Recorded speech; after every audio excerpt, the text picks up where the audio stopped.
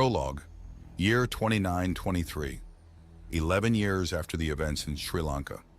Location, new orbital control satellite, mid-altitude equatorial Earth orbit. From its orbital fortress, the master artificial intelligence ruled over the blue world below like a castle-dwelling feudal lord would have ruled over his valley thousands of years before.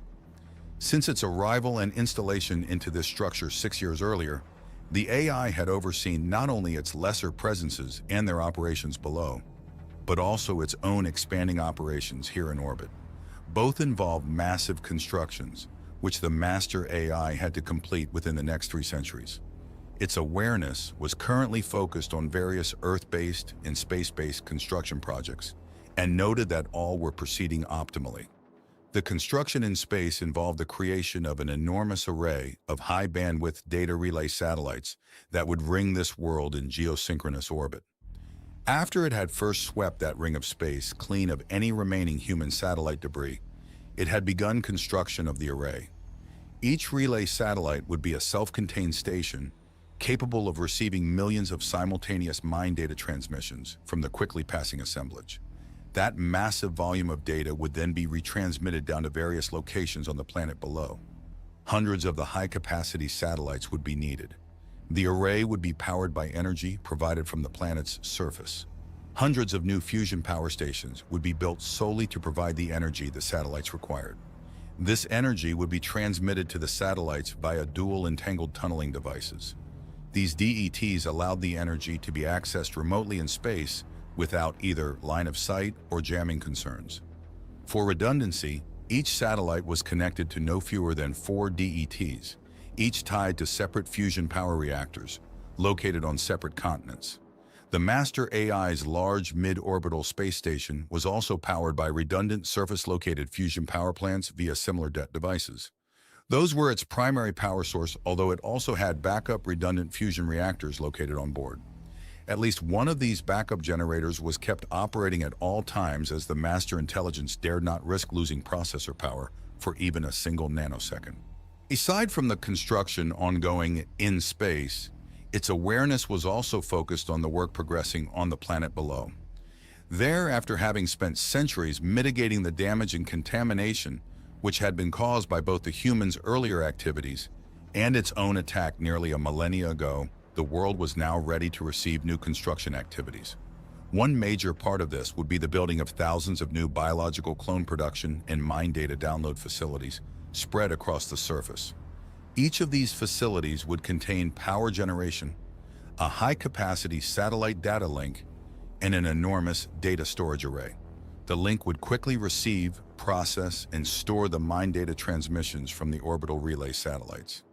Then later, as newly grown biological clones came online, the mind data would be implanted into the living host, and the planet's population of intelligent biological entities would grow from mere thousands to more than 1 billion in less than a year. Over the next few decades, the facilities would continue to grow new biological units and implant them with stored mind data. When the effort was finally concluded, it was projected that the population of the planet would peak at nearly 11 billion. The membership of the assemblage would thus be duplicated and well established upon yet another world, around another sun, with the original ark well on its way to the next potential colony system. When the construction and testing of the bio-unit facilities was accomplished, the final major construction project would begin. That would entail building the massive dwelling arcologies of a type the former herd grouping members of the assemblage preferred. A key benefit of this living arrangement was that it greatly lessened the overall number of structures needed, and the majority of the planet's surface would remain undisturbed and pristine. Adapting the billions of members of the assemblage to the conditions of living on this world would require many adjustments. This planet was much cooler and wetter than optimal, and therefore a warm-blooded vertebra format would be used. For the membership, the shock of awaking in such a radically different biologic form would be considerable. As a result, the master AI would need templates to pattern the mental adjustments required for the membership to tolerate the changes. These templates would preferably come from biologics already adapted and conditioned to thrive on this world. A large sample size from which to draw these templates would be preferred, And to this end, the master AI began to advance other areas of its overall plan. Once all of this was successfully accomplished, the membership of the assemblage, currently traveling towards this solar system in archival suspension, would be able to resume their daily lives, without much notice that they had not existed in physical form for over 7 millennia. Chapter 1. Awareness gradually returned to the human male subject currently being revived. The machine noticed the change and prepared to assist the human further. The male soon became able to speak and asked its first expected question. "Who am I?" the human known as John Abrams asked. The artificial intelligence previously known as Agent by this very being explained that the human's name was John Abrams. It also instructed the human to remain calm as it continued to placate the confused human's questions until the male subject was finally returned to an unconscious state to finish the revival process. The AI presence then shifted its attention to the next medical creche and another reviving human. This second specimen was female, and again the machine patiently answered the confused human's questions until it too was returned to an unconscious state. Soon, all 9 humans, 6 females and 3 males, had been through the initial revival process. They would remain unconscious for from 2 to 4 days, while their bodies were brought back to optimal active condition. 3 of the females would require additional revival care compared to the rest, as they had been impregnated when they were first brought here. The fetal stock used had been the most advanced from the most final crop harvested from the nursery and experimentation colony located in the western Amazon rainforest. The soon-to-be mothers would awaken to find themselves 8 months pregnant, with the AI having adjusted their mental states to accept this. It was intended that they would love and nurture the implanted offspring as their own, without confusion or concern as to how they had become pregnant. The 3 males had also been mentally adjusted to accept their mate's gravid conditions with minimal suspicion or curiosity. As planned, the completion of the revival process was to be staggered over several days, with a grouping of 1 male and 2 females awaking each day. John Abrams, the original occupant of this field base, would be revived in the first group of 3. His 2 female companions would be the human from Benin, Africa, and the one from India, the latter being the impregnated female of the pair. The 3 humans would be directed to the surface, where they would be taken by aircraft to a new dwelling compound a few dozen kilometers to the northwest. The goal was that the ternary union would establish a bonded family group quickly. The impregnated female would soon deliver the first of many offspring, with the second female soon joining the first in motherhood. The other 2 groups would be placed in similar compounds. These had been constructed the same distance from the base, but instead to the northeast and south. This initial separation for the 3 groups was intended to give each time to bond into stable ternary unions. The next group to be revived and released would be the male human who had sheltered in the Nicaraguan field base. His companions were the females from Romania and Australia.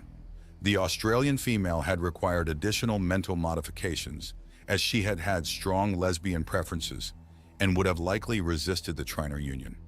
Due to those preferences, she was selected to be impregnated, as the hormonal changes would aid the necessary mental modifications to take hold.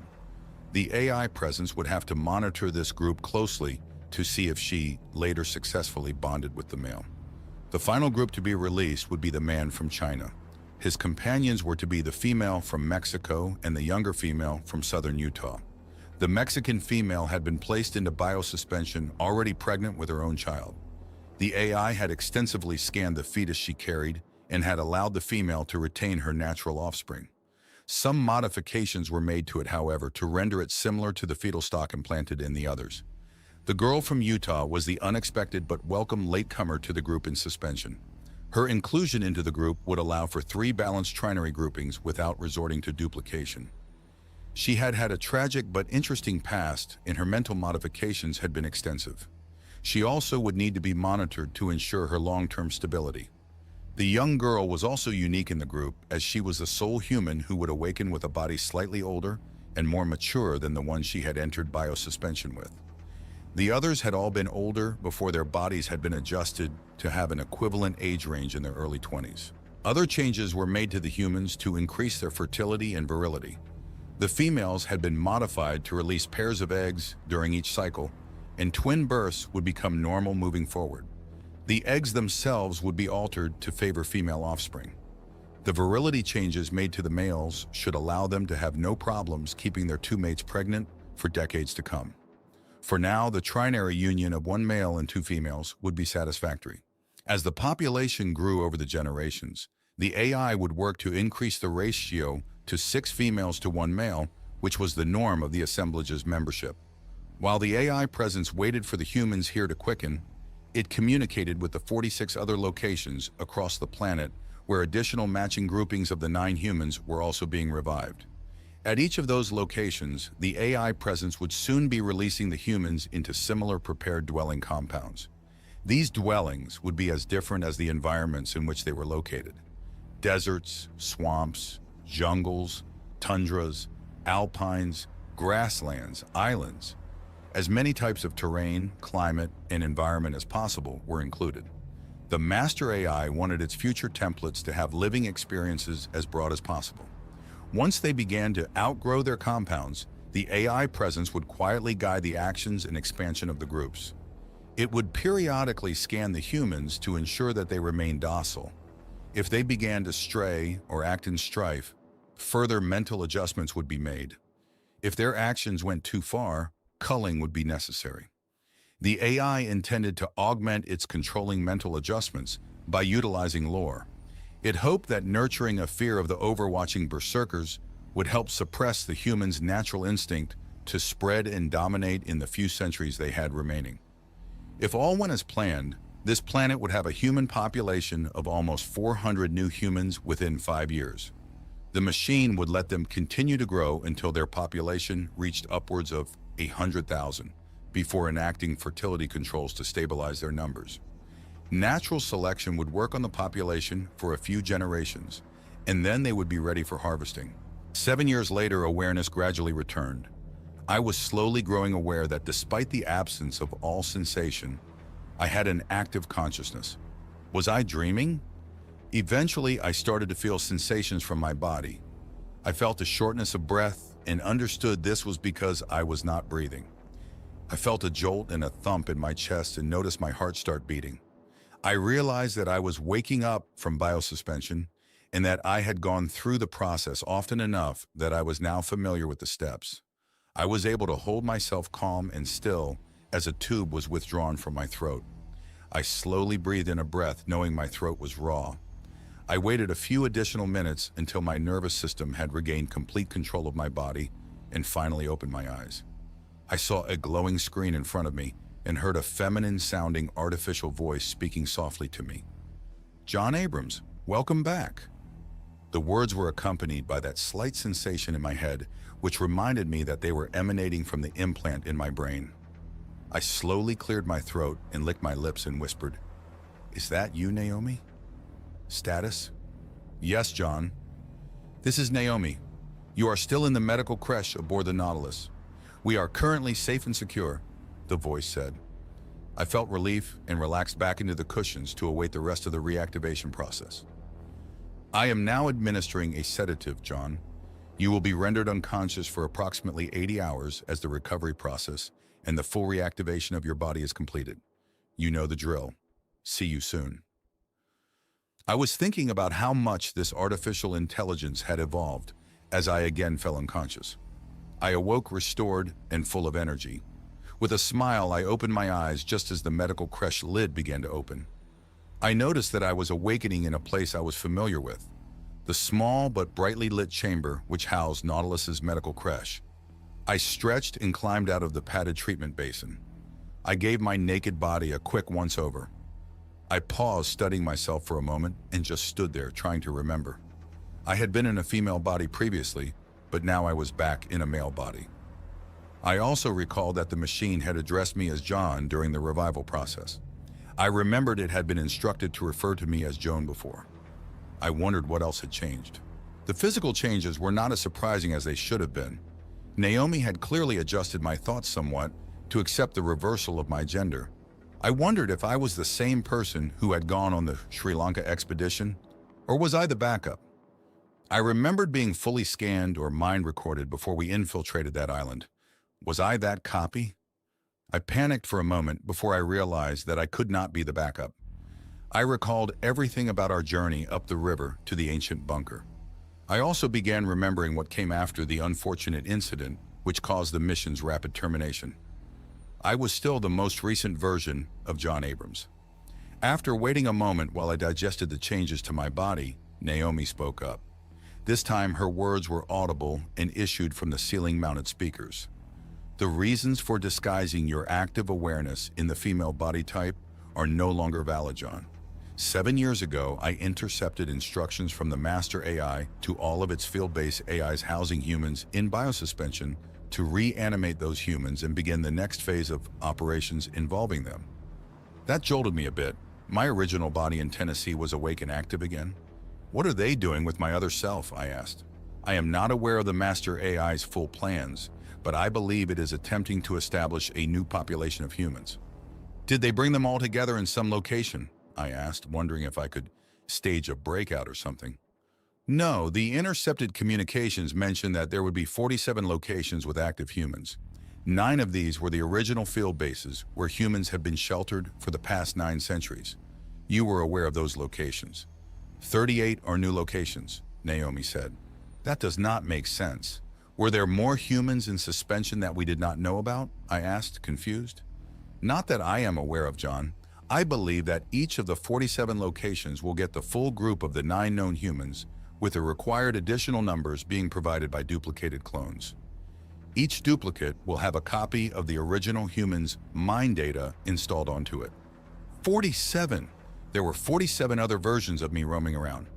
Jesus H! So that means there are a total of... Naomi answered before I could finish the math myself. 423 humans are now active, John, aside from yourself.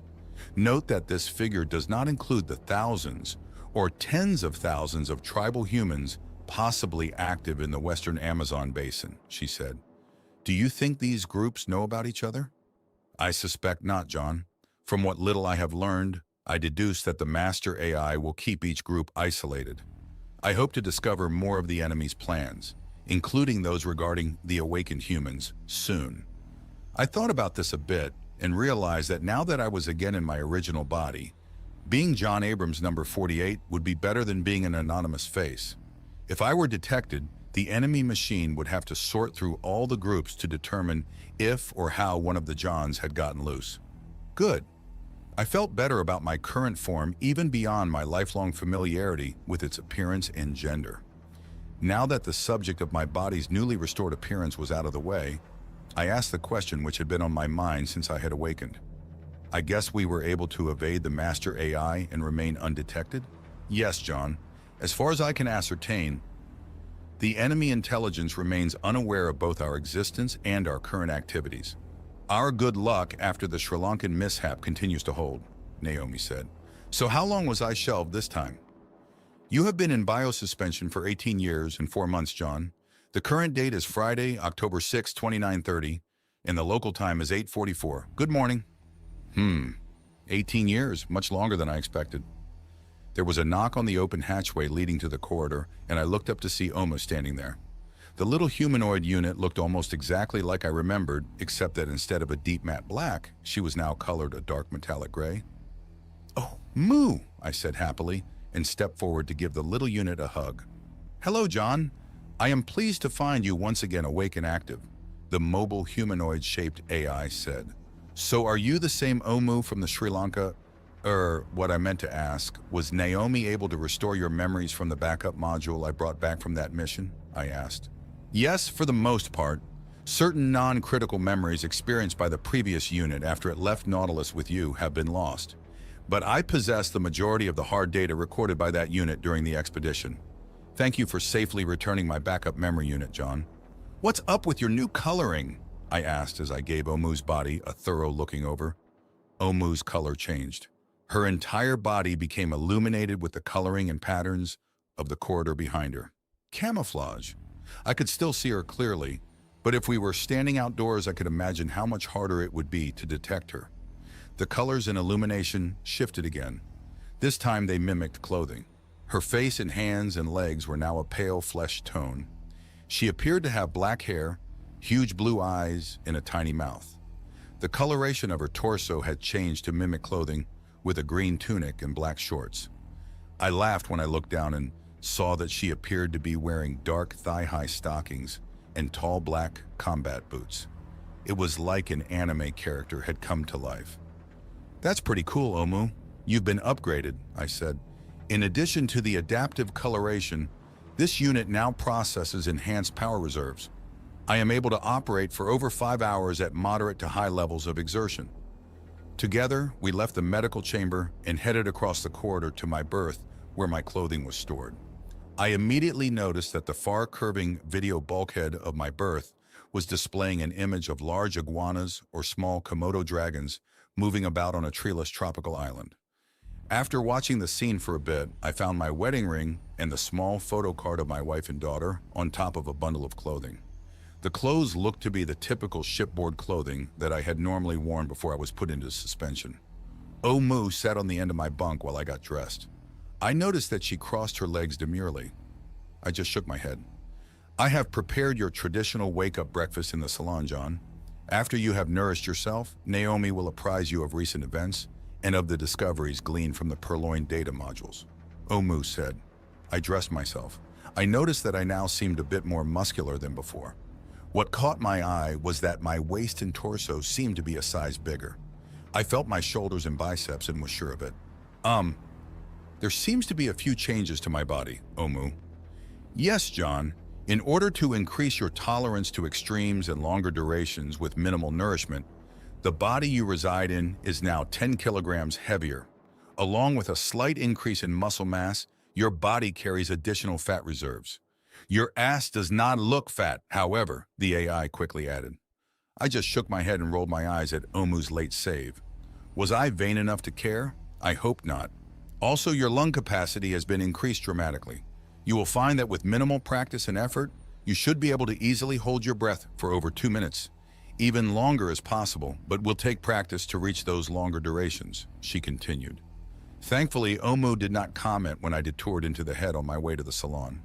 I gave my body a quick review in the full-length mirror. After a quick glance at my ass, I spent a moment looking over my face. It appeared to the same face I had worn back when I had relocated to the Tennessee base. I did notice some other slight differences, aside from the increased musculature. "Omu, did Naomi grow this body from scratch, or did you have it in storage or something?" "This body was grown, John. Soon after you were placed in suspension 18 years ago, 2 additional clone bodies were started, this being one of them. During the years of your biosuspension, when it became clear that the female ruse was no longer required, your mind data was transferred to this specimen. The female body you wore for the Sri Lanka expedition is now in storage below," Omu explained. I was impressed and disturbed at the same time. Was Naomi's transfer process perfect? Did any of me get left behind? I'd gone through the process a few times now after all. I seemed to have all my memories, but as I realized previously, without anyone else to notice, how would I know if I were missing any? I rubbed my bald head and face. No whiskers yet. But all too soon I would be back to shaving. Maybe a beard this time? I finished my self-inspection and left the head, noticing as I did that there was now a small urinal between the toilet and the shower. Naomi had modified Nautilus to accommodate my new gender. Back in the corridor, I followed Omu down the stairs to the salon. She walked with an exaggerated wiggle and just smiled when she looked back suddenly and caught me looking. Busted. I glanced away embarrassed for a moment and spied my meal waiting at the galley's island counter. Its galley area looked much the same as I remembered. I took my seat and prepared to eat. "Enjoy your breakfast, John. I have duties in the biodrone chambers," the humanoid unit said as it left the salon heading forward. Next to a glass of orange juice and a cup of steaming coffee was a large plate filled with my traditional breakfast of 2 eggs over easy, crispy hash brown potatoes and toast. It was as delicious as always, and I finished by using the toast to mop up my eggs. I remembered how bloated I had felt the last time I had awakened to this feast. This body had more room for fuel. While I sat there eating, I watched the images being projected onto the salon's port and starboard curving walls and ceiling. They were showing a rocky coastline and ocean scene. The starboard side of the salon showed a blue ocean. I could see whales breaching off in the distance. The port side showed waves crashing on a mostly rocky coast, and I could hear the roar. The attention to detail was as amazing as always. The island looked volcanic and had sparse tree and plant life. The skies shown on the curved ceiling were partly cloudy and sunny. The images were beautiful and familiar for some reason. I also noticed that there were other changes in the room. The furniture appeared to have been recovered. My command chair looked larger, and I wondered if Naomi had rebuilt it to match my new larger frame. The fruit tree in the corner looked more mature, though it had been trimmed and pruned to still fit in its small, confined corner planting bed. I saw it also had a full assortment of ripe fruit, and I went and got myself a fresh orange. As I slowly finished my coffee, I exercised my memory and thought back over the events which happened just before my most recent biosuspension. We had successfully infiltrated deep into the coastal areas of Sri Lanka and found the remains of a small bunker located at the coordinates hidden on Anna's machete handle. This bunker had supposedly been built by the rogue factions opposing the enemy master artificial intelligence. That mission had ended in a crisis and near disaster when my companion, the little obsidian humanoid mobile unit, Omu, had accidentally triggered a self-destruct device in the ancient bunker. She, its actions earned the android unit Desha, in my mind, had stayed behind, sacrificing herself to delay the small fusion explosion just long enough for me to flee the area. Even though I had survived the bunker explosion, I remembered how scared I had been as I fled down the Kalani-Ganga River in the mini-sub, trying to make it back to the Nautilus. Knowing that because of the explosion, the enemy artificial intelligence would have its units and drones combing the area, looking for anything threatening or suspicious. Later, when the enemy AI had gone all Castle Bravo on my ass and had set off the large fusion explosion at its facility near the old city of Colombo, I thought I was done for. I had thought that it must have detected my presence somehow, and that I was about to die. Then the shockwave hit and knocked me unconscious. Awakening had been a confusing mystery, as I did not know how much time had passed or where I currently was. It was dark, and the mini-sub was afloat on the ocean surface. I had learned later that when the large fusion explosion had occurred, and the shockwave had damaged the mini-sub's partial controlling intelligence, its fail-safe circuits had done an emergency blow and surfaced a small submersible. Also, the blast had flung an enormous amount of debris everywhere and left the river and nearby ocean littered with floating tree trunks and other plant material. The flotsam must have hidden us as we drifted out to sea. It was not until later that afternoon, when Jonathan had landed on the mini-sub's upper hull and pecked a familiar jingle pattern, that I began to hope I'd survive. Half an hour later, an aquatic drone had arrived with a spare respirator mask and my diving flippers. I took to the water with my backpack of data modules. I waited and watched for a moment, treading water, while the drone scuttled and sank the mini-sub. Then I followed as it led me to a spot nearby and down about 10 meters to where Nautilus waited suspended. When I finally entered the submarine through its open moon pool, I almost collapsed in relief. Once aboard, I had given the backpack of data modules to a waiting utility mobile unit, making me miss Omu again. And after a quick meal and a shower, I crashed in my bunk for almost 16 hours. During that time, Naomi guided Nautilus slowly away from Sri Lanka and into deeper waters. I later learned she had used many tricks to evade possible detection as we slowly snuck away from the island. Eventually, I was able to relax a bit more as we found ourselves over 1,000 nautical miles away and still undetected. The almost 300 rogue memory crystals which I had brought back from the bunker had turned out to be encrypted. Naomi was confident that she would be able to decrypt the data by using her substantial processing power to brute force her way into them. But we soon learned that it would likely take a week or two to decipher each module. With over 300 data modules to hack, the decryption would take many years. Also, the computational effort of decrypting them took so much of her processing power that after also operating Nautilus, that little remained to interact with her sole human crew member. It was decided that I would wait out the data decryption and compilation effort by using the vessel's medical creche to enter biosuspension. Apparently, that task had taken longer than expected, hence the 18 years of my suspension slumber. I finished my coffee and put the empty plate and cups in the recess in the island. The cover closed and I imaged the items dropping down to the reclamation and reduction machinery below deck. I headed over to the starboard side of the salon, where my reclining and swiveling command chair waited. Before I sat, I noticed something new on the fireplace wall beside the view screen and approached to investigate. Hanging beside Anna's mounted machete display in my small engraved solid gold crossing ceremony cup was a new trio of small plaques. I smiled when I saw that one had an engraved picture of the monkey George. The inscription, George killed in action, Sri Lanka, June 3, 2912. The next plaque had the image of the otter biodrone and said, Otto missing in action, Sri Lanka, June 4th, 2912. The final plaque was for Omu. Hers had a second date after the KIA date, and this more recent date was labeled Resid. I grinned. It was a nice tribute, and I was surprised and pleased that the AI had thought to make them. I finally sat in my command chair and Naomi began the briefing. John, I will now update you on what has occurred since you were placed in biosuspension. Are you ready to begin? Let me have it, Naomi, I said. First, I was successfully able to decrypt all data modules retrieved from the now-destroyed bunker on Sri Lanka.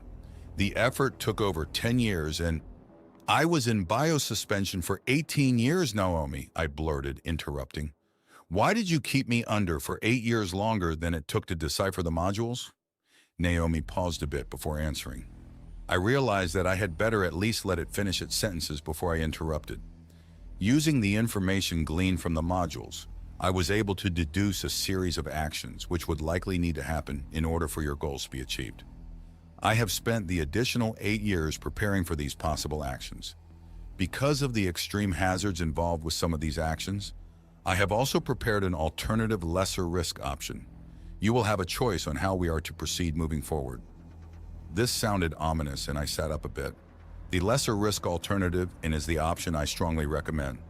Simply stated, this option is that you abandon your previously stated goals.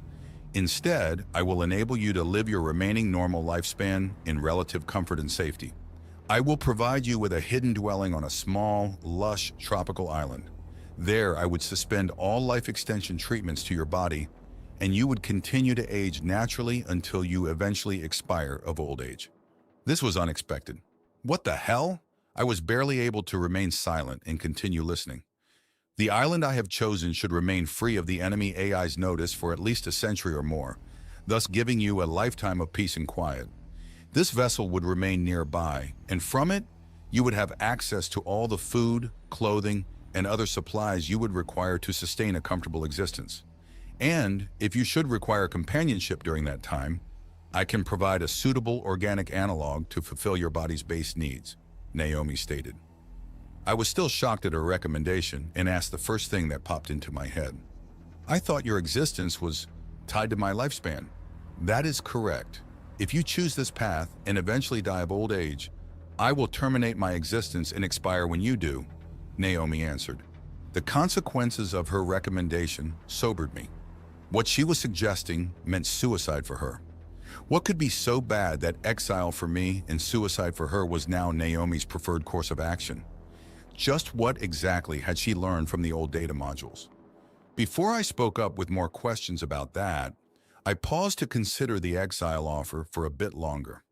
I had to admit, on some levels it did have its virtues. I was already alone, and everyone I had known or once loved was now long gone. I had been used to living alone before this all happened, so the solitary lifestyle did not frighten me. A long idle retirement on a beautiful island had some merits, but I also knew that I would quickly become bored out of my mind. At its best, the idea sounded like a slow way to commit suicide. Or maybe not so slow if I did go crazy. I could already imagine how I would do it. One day I'd snap and simply start walking around out in the open. This Russian roulette would continue until the master AI finally noticed me. It would either wipe the whole island off the map with one big fusion boom, or maybe instead it would capture me and dissect every bit of knowledge I had. Either way, the vacation would end. Would such a life be worth living? I remembered the machine's offer to construct a biological analog to fulfill my base needs. That sounded creepy as hell, but I guess it would be better than a painted volleyball for companionship. Still, I shuddered.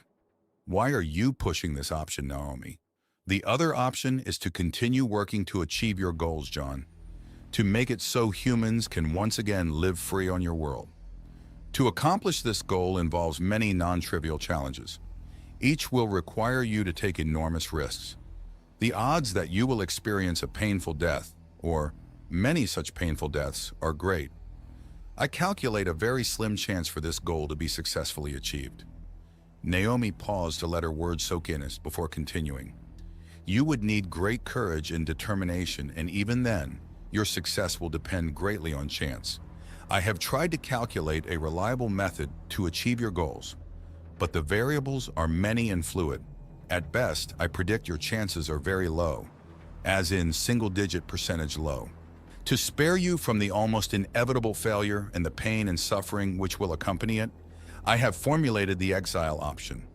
Again, please take a moment and consider this option carefully. Are you willing to risk almost certain death and great pain for the slim chance to see your goals come to fruition? She paused again, allowing me further time to think. The first thing that came to mind was my decision back at the Tennessee base to gamble my life with the rogue crystal data module. Then I certainly faced a quick death if my attempt to take control of Agent had failed. In many ways, this decision was similar to that one. I had been lucky then. Could I be lucky again? I remembered my thought process from that decision and realized I still felt the same way now. My life was nothing compared to the chance to get humanity back on an even keel. I inferred from Naomi's preferred option that the humans remaining on the planet were in for a grim future if left under the Master AI's control. Did I fear death? No. I had walked in its shadow many times already, and I thought I was as prepared as anyone could be. Did I fear pain and suffering? Hell yes, I may be stubborn, but I'm not stupid. But I had survived the pain and suffering of living through the deaths of both my wife and little girl. The sensations were now just more known feelings. Were the risks worth it? Yes, they were. I sat up.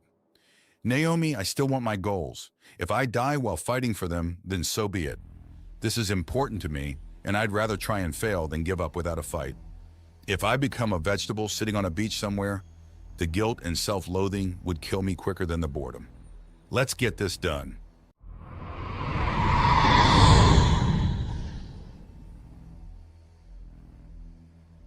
Naomi did not speak for a few seconds, perhaps giving me a chance to change my mind. Eventually, she spoke. I understand, John. We will work to achieve your goals of allowing humanity the ability to regain their freedom on this world. Now, on to the decrypted data retrieved from the Sri Lanka expedition. To summarize the information succinctly, the Earth is currently in the process of being invaded and colonized by approximately 11 billion alien beings from another star. I just sat there blinking as I absorbed that. Naomi continued. The species behind the invasion comes from another part of the galaxy, many hundreds of light years from the Earth. The retrieved data modules do not have many specifics of this species, except that almost 7,000 years ago, something happened to their home solar system, and they were forced to evacuate and flee to the stars. What do you mean you don't know much about them? I asked, confused. Didn't this same species create Agent, and didn't Agent create you? John, please be patient while I attempt to explain, Naomi explained with a calm voice. As you may recall from our discussions in the past, the Master AI keeps a great deal of information from the lower AI presences in your system. I am sorry. I calmed myself. I'm sure this would be a long explanation. I'll try to stay calm, Naomi. Do you at least have a name for them? It will help to put a name to their unseen face. The only name I have found in the data archives which refer to this original species was the term the assemblage. As I was explaining, this assemblage was forced to flee their original system and begin a long migration. That migration has already taken them past many worlds and will eventually bring them to within close proximity to the Earth. On some of those worlds, if conditions were suitable, they have attempted colonization, she explained. You mean this assemblage goes from world to world, creating colonies? Why do they continue on instead of settling down at the first new world they colonize? I asked. Their motives regarding their exodus remain unclear. It appears that they do not stop at each world, possibly because they lack the means to do so. Or it may be the assemblage's goal to create multiple colonies. Possibly both are valid reasons, John. I had further questions, but decided to let Naomi continue. The data modules you retrieved from the Sri Lanka bunker were created by a second species at the assemblage encountered earlier during their exodus. The name of this second species, if translated to your English, would be the Hemru. Their world was attacked in a similar manner to the Earth. The assemblage attempted to colonize their world also. It is unknown whether the assemblage was ultimately successful, as some elements of this second species survived long enough to offer a credible resistance. She paused while I pondered her words. I finally spoke up. Okay, let me see if I follow. The enemy AI now in this system comes from the first original alien species, this assemblage. The assemblage had to leave their homeworld and are traveling along colonizing worlds as they flee, conquering them if necessary. On one of these worlds, they encounter this second species, these Hemru. This second species fought back or are still fighting back. Do I have that right so far? Yes, John, that is exactly right. Furthermore, the Hemru were also responsible for the compromised field base in South America, which the master AI tried to destroy back when the attack on the Earth first began. In addition, they were responsible for the creation of the original rogue data module you received from Anna, and later used to subvert the agent presence at the field base in Tennessee. What the hell? How could they do that here, Naomi? Did they have star travel or something? Or were they already here? I asked, thinking that if they had star travel, why didn't they simply blow the assemblage away? I will explain, John, but no to both star travel and being here already. For now, understand that the Hemru did cause those things, and also were responsible for the 300 data modules you retrieved from Sri Lanka. Because of that, I have much more information on that species besides how to pronounce their name. Hemru is a translation to human phonetics of the designation they use for themselves. Their world is approximately 120 light years from the Earth and lies on the path between the original world of the assemblage and here. The assemblage would have traveled past and colonized the Hemru system around 1,200 Earth years ago. Neither the data modules nor the information disseminated by the master AI includes the result of that attempt. The assemblage may have been successful in their colonization attempt, and the Hemru are now gone, or the Hemru may have overthrown their invaders. Or possibly the conflict continues to this day. After a pause, Naomi continued. The Hemru's appearance was physically similar in many ways to the insects of Earth. An image appeared on the wall screen. It showed what looked like an 8-legged grasshopper. The creature's torso was segmented like a wasp and swiveled, allowing the front of its body and its forward pair of legs to be in a more upright position. Strangely, despite the body segments, it had no separate head segment or a neck. Instead, the creature had 8 eyes, I guess, on short stalks ringing the top of its body. At the center of the crown of its head was a circular-looking maw ringed with mandibles. I could see how the Hemru's longer, finer-looking upper pair of legs, arms and hands, could reach its maw to allow it to eat or drink. "How big is it?" I asked. Not quite successful in suppressing my shudder of revulsion. An image of a man appeared next to the Hemru. The top of the creature's maw ended about where the human's chest would be. I'd guess it totaled about 2 meters in length, but only stood a bit over a meter, as its bent torso left the 6 lower legs remaining on the ground while the forward 2 arms were on the upright torso segment. Wow. Okay, thank you, Naomi. Please continue. At the time they were attacked, the Hemru were more advanced technologically than humanity had been, but only slightly more so. They had begun to explore their own solar system and had even constructed a small colony on another planet. In addition, they had also just begun to exploit certain nearby asteroids for resources, Naomi said before pausing briefly. Around 3 millennia ago, in much the same way as the Earth was, the Hemru world was attacked by using a massive bombardment of high-velocity impactors from its outer solar system. When their off-planet colony was also attacked in a similar manner, the Hemru quickly realized that they were under attack and not suffering a freak natural event. They quickly mobilized their remaining space forces and attempted to resist. Despite that, the sheer scale of the attack proved overwhelming, and the bulk of the Hemru civilization was eradicated. I continued to listen, fascinated. The Hemru did have a few successes, though. Their nascent space forces managed to capture a small number of enemy AI-controlled facilities in space. From these, they learned many secrets of the enemy's technology. This new knowledge helped the remaining Hemru survive the ongoing purge and remain hidden in a few asteroid sanctuaries elsewhere in their system, Naomi said, again pausing before continuing.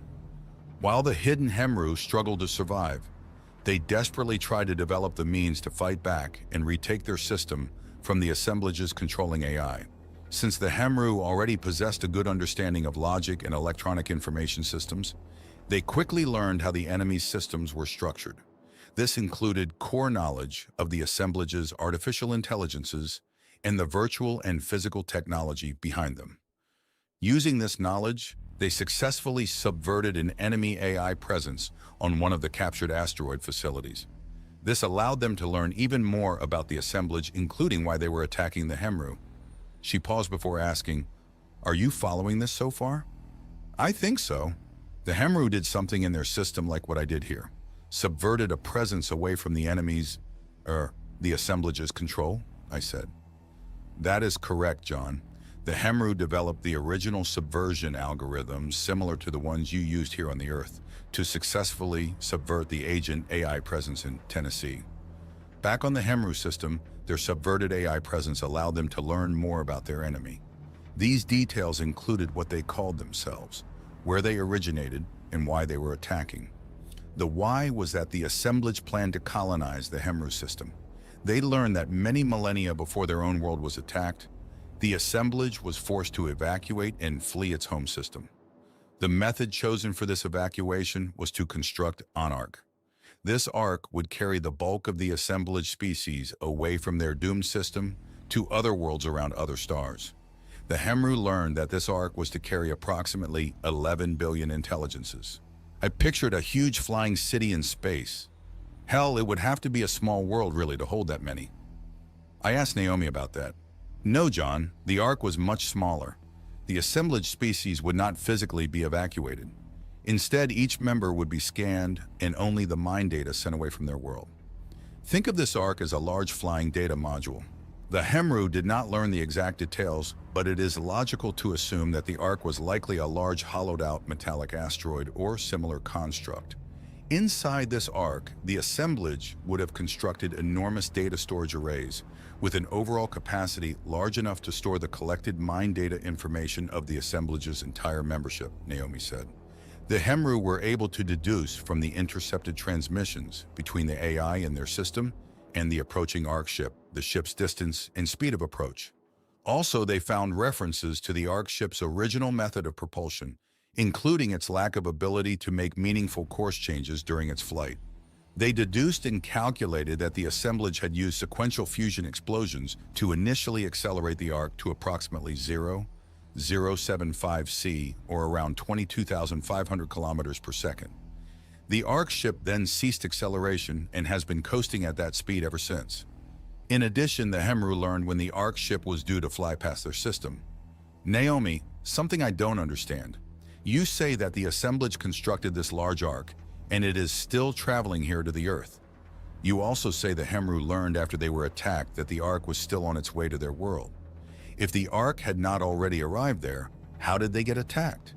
And how did we get attacked 1,000 years ago here if this Ark has not made it here yet either?" I asked.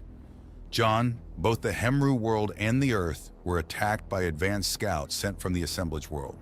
So the assemblage built the attack scouts before they built their Ark? Just how much time did they have to evacuate?" I asked. "No, John.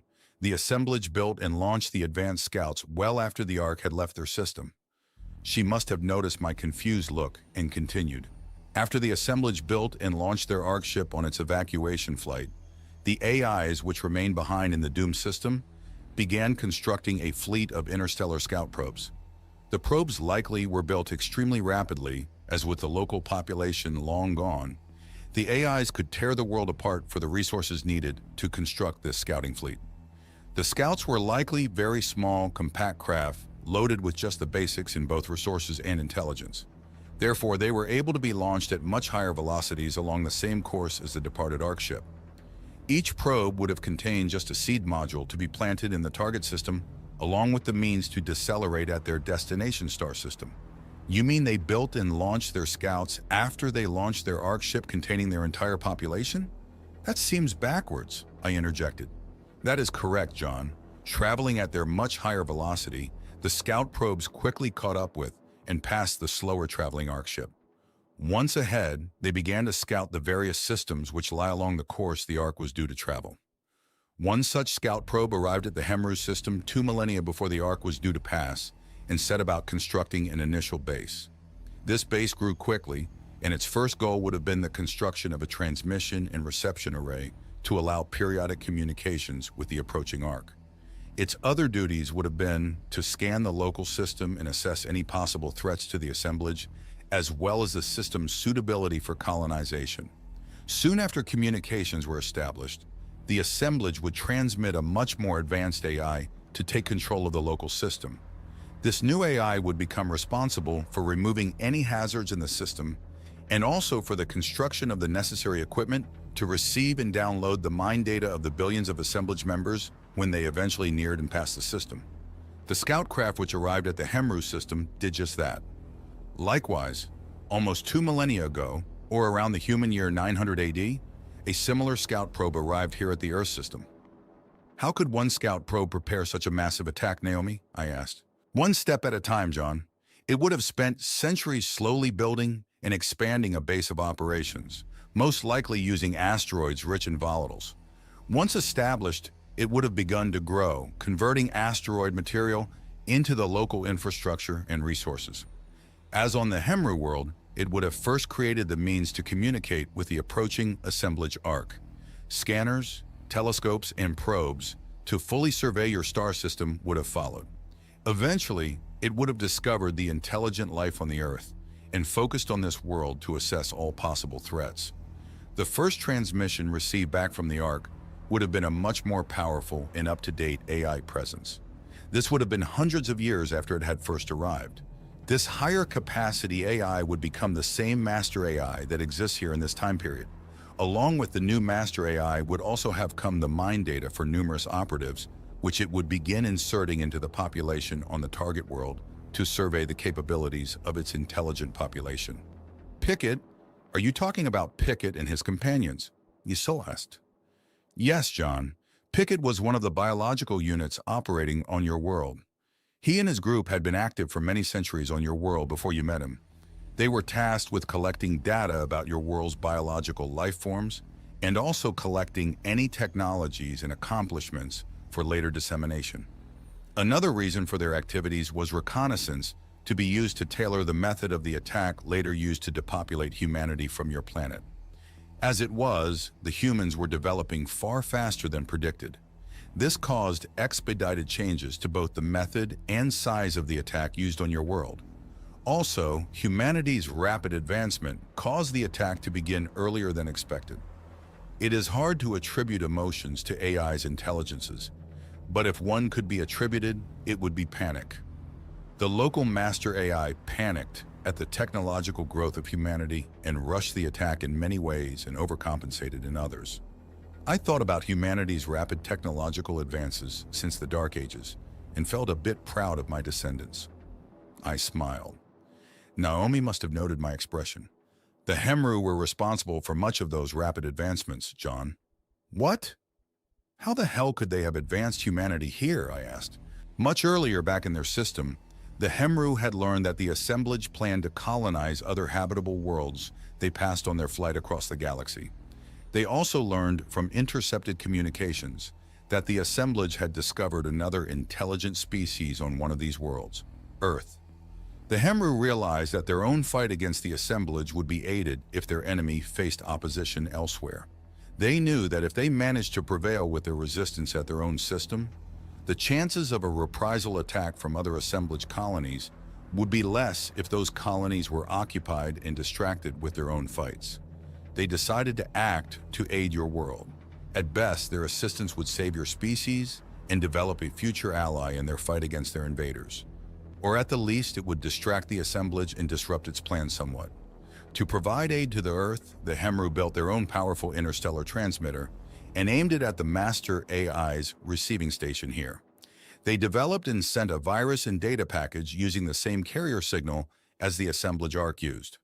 That transmission was later received in this system, and as the data package was coded to look like a normal information update from the Ark ship, It was processed by the master AI. To hide the nature of the virus, the Hemru had made the transmission to appear garbled and incomplete, as though it had suffered from interference of some sort. The master AI processed what it could unravel and simply filed the rest. It then sent back a request to retransmit the garbled message. Unbeknownst to its higher-level awareness, the virus embedded in the transmission successfully activated within the master AI's lower thought processes. The virus was very subtle. It had to be, or else trip the viral failsafes, which all AIs have embedded into their structures regarding all data received via transmission. The subtle instructions in the virus caused certain actions to be performed by the master AI, but in a way that was ignored by its higher awareness. The fact that these actions were so similar to its own ongoing actions and preparations in this system helped. The main action the virus caused was to divert one of the AI's already constructed Earth landing pods and launch it, along with two of its newly created biological units, to a remote location on this world.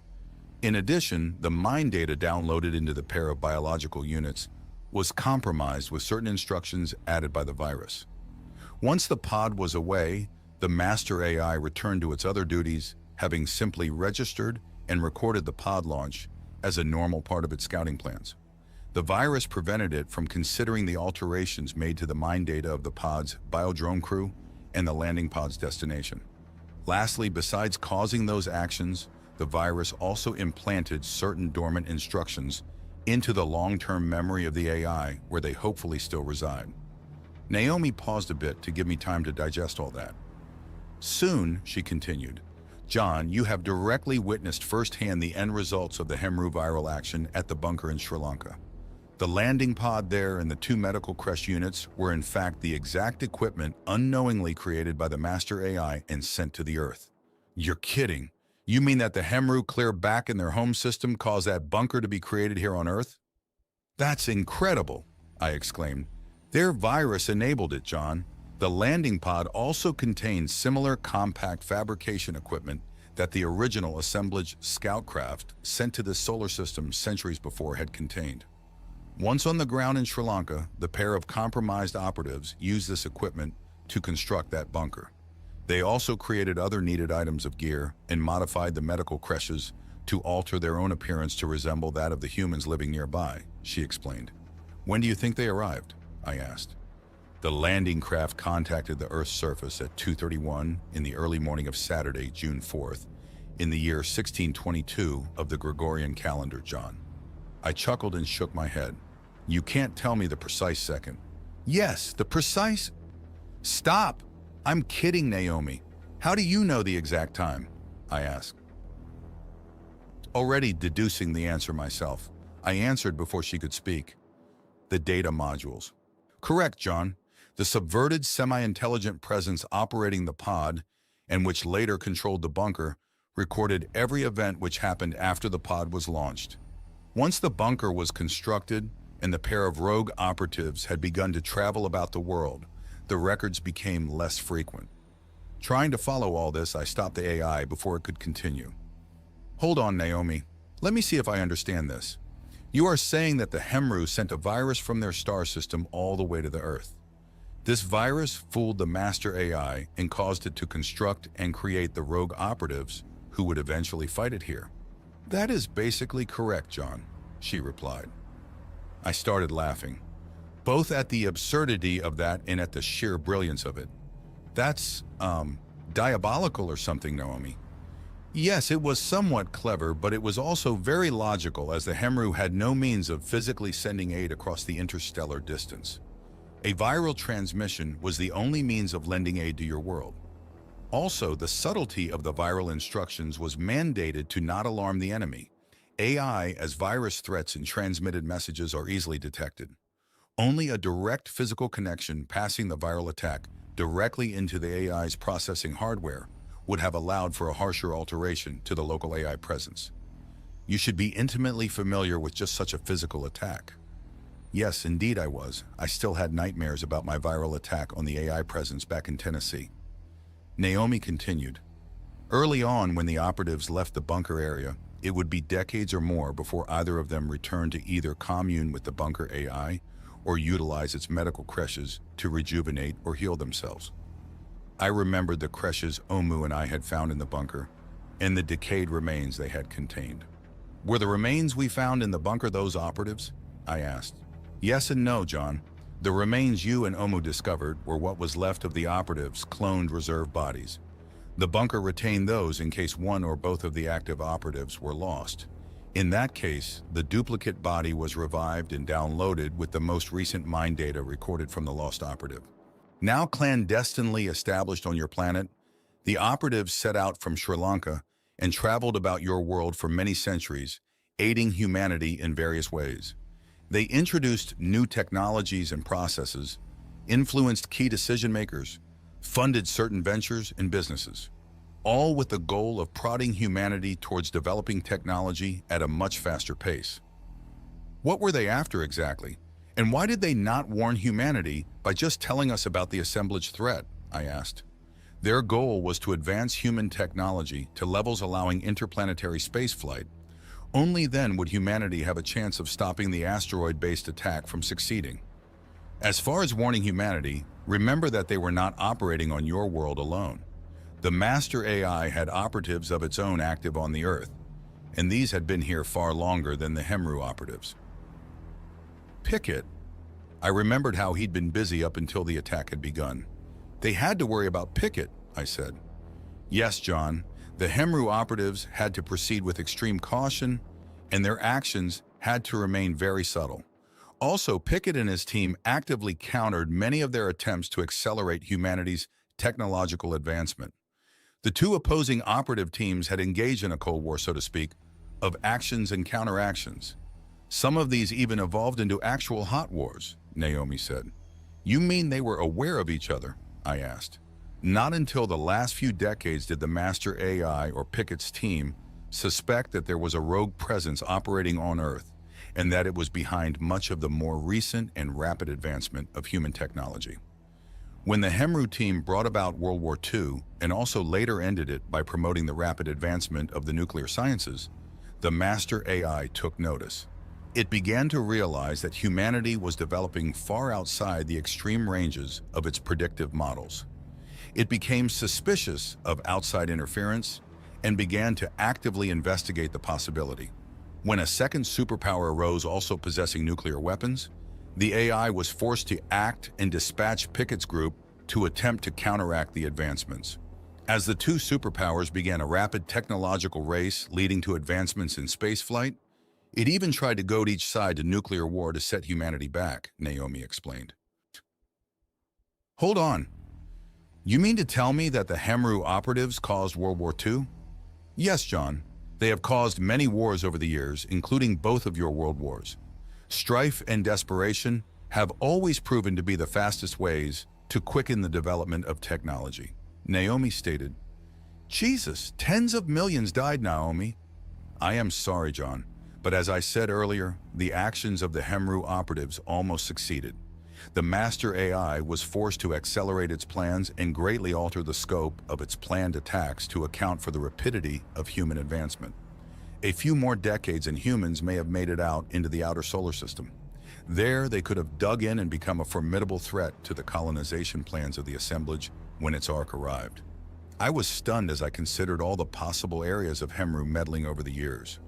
Did they cause the Industrial Revolution? The rapid advancement in silicon electronics? Wow. I wondered about all the kooks with theories of alien technology and hidden bases. Was some of that based on fact? Naomi's comments about how close humans had been to spreading to other planets made me remember some of the tech billionaires who had seemed driven to develop space technology. There was that guy who started off by selling books. Then that other guy who made those rockets that could land and be reused. I remembered he also pushed environmentally friendly cars and was so worried about global warming. Had they both been pushed by the Hemru operatives? Naomi, did the master AI want the planet warmer? I asked. It is possible, although I am unsure, John. I hope to learn more of its reasons and plans as we work towards your goals. My instincts told me that it had, maybe just to counteract the global cooling that had occurred as a result of its attack. From what I had seen 18 years ago, temperatures in the middle latitudes were again as warm as before the attacks. How many strange things had the Hemru operatives or the assemblage's pickets caused? I'd love to think they were responsible for all of humanity's more stupid recent actions. But I knew better. Humans could do plenty of stupid things, all on their own. After giving me a minute to absorb her woes, Naomi continued, the accelerated timetable of the enemy's attack proved to be the Hemru operatives' downfall. When they realized that their mission here on Earth had not advanced humanity quickly enough, they altered their plans. They attempted to infiltrate one of the Master AI's more remote field bases. If they could successfully subjugate the local AI presence there, they could use that base to create enough biosuspension units to allow a small force of humans to ride out and survive the attacks. Then long after the attacks were over, these awakened humans would be the vanguard of a new group of operatives. By using the enemy's own base, they knew that it would be looked after. It was also better suited to housing the many creches than their small bunker on Sri Lanka. They had taken control of the remote base nearly a year before the attack and had completed all the necessary preparations, including storing a dozen carefully selected humans in biosuspension. Their mission had shifted from advancing humans technologically to fighting the Master AI directly in the future, she explained. You're talking about the South American field base, which was destroyed early on in the attack, right? The base that Anna had originated from? I asked. Yes, John, that is correct. Agent once told you that that base had been destroyed by an impactor before the operatives residing there could evacuate to space. The truth is that the Hemru operatives were killed by the Master AI. At the last minute, their infiltration of the base was discovered, and the Master AI attempted to destroy it. Instead of an impactor of the type used in the general attack, a large compression fusion warhead was dropped onto the base site nearly a day before the first wave of impactors was due to strike the Earth. As you recall, although the base was severely damaged, one human managed to survive. Anna, I whispered. Against all odds, her surviving the strike and remaining safely suspended in the last functioning creche for nearly 6 centuries until waking up and relaying to you the rogue data is the sole reason for our discussing the matter today. Humanity has seen incredible luck once before. For your sake, maybe it will see a bit more in the near future, Naomi said. What will we have to do, Naomi? I asked. The decrypted data modules have revealed much of the history of both alien species, John. We have also discovered much about their operatives' actions on your world before the attack. You have learned of the reasons for the attack in the current threat, which is the pending arrival of the assemblage membership to your world. That is the why and the what. What we have not learned so far is the when and how. To learn that, we may need to take our fight into space. Space! We were going into space. Inside my mind, the old man was scared by the thought.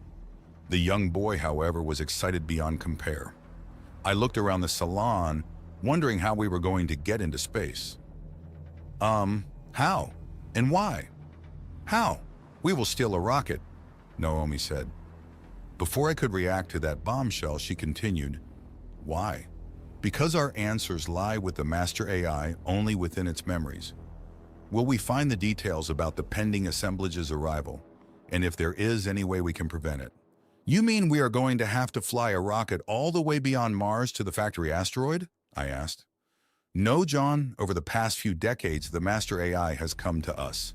Naomi went on to explain how the large new satellite we had observed on our voyage to Sri Lanka 18 years ago had been the construction site of the Master AI's new home. I learned that the now complete satellite was in a mid-altitude equatorial orbit at about 6,400 kilometers above the Earth. At that altitude, the space station passed overhead about every 4 hours. Naomi showed me close-up views of the satellite she had taken with the high-magnification telescope on the Nautilus's sensor mast. It looked like the freaking Death Star, but with many spikes sticking out. We watched video images of the streams of arriving and departing spacecraft to and from the station. When Naomi told me the dimensions of the thing, I began to realize it was a true space station and not just a satellite. I was a bit numb when the morning briefing finally wrapped up. Much later that morning, I sat at the galley island eating a sandwich. I was deep in thought at all I had learned earlier. More than once, I thought that maybe I should have chosen Exile Island instead. But as Naomi had predicted, once I learned the details, there was no running away. Naomi had said that we needed to steal a rocket. I learned that our first step was to break into one of the master AI's rocket launching facilities. I wondered if it would be the one we had spotted on the southern end of Sri Lanka. Or maybe it was located somewhere in equatorial Africa. She was going to brief me on where the attempt would be made after my lunch break. She said that Nautilus was currently standing by near our target, but would not elaborate until I had taken a break and eaten. I finished up my lunch and headed back to my command chair.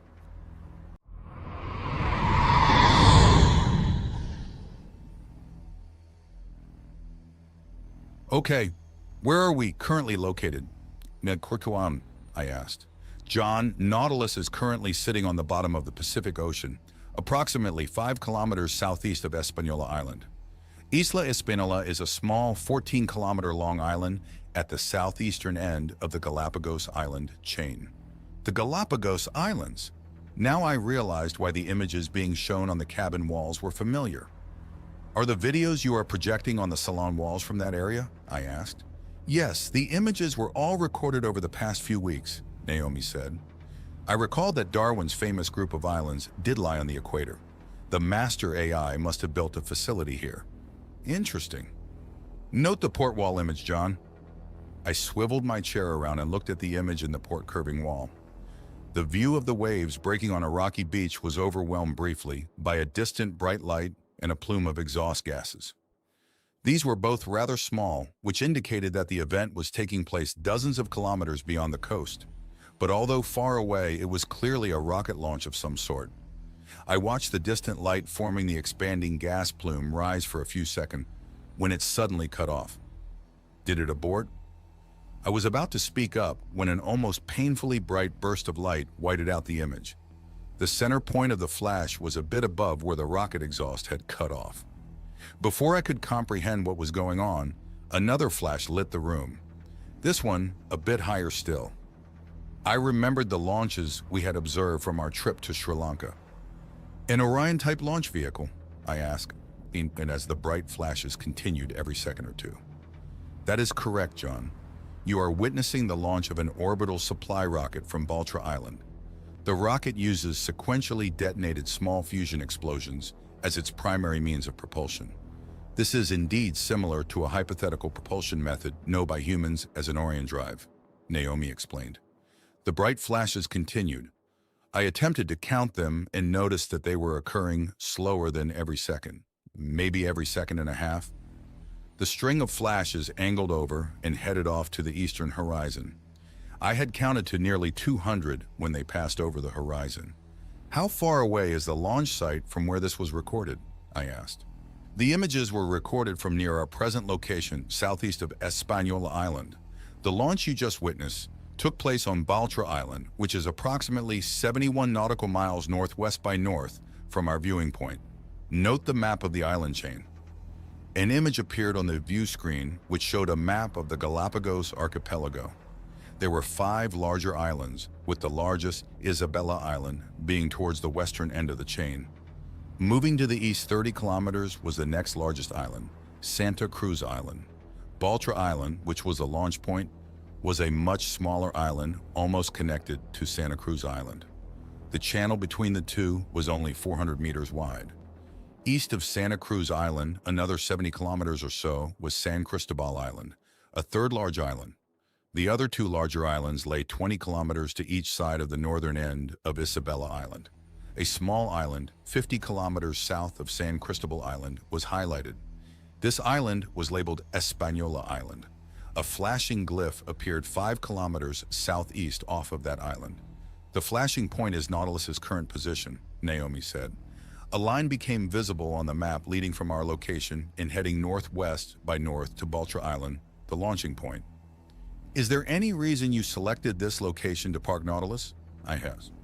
Yes, 3 primary reasons. First, directly to the south lies much deeper water, and would provide more options if we were forced to flee and evade pursuit. The second is that the northern approaches to the archipelago are crawling with enemy undersea mining drones. They are actively mining underwater mineral nodules to the north and west of the island chain and transporting the refined ore back to the manufacturing facilities by the launching area. The third reason has to do with our mission to secure this base. Our current location lies upwind of the target site. In October, the prevailing winds in this part of the Pacific Ocean are generally from the southeast to the northwest. I hope to utilize these winds to facilitate our attack on the enemy AI presence there, John. I digested that. Naomi had not mentioned what the attack plan was, but I am sure I'd be learning about it soon. I thought back to the video image of the rocket launch I had watched. We recorded it from 70 nautical miles away. The rocket must have been pretty big, I said. Yes, John. From the 3 launches I have recorded and analyzed since arriving on station at our current location, I calculate that the launch vehicle masses approximately 4,700 metric tons. Its primary means of propulsion utilizes relatively small sequential fusion detonations, equivalent to approximately 0.26 of your kilotons of TNT yield. Each detonation takes place 1.72 seconds after the previous, and just over 800 are needed to achieve orbit. What was that initial fiery light and smoke show before the bomb started going off? I asked. To limit surface damage, I deduced the launch vehicle is initially lifted to an altitude of over 1 kilometer by a small conventional first stage. From the analysis of trace gases, this stage utilized a simple solid fuel composition. Humans use such solid fuel technology for your rocket boosters and ballistic missiles.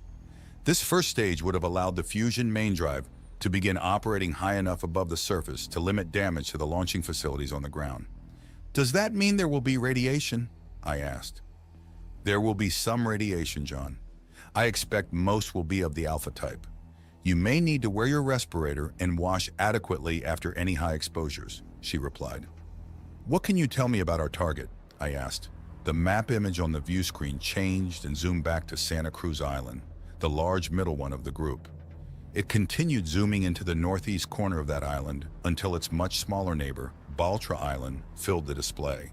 The map image changed and was now an actual aerial photograph. I wondered how Naomi had obtained that until I remembered the biodrone Seagull. Did Jonathan take those photos? I asked. Naomi hesitated for a moment before replying. A descendant of Jonathan took the images, John. I understood that to mean that Jonathan was dead. I recalled that the biodrones did not use the same type of full biosuspension which I did, and the bird must have expired from old age. Or maybe it had been killed on some mission of Naomi's. I let it go and did not ask. I returned to studying the image of Baltra Island. It was covered by large structures, construction yards, chemical tanks, and other equipment.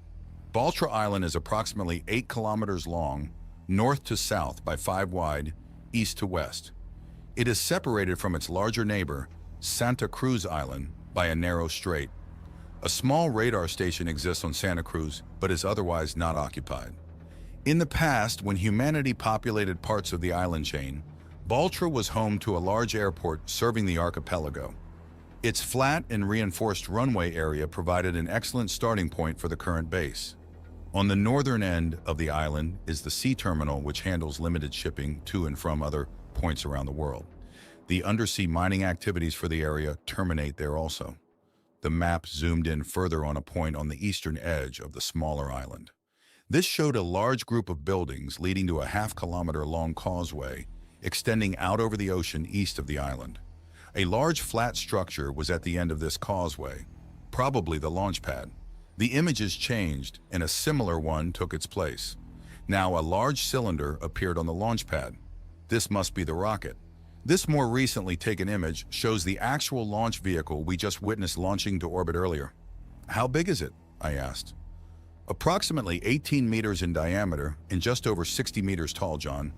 As stated earlier, I estimate it masses at around 4,700,000 kilograms at liftoff. This does not include the small, solid-fueled first stage. I will learn more details about the vehicle once we are successful in capturing the base. I was glad the machine was confident. I realized it was probably just blowing smoke up my ass, but I appreciated that it was intelligent enough to not go about blabbing doom and gloom like that robot from that hitchhiker story. So, you want us to take over that island and its launch complex, and then steal a rocket? Why? I asked. Once we have control of the island, we will have a means to reach the mid-Earth orbit equatorial station and surveil or attack the master AI directly.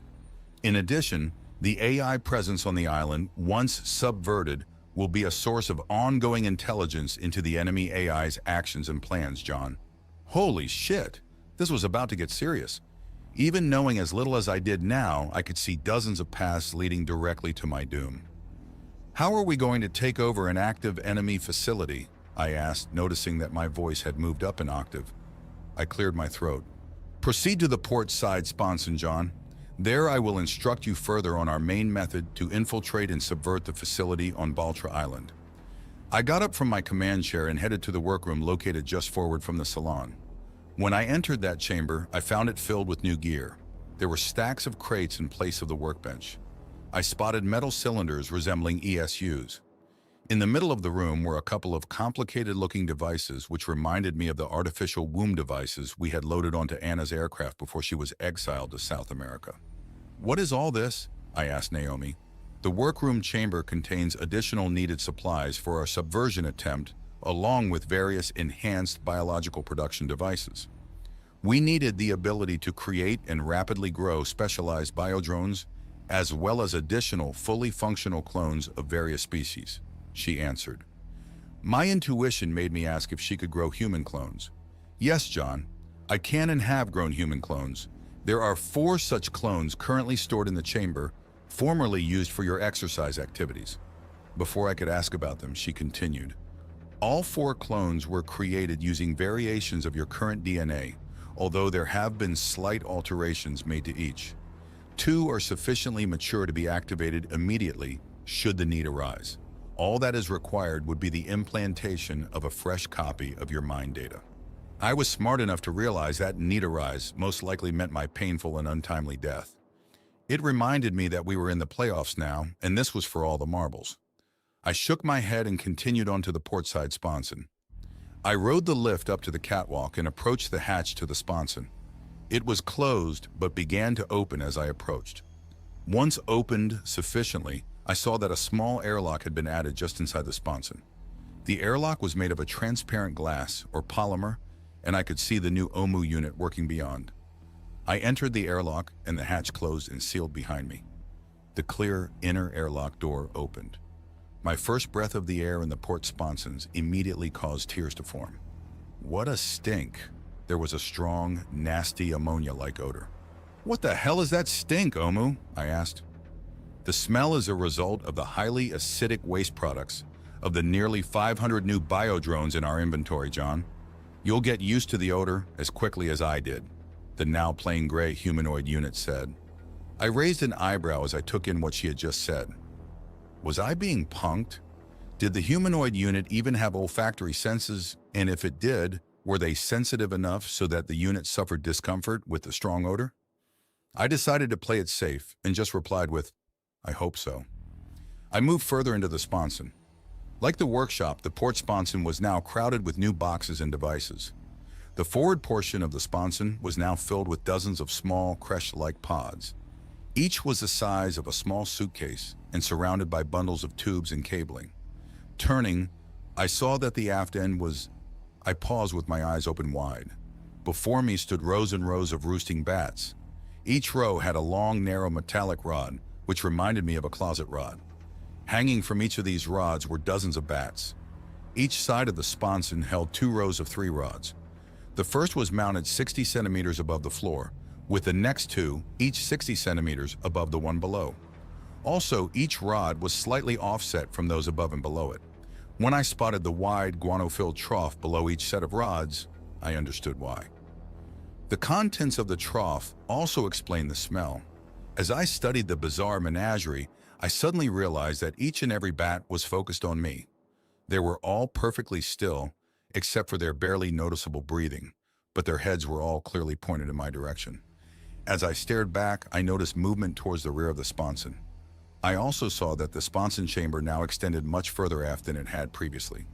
The moon pool and diving center must have been removed or reworked somehow to make the space larger.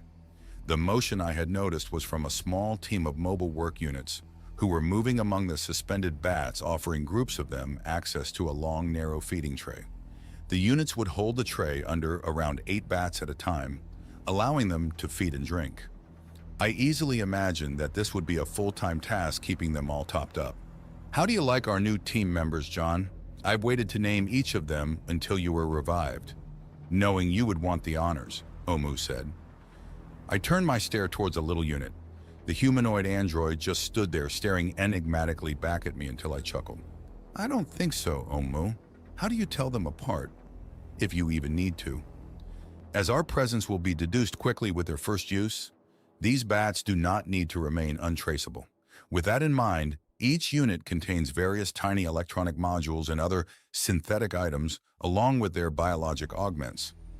One of these modules permits short-range wireless communication between themselves, as well as between all friendly AI presences nearby. Of course, the communications are encrypted, so we don't have to worry about the enemy tapping our communications. Furthermore, to answer your question, each bat unit has a unique identifier tag which I scan and access as required, Omu explained. Why are there so many? I asked. Redundancy is the main reason. The other is their small size. It will take teams of many bats to accomplish portions of the mission. And what's their mission?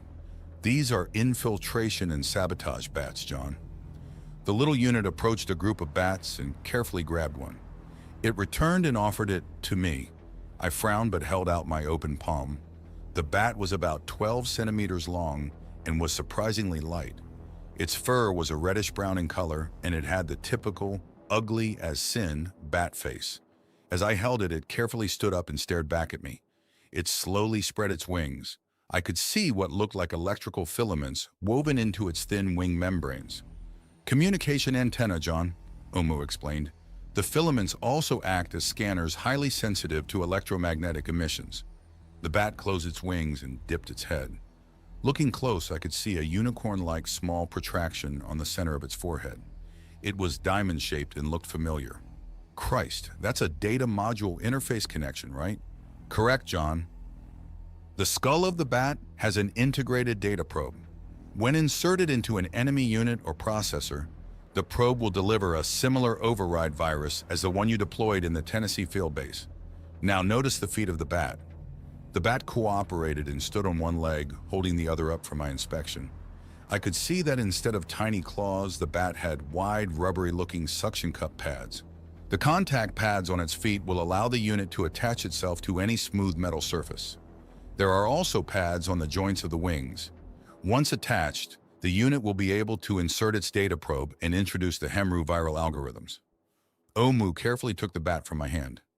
This unit had 2 additional features. I will demonstrate the first. It held the bat ass end first towards a blank area of bulkhead. With a quick the bat shat on the bulkhead. The whitish smear pattern was about 4 centimeters across. Cameras? I asked. Very good, John. The waste product will obscure other types of sensors, also including thermal, motion, and electromagnetic. The bat's anus has a specialized sphincter, which can alter the spray pattern as demonstrated. Thankfully, the normal relaxed mode allows for a normal waste drop, or this chamber would be far messier.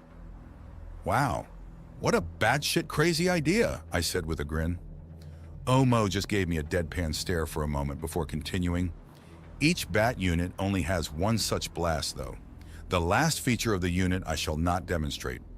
Notice on the creature's abdomen, Omu said as it flipped the bat over and carefully presented its belly. I looked closely and could see a tiny rectangular-shaped object just under the lightly furred belly of the bat. The object was a bit over 2 centimeters long. What's that? I asked. A small linear-shaped charge, Omu said. When detonated, its directed explosive force will impact a small strip of tantalum and propel the now superheated plasma jet outward at an extremely high velocity. The jet of metal plasma will easily sever wiring, conduit, or cabling. Also, if many bats detonate their charge in the same location, a surprising depth of penetration can be achieved. Wow, kamikaze bats? This unit is the more common type, John. There are approximately 300 just like it, Omo said. The little mobile unit replaced the bat and grabbed another from further back in the chamber. It brought the new bat to me and held it so that I could inspect its back. I could see a longer embedded tube-shaped object running along the top of its spine. The tube was shaped like two small cones placed back to back at their wider ends. This type is our ranged attack model. It contains a larger shaped charge than the first, but this one directs its high-velocity metallic slug of plasma directly forward. It is quite accurate up to about 15 meters, Omu explained. She returned the bat to its perch and returned with a third. This one looked fat. This model contains a small bursting charge surrounded by electromagnetic reflective chaff. If detonated above a communications dish antenna, it will disrupt any signals for a number of seconds until the chaff is dispersed by winds. The interference should allow time for the other types to reach the antenna equipment itself. We have over 40 of this type, so Mu moved to return the last model. There are a few other types, but their outward appearance is indistinguishable from a normal bat. One type is a HE bat, with the HE meaning high explosive. They are heavily loaded with a very powerful explosive. They don't have much endurance though, as we had to hype up their muscles, and they burn through their energy quickly. There are some which will act as communications relay nodes. Another type contains only sensors and will perch or hover near any action while recording and transmitting real-time data. Finally, we have a half-dozen command and control bats that have a small processing unit fused into their skull. These will take command of any nearby bats if communications back to Naomi's larger processor here are broken. Their limitation is that they won't be able to improvise, only follow pre-programmed directives. Wow, this was hardcore. I had to ask the question. So, Omu, most of these bats will die in the attack, right? I asked with a bit of a frown. Yes, John, I am sorry for them. Even the ones that don't go kablooey right away will expire from burning through their energy reserves at an unhealthy rate. Kablooey? Did she really just say that? Omu continued, but rest assured, they have all turned in their death benefit paperwork. I just stared at her. Too soon? She asked with a puzzled, illuminated expression on her gray face. I just shook my head. I honestly did not feel too bad about the fate of our bat terry of aerial soldiers. I guess it was their creepy, rodent-like appearance. Shallow, yes, but that was my own issue. So basically, we are going to use these bats to temporarily blind and muzzle the enemy AI presence until one of them can get to its main processor and inject the rogue override code? You are correct, John. There are other elements and details involved, but your summary is spot on, she said. Spot on? Okay. Had she been watching the BBC or something? What next? I asked.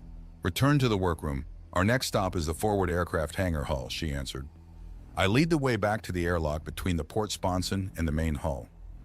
Omu squeezed in next to me in the small chamber. When her shoulder rubbed against my arm, I marveled at the warmth of her android body. Oh Mao, what is your typical body temperature? You feel warmer than a biologic human, I asked. 36 to 40 degrees, John, depending upon my activity levels. I can cool myself temporarily by oozing a non-toxic, fast-evaporating fluid, however. The cooling treatment lasts for less than a minute, though. Neat, that was another new feature. The main hatch opened, and I let her lead the way to the middle of the catwalk where the hatch to the forward hangar hull was located. The door motors activated as we approached, and soon the hatch was fully open. The second hatch on the hangar side of the meter-long connecting tunnel was already open. Inside, I spotted the familiar black, angular-looking aircraft I had named Habu. It was stowed in its folded position, and I saw that it was not alone in the chamber. Along each side of the aircraft was a large, streamlined pod. The pods were each about 2 meters by 1 meter in cross-section and were over 5 meters long. The pods tapered to a point on the front and rear, and I noted attachment lugs on one side. With a pod tucked up tight to the aircraft, I could not find a way to enter the cockpit. I turned to Omu to ask what was up, but she had already started speaking. The drop pods contain specialized assault mobile units and close-quarter aerial drones. They are already stowed compactly in each pod. Habu will carry one pod at a time to the target area. Hours before the attack begins, one pod will be dropped into the ocean near to Baltra Island. A waiting aquatic drone will then push the pod to the target. The second pod will be carried directly to the target once the attack begins, my robot friend explained. Since I can't reach the cockpit, I assume I won't be the pilot? I asked. Not likely for those missions, John. However, you could still fly Habu if you needed to by simply meeting the aircraft on deck after it is deployed from this hull. I looked over the pods and aircraft from the hatch for a moment longer. Do you want to see one of the assault units? Omu asked. Sure. Turn around, John. I did and about jumped out of my skin when I saw a half-sized, four-legged version of Omu standing behind me in the connection tunnel. Omu actually laughed at me. I calmed down and inspected the unit. It was about the size of a child, but crossed with a large dog. I quickly realized that it was not a copy of the human form. It was actually like a tiny centaur with 4 legs and 2 arms on a short upright torso. The assault unit was matte black and had many sharp edges, unlike Omu, who was rounded and smooth. The unit's spider-like head contained a pair of large binocular bulging lenses, along with many smaller sensors. There was no mouth, nose, or other facial features.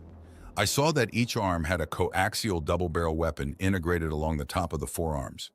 Its hands were just 3 symmetrical graspers, or pincers, if I was to be more accurate.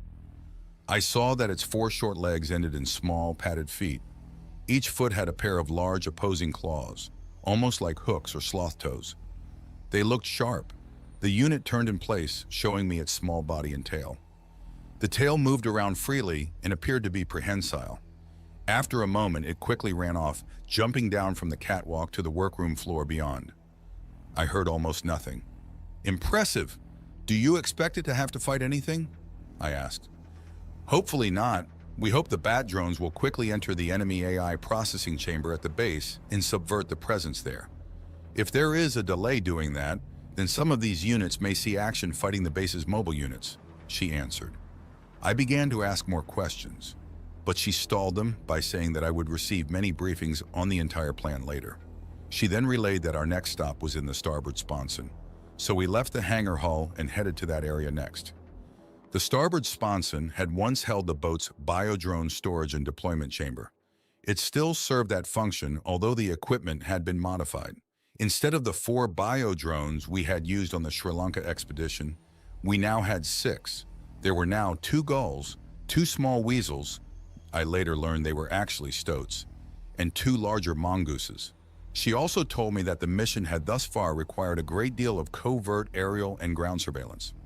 The gulls had made the long flight to Baltra Island many times each over the past few months. The weasels and mongooses had also been busy, with each having made a few scouting trips to the island. The little mammals had had to endure riding for days to and from the distant island in submersible pods propelled by the special long-distance aquatic drones.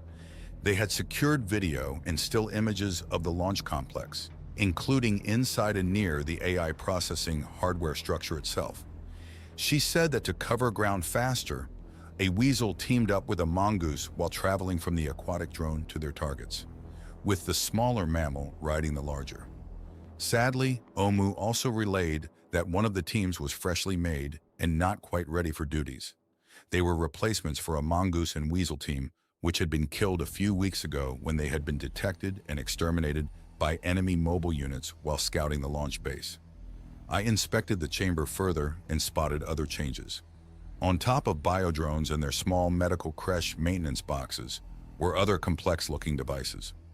Omo explained that they were more of the artificial womb units and had been used to grow some of the hundreds of bats stored in the other sponson.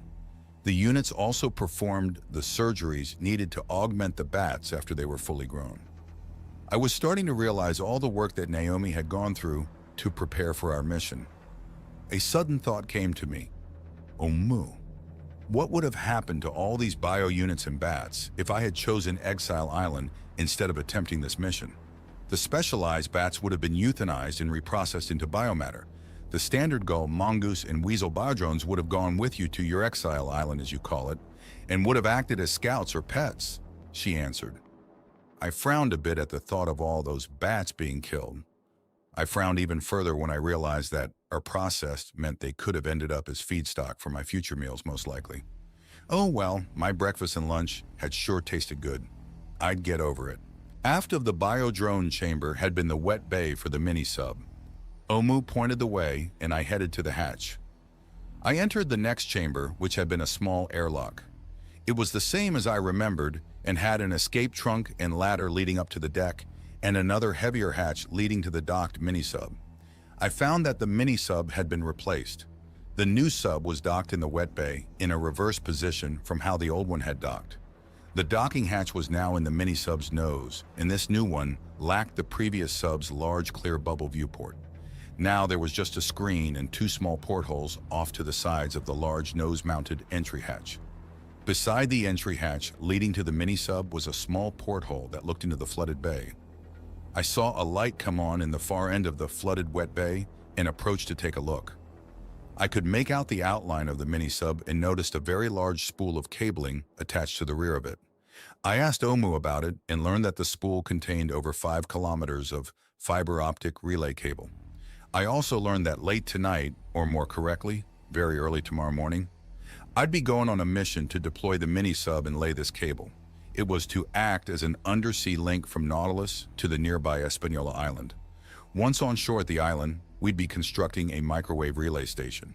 The relay would eventually be used to connect Nautilus and Naomi to the launch base on Baltra Island, 130 kilometers away. Omu explained that while Naomi wanted to remain as far from the action as possible, she would also need to be linked with the soon-to-be subverted AI presence with a high-bandwidth, low-latency connection. The microwave link would allow both while remaining unlikely to be intercepted. If the subversion attempt went as planned, Naomi needed to be joined online with that AI presence quickly, as it would likely need to interact and deflect the master AI soon after the takeover attempt. We were heading back to the salon when something occurred to me. "Oh, Mew, there has been a lot of new construction on board Nautilus. The moon pool is gone. There is the new mini-sub, the new pods, and all the new biodrone equipment. How and where did all this happen?" I asked. "While you were in biosuspension, we returned to the underground dry dock in Kings Bay, John," she answered. "There, Nautilus underwent a refit lasting over 4 years. So that base remained functional after we left?" "Yes, John. The base had been placed into low-power reserve status after our departure 18 years ago and has remained undetected by the enemy AI ever since. When we returned, Naomi sent an aquatic drone ashore to ready the base for our arrival, while Nautilus waited, sitting on the bottom beside a sunken wreck in the relatively shallow waters a few dozen kilometers off the coast. The base reactivated itself and used its mobile dredging units to clear the river bottom enough to expose the hatch and tunnel leading to the dry dock. The boat eventually was placed into dry dock and began its 4-year refit. When that was complete, the refitted Nautilus then left the base and we began our journey to this location, although via a meandering and circuitous route," she explained. Back at the salon and enjoying an early supper of calzones, I thought about my tour and the plans for tonight. Omu had returned to the port sponson to help tend to the bats. With the plan to do the cable deployment beginning a few hours after midnight, I realized that I had better get to bed early. I debated on heading to my bunk now, but decided I was too wired to get any rest. Maybe a bit of exercise followed by a long hot shower would help. When I went to the aft lower deck to exercise on the omnidirectional treadmill, I found a surprise. The lower chamber was filled with medical crests. These must be the spare clone bodies Naomi had mentioned earlier. There were 4 of the box-like units blocking most of the chamber. I also noticed new computer gear near the front of the chamber, where Naomi's main processor vault was located. There were now a pair of medium suitcase-sized crates by the vault. A thick bundle of cables ran from each, and were connected to a new data port on the wall beside the vault door. "What have you done to my exercise room, Naomi?" I asked. "I am sorry, John, but your exercise equipment had to go. I have created a smaller portable treadmill for your use. It is located in the salon, built into the rear bulkhead just after the galley island." Before I left the lower compartment, I asked her about the new computer hardware attached to her processor and data storage vault. The 2 units are high-capacity portable processors, which contain a simplified version of my AI presence, along with a great deal of antiviral software and Hemru-developed algorithms. When we are successful in subverting the AI presence at the orbital launch facility, one of these units will be attached directly to that presence's processing hardware. There, it will act as a backup in case of an interruption of the microwave link to my presence here, Naomi explained. I left the chamber and went back to the salon to find and use the new treadmill. The device was just where Naomi said it would be. It was amazingly compact and consisted of a long mat, a few centimeters thick, that rolled out from the aft wall of the salon. Once extended, the mat formed a meter-wide by 2-meter-long running surface. It had the same frictionless surface as the old treadmill and needed the same specialized running shoes to interact with the surface. To use this simpler treadmill, I first attached an elastic tether between the wall behind me and my waist using a provided belt. This kept me stationary as I ran. The surface had just enough resistance that it felt like I was running uphill while pulling a load. The simple treadmill worked great, and I felt the burn after only a few minutes. I powered on and was drenched with sweat when I stopped almost half an hour later. The long shower afterward was bliss, and I was soon zonked out in my bunk.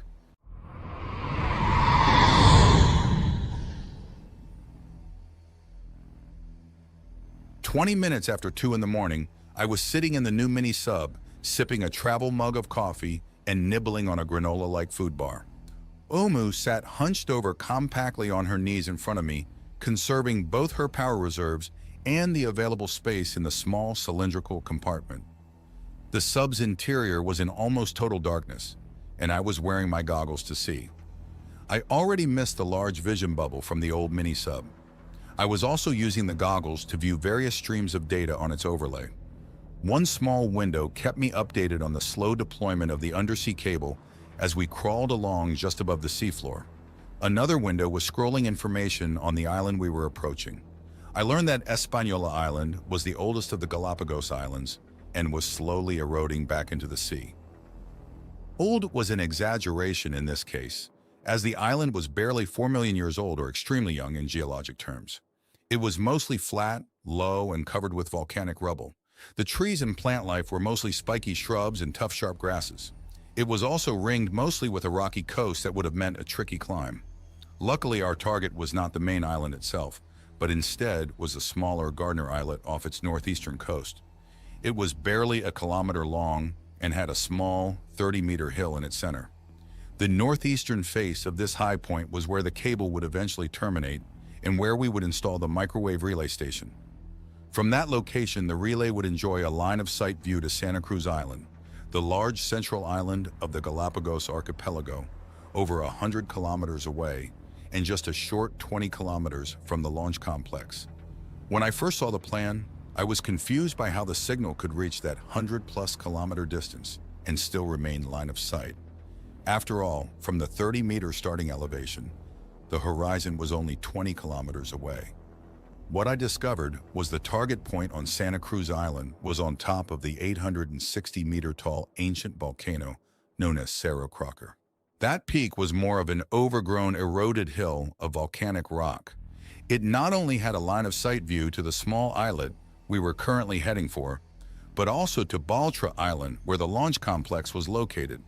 I learned that after today's mission, my next mission would be to travel to Santa Cruz Island aboard the mini-sub and trek inland 12 kilometers to Cerro Crocker. There, I would climb to its summit while carrying a backpack of anti-detection gear. Today's mission was a good practice run for that one, although the later mission would be an order of magnitude harder.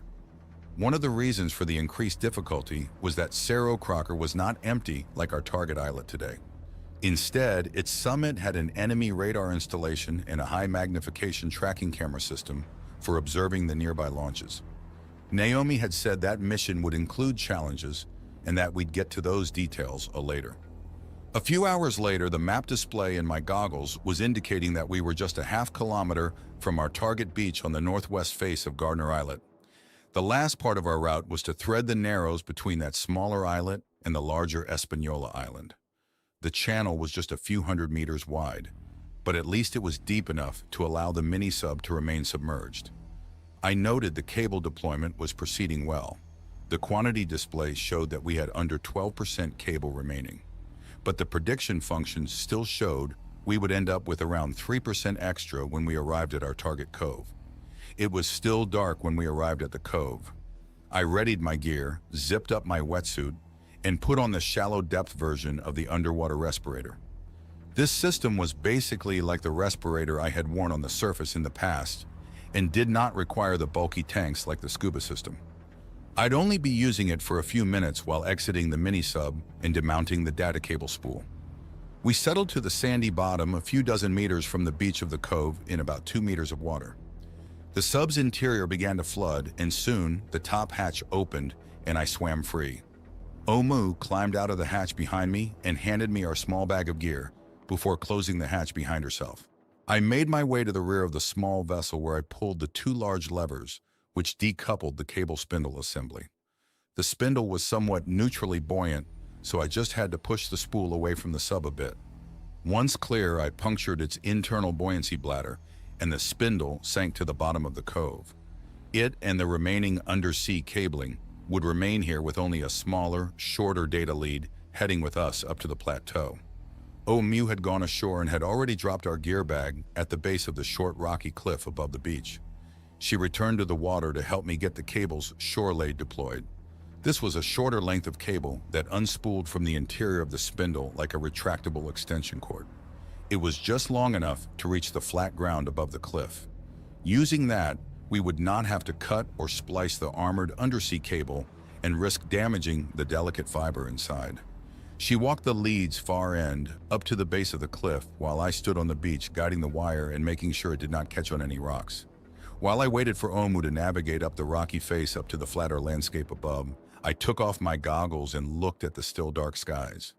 They were beginning to grow lighter towards the east, which meant morning twilight was approaching quickly.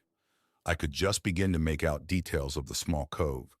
It looked just like the scouting photos the Seagull biodrone had recently taken.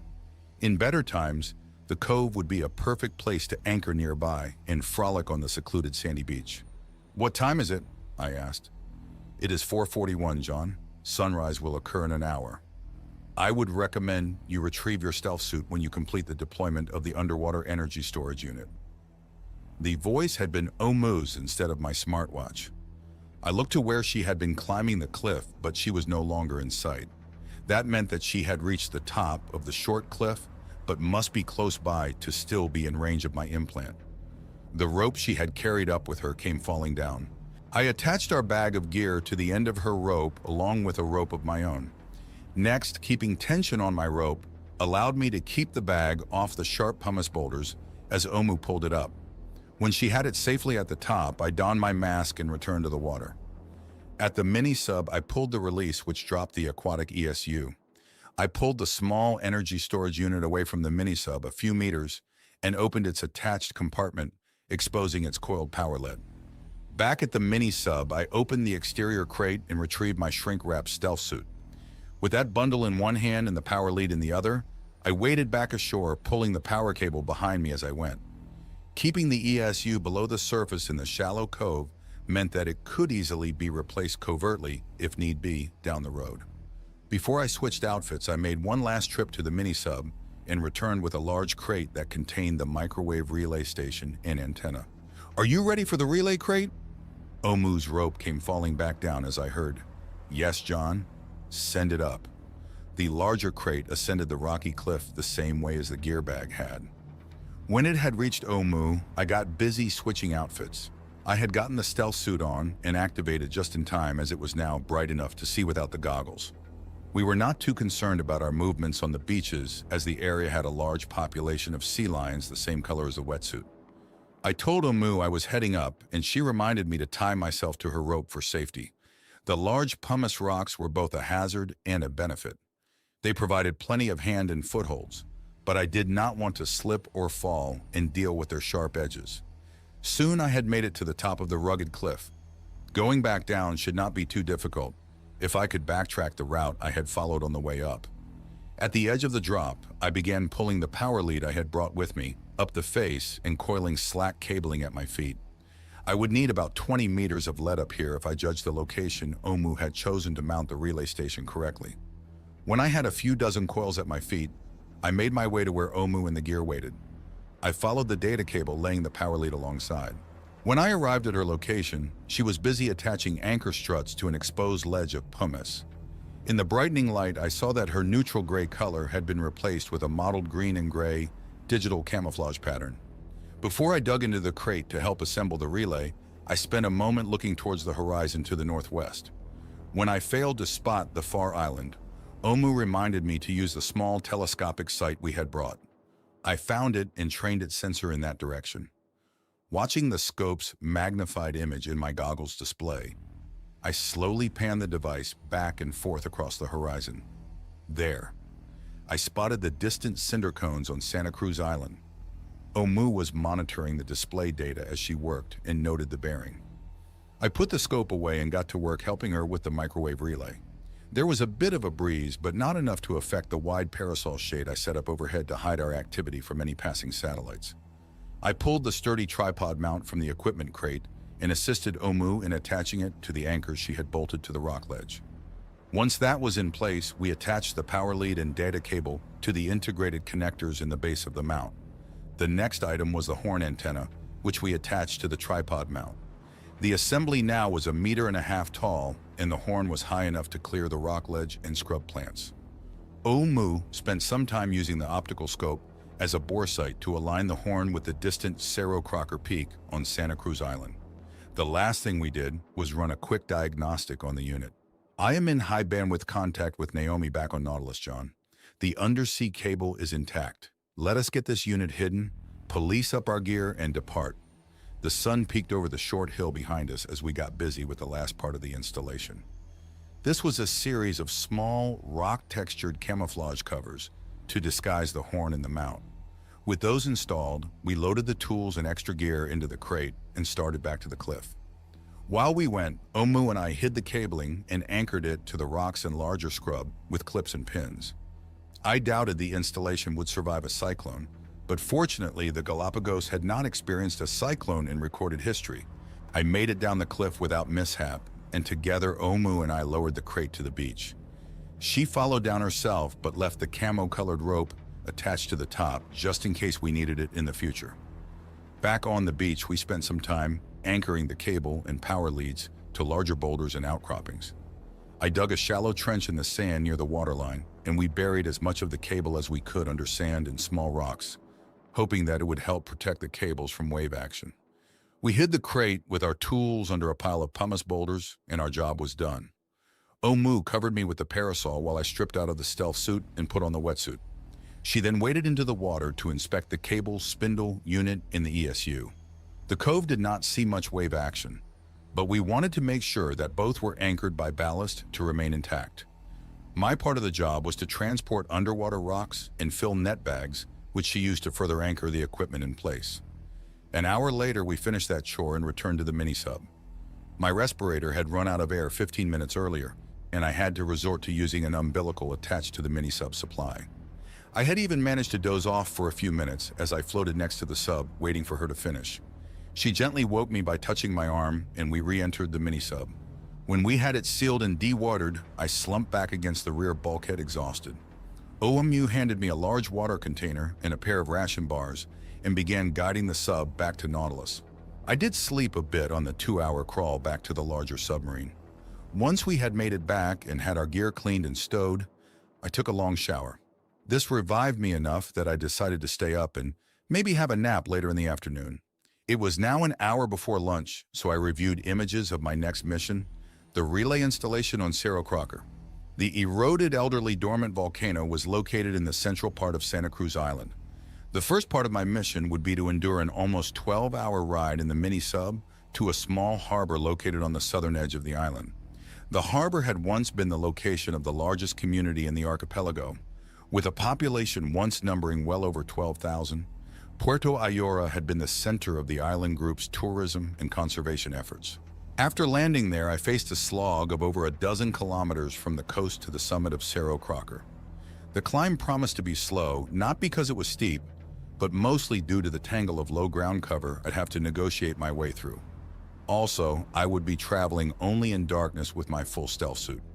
Naomi and I estimated my progress, and it was likely that I'd have to camp during the day, at least once going, and again while returning from the overgrown cinder cones summit. After a delicious lunch of chicken fried steak and a baked potato, Naomi advised me on the weather forecast for the next few days. She had floated a dish antenna all night while we had been gone and had intercepted enough image data from the various satellites to get a decent prediction of the weather patterns for the next 3 days. Her forecast led us to plan for the second mission to depart Nautilus at 6:20 Monday morning. That was a day and a half from now. That departure time would put me on the shore a few hours after sunset that same night. She also reminded me that since I would be on a nocturnal cycle for the next week, I should go to bed soon and sleep this afternoon and evening, and be awake just before midnight. She had been dimming the lights even while I was eating my lunch, and I felt slow for not realizing her reasons until she explained them to me. So I did half an hour of stretching and light exercise, took another quick shower, and hit my rack. Either I was still tired, or Naomi had dosed my baked potato because I was out quickly. Naomi was an angel later that night as she allowed me to awaken slowly by gradually brightening the views on my berthing compartment outer curving wall. I began to hear early bird noises and came awake to a view of the sun peeking over a green grass-covered hill. I yawned, stretched, and sat up. When I was upright and fully awake, Naomi asked me if I wanted breakfast right away or if I wanted to get my morning exercises out of the way. I had to glance at the time display on the wall to remind me that it was a few minutes before 1 o'clock. I stumbled across the corridor to the head and pulled up short when the door opened and there sat Omu on the toilet. Her body coloring was set to fully nude, and she appeared to be reading an actual newspaper. She looked up, annoyed at my intrusion, and I just about apologized before I caught myself. Instead, I mumbled a good morning and went to stand next to her at the urinal. "So rude," she said as she stood up to leave. As she did, I caught her looking at my exposed manhood, still half hard from my morning wood. She feigned shock, her face blushed in illuminated crimson, then smirked. What a little actress she was becoming. At the hatch, she paused and asked, "What are you craving for breakfast? I'll have it prepared and ready after your exercise session and shower." "How about pancakes and orange juice?" I replied. "Pancakes it is. They will be ready in an hour or so. Until then, I'll be going batty in the bat cave." I pushed myself hard on the treadmill for 20 minutes. I felt I was running better than I had ever before with both my increased muscle mass and lung capacity. I finished up by doing a series of one-handed push-ups and crunches. Okay, I admit that when I returned to the head for my morning shower, I spent a bit of time in front of the mirror amazed at my bulging musculature. Naomi must have noted my self-inspection at the mirror because during my shower, she changed the wall image to one of a bunch of bodybuilders working out in front of a dozen giggling cute fans. When I saw the new images, I just shook my head and finished my shower. Not having hair or needing a shave sped things up, and I was at the galley island waiting as Omu finished my pancakes. I noted her body image was set to mimic a diner wait person's outfit as she slid the hot cakes onto my plate. I slathered on the butter and smothered them in maple syrup and got ready to tuck in. She produced a glass of freshly squeezed juice. I saw the orange peels on the countertop next to me. As I ate, she explained our plans for the day. We would be going over the items in my deployment pack, which I would be carrying on my hike to the top of Cerro Crocker. There was apparently some new gear I had to become familiar with. We then reviewed various details of the upcoming mission. Other than being longer, riskier, and lonelier, it was just like the mission we had completed yesterday. The lonelier part worried me the most. I would be on my own, as Omu did not have the power reserves to join me. In an emergency, she was less than an hour away. But that was a last resort only as it meant her flying Habu there as quickly as possible. Habu was stealthy, but the enemy AI had sensors on the very hill I was heading for. We did not want to risk it. For scouting help and company, I would be taking 3 of the biodrones. A seagull would be my air support, and the stoat and mongoose would be my ground troops. I would also be receiving an airdrop of additional equipment and supplies once I was on station and had dealt with the enemy's sensors. I would have my tablet and smartwatch along for technical help. The tablet was new and much more powerful than the one I had used in Tennessee centuries before. It contained the full mission plan, including recent imagery taken by the Seagull biodrones. I planned to review the data fully on my long ride over to the other island. 4 hours later, I was deep in a pile of gear spread out on the workroom floor. We had gone through everything with extra time spent on the new items.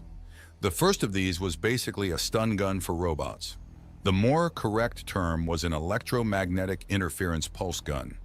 The gun was not a standalone weapon, but was a secondary barrel added below a flechette gun, similar to the one I had used on the Sri Lankan expedition. The second item of equipment was a scanner packet. This was integrated into a small headpiece I would wear like a hat. It contained sensors that monitored in all directions and would detect enemy transponder transmissions, hopefully before they detected me. The last new item was a transmitter tube. This could also be mounted to my flechette gun, or it could be used as a standalone. It would allow me to send data back to the microwave relay station we had installed yesterday on Gardner Islet. It would even receive data, but this would be a very fast and tight burst transmissions. Basically, just a reply ping to the messages I would be sending out. But it was better than total isolation. The other gear I was mostly familiar with.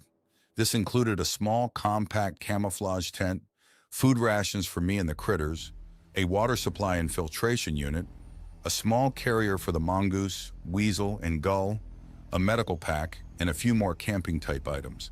A good portion of the weight in my pack would be extra power cells for the stealth suit, the flashlight, and for recharging the goggles and tablet. I dare not risk deploying solar cells, so I had to carry enough power for the entire mission. We spent another few hours tending the biodrones. I decided to name my teammates that were going with me on tomorrow's mission. The gull becoming Wilbur, the stoat becoming Scoot, and of course the mongoose becoming Ricky. Their counterparts remaining behind were left anonymous. No sense naming them yet, as I might never end up working with them, especially if things ended up going poorly for me during the upcoming mission. I had a few hours to myself while Omu helped tend the bat colony. I spent the time searching through the archives for a few book series I had always wanted to read.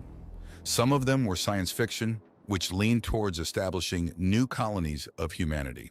You never know. We might end up successful here, and I might need to consider such things. Omu found me an hour before noon, or just after my supper, based upon my new nocturnal schedule. She asked me to assist her as she was going outside the hull to relocate a large external ESU power pack that we would be attaching to the mini-sub before I left in the morning. We went to the starboard sponson, and I entered the mini-sub while she flooded the airlock chamber and exited Nautilus via the top hatch. I undocked and maneuvered the mini-sub to the starboard aft wet hull area. This was a portion of the sub just aft of the starboard sponson pressure hull. There, the outer casing extended back, forming a streamlined shape, before it narrowed towards the rear central pump jet propulsor. The area was just ahead of the starboard rudder, and the large wet volume was used for tankage and storage. Omu was already there using a tool like a large socket wrench to turn a latch in Nautilus's outer casing. When she had removed 3 such latching lugs, I used the mini-sub's manipulator arm to open a large hinged cover in the casing. Inside was a sealed and streamlined seat module about half the size of the mini-sub. It held 4 fully charged ESUs in a neutrally buoyant pressure shell. When coupled to the mini-sub, it would provide enough extra power to run its thrusters on full for a few days. This would get us to Santa Cruz in about 10 hours. Omu attached a sling to the conformal power pack, and I lifted it out of its snug storage recess.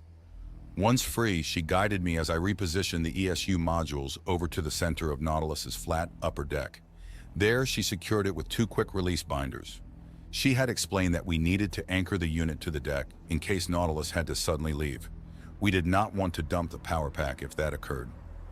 We finished up the operation by closing and locking down the hatch in the aft casing. I docked the sub and waited for Omu to finish entering and dewatering the airlock chamber. Next, I helped her in the tight chamber by washing her down with fresh water. She needed a good scrubbing every now and then, or else the salt residue would build up, or worse, an algae film would form. I was still amazed at her flexible, segmented metallic skin. How it remained watertight I didn't know, but it passed that test repeatedly. I hit my rack an hour later. Naomi would wake me early in the morning so I'd have a few hours to eat, crap, and get any last-minute updates. Omu would have Wilbur, Scoot, and Ricky ready to go along with having all my gear packed and loaded aboard the mini-sub.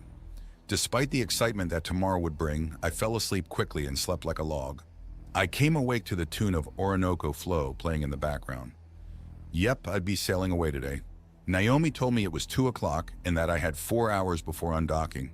I started my day with a heavy exercise season. If I had to be cooped up in a small tube for the next half a day, I wanted to be tired before I started. Following a long shower and a hearty breakfast, I inspected the preparations for the trip. I helped get the 3 critters fed and packed in their travel pods. These were placed in the rear of the mini-sub's cabin. I asked how they would handle the long duration spent confined in their small pods and learned they'd be fine. There was not much room left after loading the pods, backpack, flechette gun, and the stealth suit. I would be able to semi-recline and maybe occasionally stretch out fully if I put the backpack on top of my legs to do so. I frowned when I considered my fate for the trip both ways, but smiled when Omu offered me a massage for when I got back. All too soon it was time to go. I spent a bit of time in the head and left as empty as I could make myself. Then it was into the mini-sub and seal the hatch. Omu again used the airlock to exit Nautilus, and I met her outside on the upper deck. She unlatched the ESU pod while I maneuvered the mini-sub over it.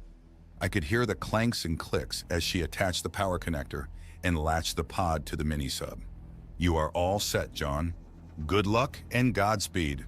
Sub, let's get moving," I said, and off we went.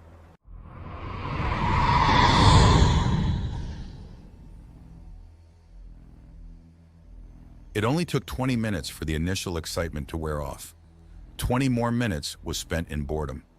10 minutes later, I was snoozing.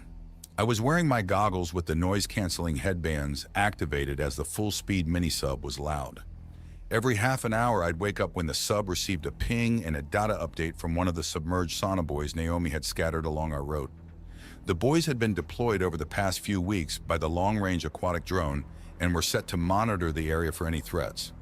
As long as they kept reporting, all clear, as we passed them, we kept the pedal to the metal, so to speak, and continued running the thrusters on full. The undersea traffic to the north and west of the archipelago was also our savior, as all the enemy aquatic units and active mining machinery filled the ocean with plenty of cover noise. After 4 hours of intermittent dozing, I sat up and tried to stay awake. I ate a food bar and mixed myself a cup of cold tea. Following that, I used the goggles display to access the tablet and reviewed the details of my mission. Even with the review, it boiled down to A. Be bored as a passenger in a torpedo. B. Slog through heavy undergrowth for a few days. C. Don't be detected or get caught. D. Arrive at the mountain peak and let the machines do the technical important work. E. Reverse steps C through A and survive to gloat. Simple, right? Sure, it sounded that way. It was now afternoon and I was back to dozing. I had stretched out for 10 minutes until the pack had grown too heavy, and now I was back in my semi-reclined position. I had used the can once, and trying to piss while laying sideways into a bottle was an experience I did not want to repeat. Naomi had included a bedpan, but I vowed to not have to resort to that. Around 16 o'clock, I had to slow the mini-sub to a crawl. The last sonobuoy had reported recent nearby enemy underwater drone activity, and I thought I'd better not wake the dragon. This would add another hour to my ingress trip, and I was beginning to feel the confinement. An hour later, the mini-sub crawled along the bottom and into a protected harbor on the southern edge of the former city of Puerto Ayora. The inlet to the harbor had only been 20 meters wide, but it remained deep enough to allow a few meters of water over the top of the small boat. The bottom was littered with ancient debris and had more than a few magnetic anomalies to hide the mini-sub. I carefully poked the small sensor stalk up above the surface and did a visual sweep while it listened for electromagnetic signals. The scan came up clear, and I nudged the mini-sub closer to an old overgrown wharf that had enough erosion to provide a decent path onto land. I then spent half an hour shuffling my gear to shore and getting the biodrones activated and released.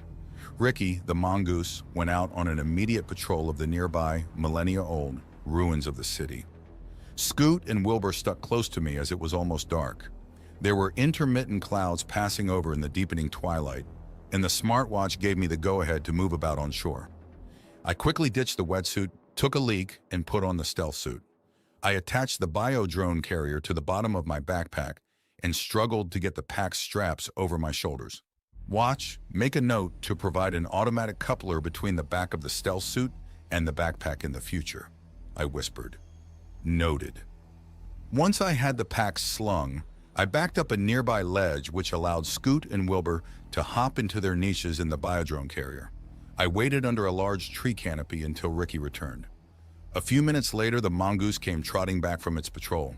When it stood at my feet, I held my hand over its neck to receive its report, directly into my smartwatch. The tablet in my pack was active and helped decipher the data. No local enemy unit or activity detected. No local passive sensors detected. One periodic electromagnetic emission detected. Origin, the target mountaintop. No biological hazards detected. Radiation levels slightly elevated. No respirator required. Substantial plant growth encountered. Recommendation: proceed with caution.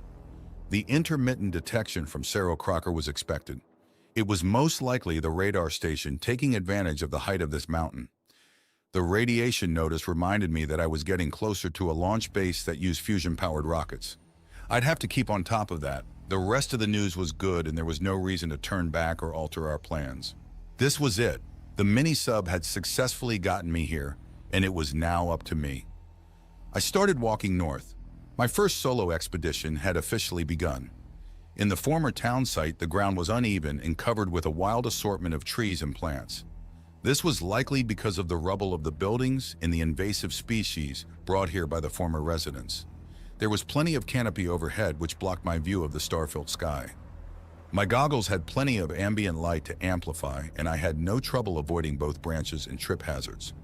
I caught sight of Ricky occasionally as I made my way through the heavy undergrowth. Sometimes the mongoose was far in front of me, other times he was on my flanks. After an hour of walking, the ground became less disturbed and the taller trees became less frequent. I stopped for a quick break and to drink some water. I set my flechette gun down carefully, reminding myself to not forget to pick it up again when I resumed moving. My stealth suit was in a low power consumption mode. This meant that it was not augmenting my muscles and I was feeling both the load and the walk already.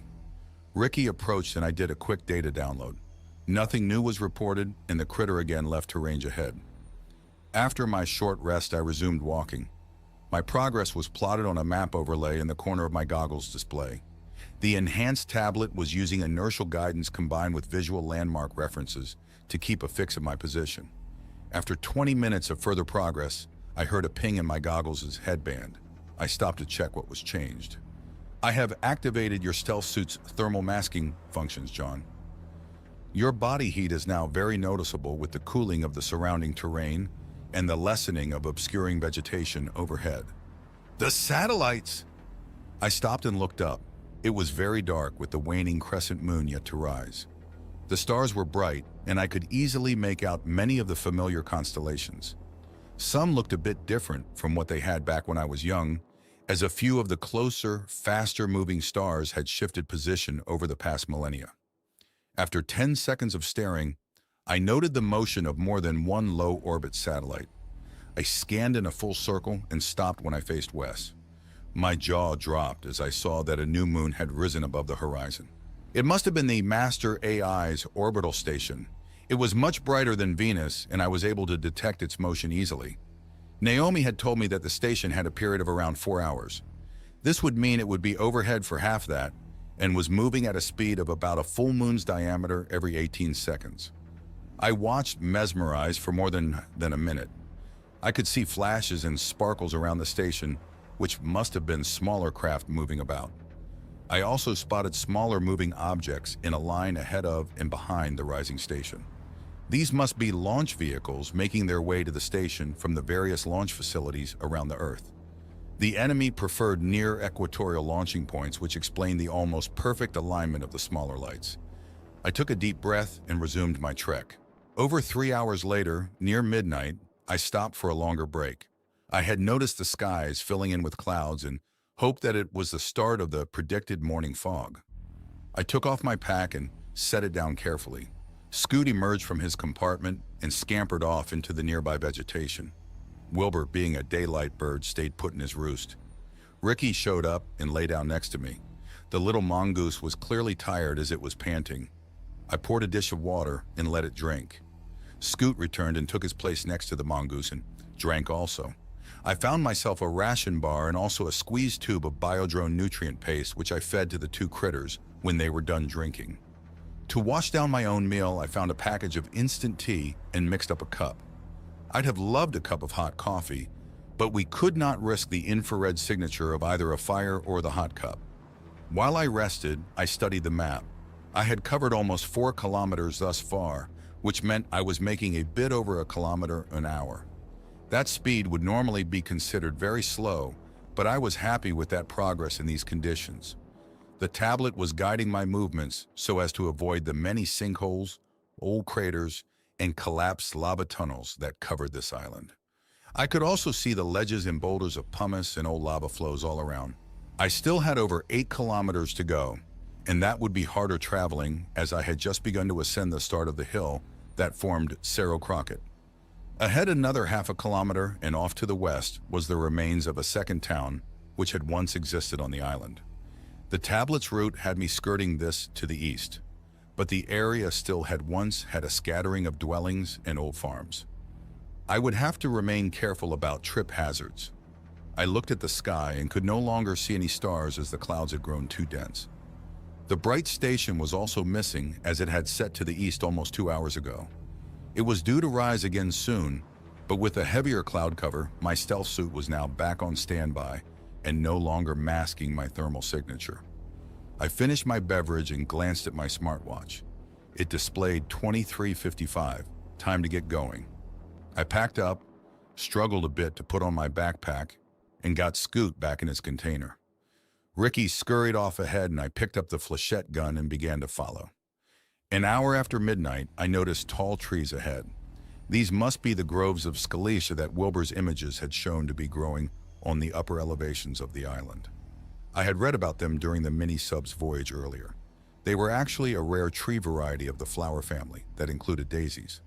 They had been a tourist draw on the larger islands of the archipelago back when our scouting images showed the groves extended up to around 700 meters elevation, so I would be walking in them for much of my remaining trek. Soon I was making my way through the large trees. They formed a thick canopy extending up to around 20 meters high.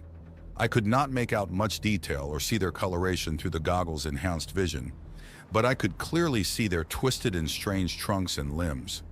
The grove was all mature trees, which made my walking somewhat easier as there was little lower plant growth or saplings. One of the stranger features of this strange tree-like giant flower is that the entire grove matured at the same time. Every 40 years or so, they would all die out at once and the hillside would be a tangled mess of fallen trees. Their seeds would then germinate, and less than 2 decades later, the mature trees would be back, as thick as ever. I was lucky that I had missed the period when they littered the landscape. Time passed quickly as I wound my way through the Scalesia Grove. The mist and fog started to thicken as dawn approached. At 4:30, I stopped for a break and to review my map. I had been walking for almost 9 hours now, and I was getting very tired. The map showed that I had covered a bit more than 9 kilometers, which left my destination around 3 kilometers ahead. I scanned the skies and noted that morning twilight was upon me. This meant that dawn was in less than an hour away. I had also noticed that the tree growth had been becoming sparser. The tablet reported that I was nearing 700 meters in elevation, which was the upper limit of their range. Ricky had noticed that I had stopped walking and had also returned for a break. He had been patrolling ahead for the past hour after having ridden for the hour before that. He reported via the data link that there were no threats he was aware of. While I sat resting, I got out the biodrone nourishment and fed them again. Wilbur took his turn at the trough this morning, and after eating and drinking, began to flex his wings. With the coming daylight, he would be taking to the air to begin scouting the area. I drank deeply from my canteen. It felt less than a quarter full, which meant I should be looking for a pool or puddle to refill it. I prepared to continue. With the fog getting thicker, I could probably keep moving for at least another hour. I decided to play it safe and stop in about half an hour and use the fog's cover and growing light to look for water and a decent place to lay low for the day. I had just slung my pack when I heard a beep in my goggles headband. New enemy electromagnetic emissions detected approaching from the northeast. I quickly moved under a smaller scale and verified that my suit's thermal masking was engaged. The tablet had already activated it, and I crouched still and waited. I gave the flechette gun a quick once-over to verify that I still had the electromagnetic pulse device ready. After half a minute had passed, I heard it. It was the shriek of a large aircraft, and it was moving from the northeast to the northwest. It was not overhead, but was probably a kilometer beyond the peak of Cerro Crocker. Aircraft of some type, propulsion type, most likely electrothermal turbine jets. I would later learn that this type of motivation was similar to the jet engines of my era, but instead of burning hydrocarbon fuel, these used a few hundred megawatts of electrical energy to heat the air passing through its power turbine stage. The jet noise grew closer.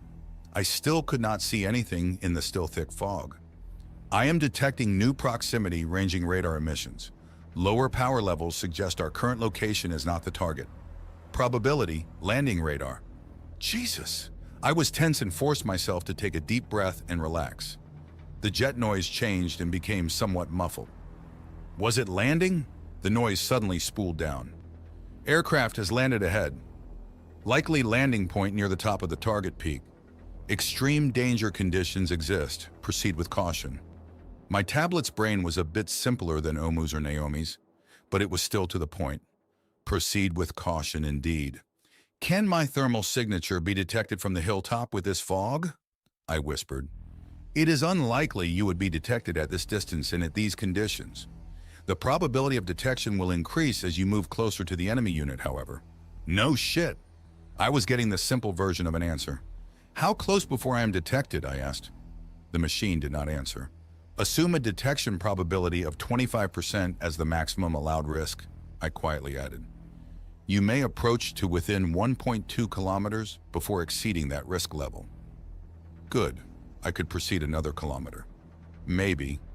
I wanted to get a bit closer while the fog was still dense and also to allow me to hopefully determine what was happening up there. I slowly began to move closer, keeping to the scrub and brush as much as possible. The fog was thick enough that any enemy activity heading my way would need to use radar or some other form of detectable scanner. This should provide enough warning for me to find cover.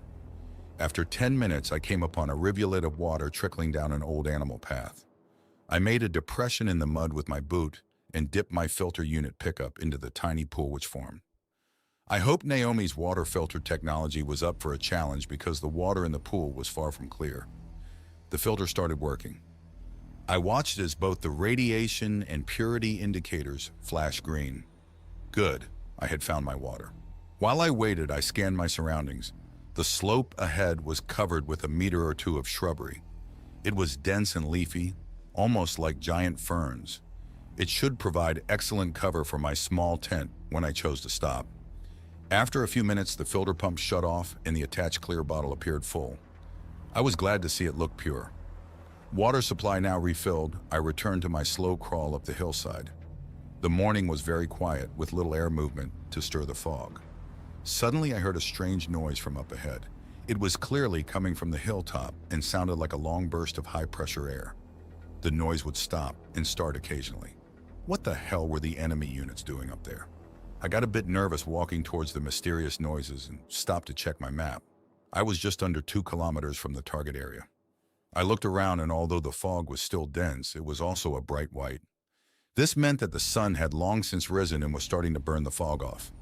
Time to stop for the day and find a place to make camp. I shucked my pack, leaned the gun against it, found the short machete, and set about clearing a small area under a dense covering of the fern-like plants. Once I had a space a meter wide by 2 meters long, I set up my small camouflaged one-man tent. Motion near the backpack caught my eye, and I saw Scoot hop out of his compartment and scurry off into the undergrowth. Ricky had already begun scouting the area around the camp. Wilbur hopped out of his backpackiness and walked up to me, stretching his wings as he did. I held my gloved hand down to the bird's neck. The avian requires assistance to get airborne. Please gently toss it up above the surrounding dense plant growth. The tablet sent. Wilbur needed a boost or did not want to risk a normal takeoff in this fog. I held my hands down and Wilbur stepped on. He tucked his wings in and settled down into my palm like it was a nest. I carefully hurled the bio-drone up like a vertical shot put throw. At the apex, he started flapping his wings and I watched him slowly climb and disappear into the fog. Good luck, buddy. I hope you can find our camp when the skies clear later. Now alone, I took a last look around while relieving myself. My business now finished, I crawled into my tent and pulled the pack and gun in behind me. I closed the flap to keep out the creepy crawlies and tried to get comfortable enough for a nap. Naomi had provided a soft pair of sleep blinders, which I put on to help me sleep. I lay there thinking for a few minutes about the past night and the fun to come tonight before I dozed off. I awoke to the sound of scratching coming from the tent flap. Scoot and Ricky stood outside wanting my attention. I checked my watch and learned it was 13:30. I had slept for 7 hours, although the first few hours had been frequently interrupted by the strange air blast noises coming from the mountaintop. I had finally resorted to wearing earplugs to lessen the disturbance. They had helped, and the last 5 hours had been relatively peaceful. The tent was warm with my body heat and the occasional exposure to the sun through the dense ground cover. I stretched, rolled over to face the flap, and opened it. Scoot came in first, and I downloaded his scouting report before giving him a meal and a drink. Ricky was next, and I did the same with him. Scoot looked to be taking a nap, while Ricky returned outside to begin another patrol. After checking with the tablet and learning that the tent and plants would provide decent cover, I used a small heat pouch to make myself a hot breakfast of porridge. The pouch also allowed me to enjoy a hot coffee. I had just enough headroom in the tent to sit cross-legged and hunched over a bit. As I sipped my coffee, I enjoyed the narrow view at the open flap of my tent. The tent was orientated so its entry was facing south or towards the downward slope. There was just enough of an opening through the plant cover to make out the distant ocean a bit over 10 kilometers away. What a sight! Blue seas under partly cloudy skies. The trade winds had picked up and a refreshing breeze was blowing into the open tent. After my meal, I carefully used a bottle to relieve myself. My needs handled, I then used the tablet to review the biodrone's scouting reports.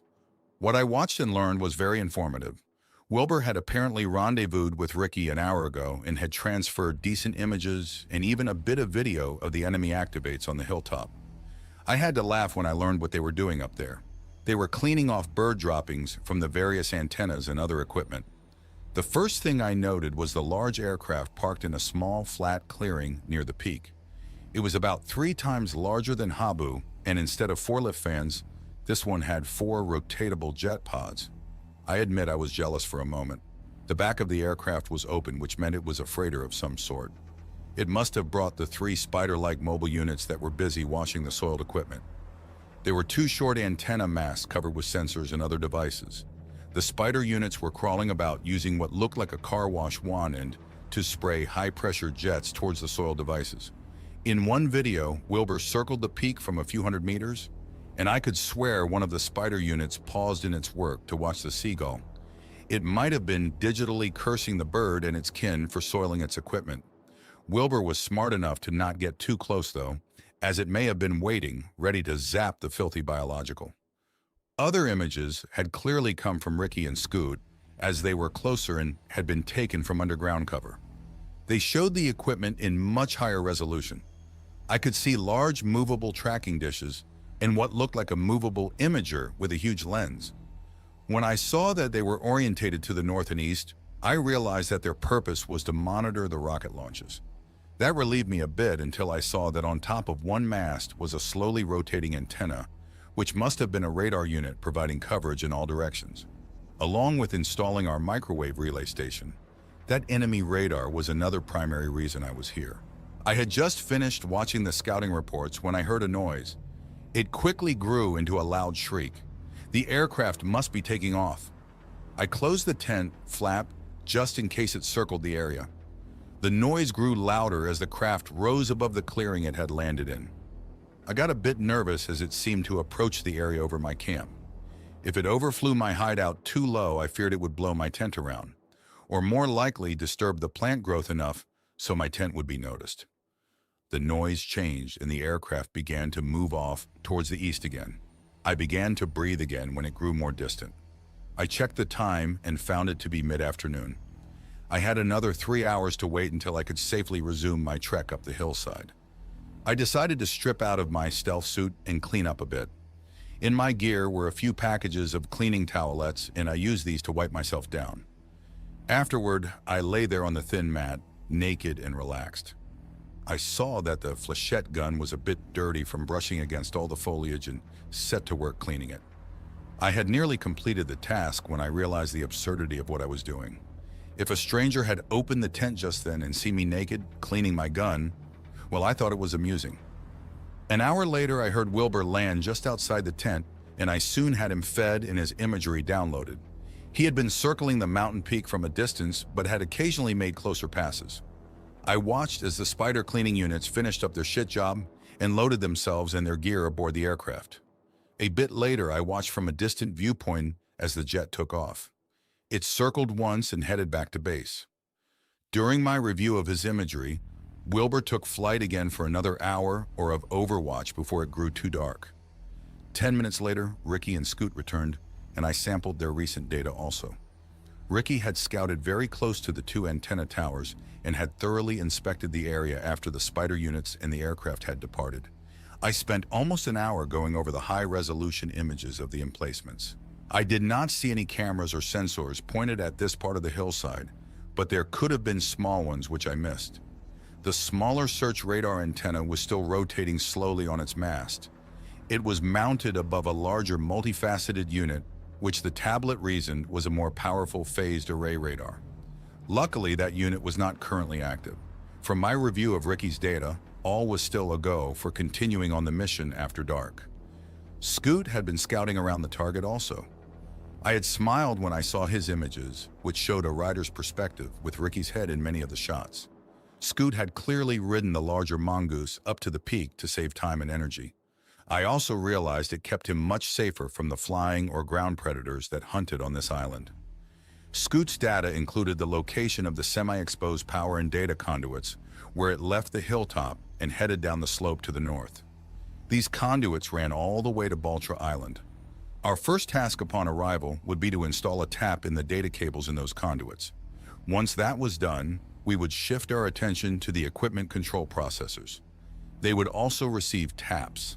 "Good job, Scoot," I said as I finished viewing the updated map, showing the route of the data cable.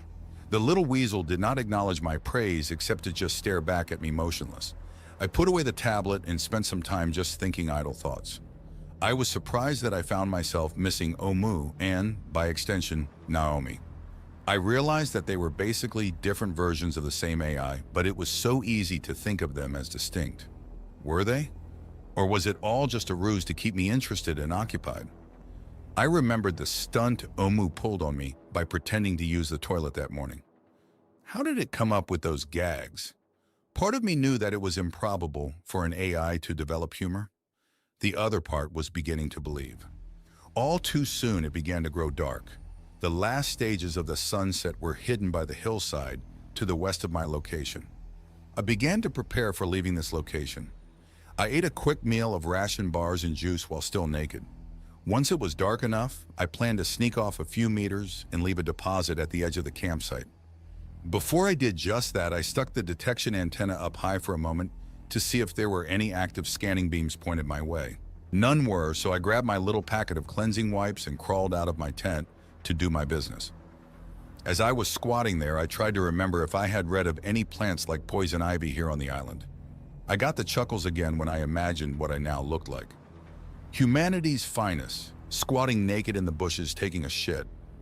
I'd reverted all the way back to caveman days. An hour later, I was slowly hiking up the slope and closer to the hilltop installation. I was wearing the pack and carrying Wilbur and Scoot. Ricky was ranging ahead as always. He was reporting back much more often, and I began stopping every 10 minutes to get his updates. My pack straps were chafing a bit tonight. It was the full pack as I had packed the complete campsite, including the tent.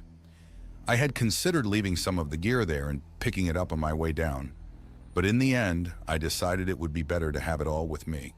I could imagine not being able to return to the exact spot I had left it at, and then having to wait out the next day lying in the undergrowth. Besides, I might need the camouflage tent for emergency cover or shelter. Half an hour later, I had slowed to the crawl.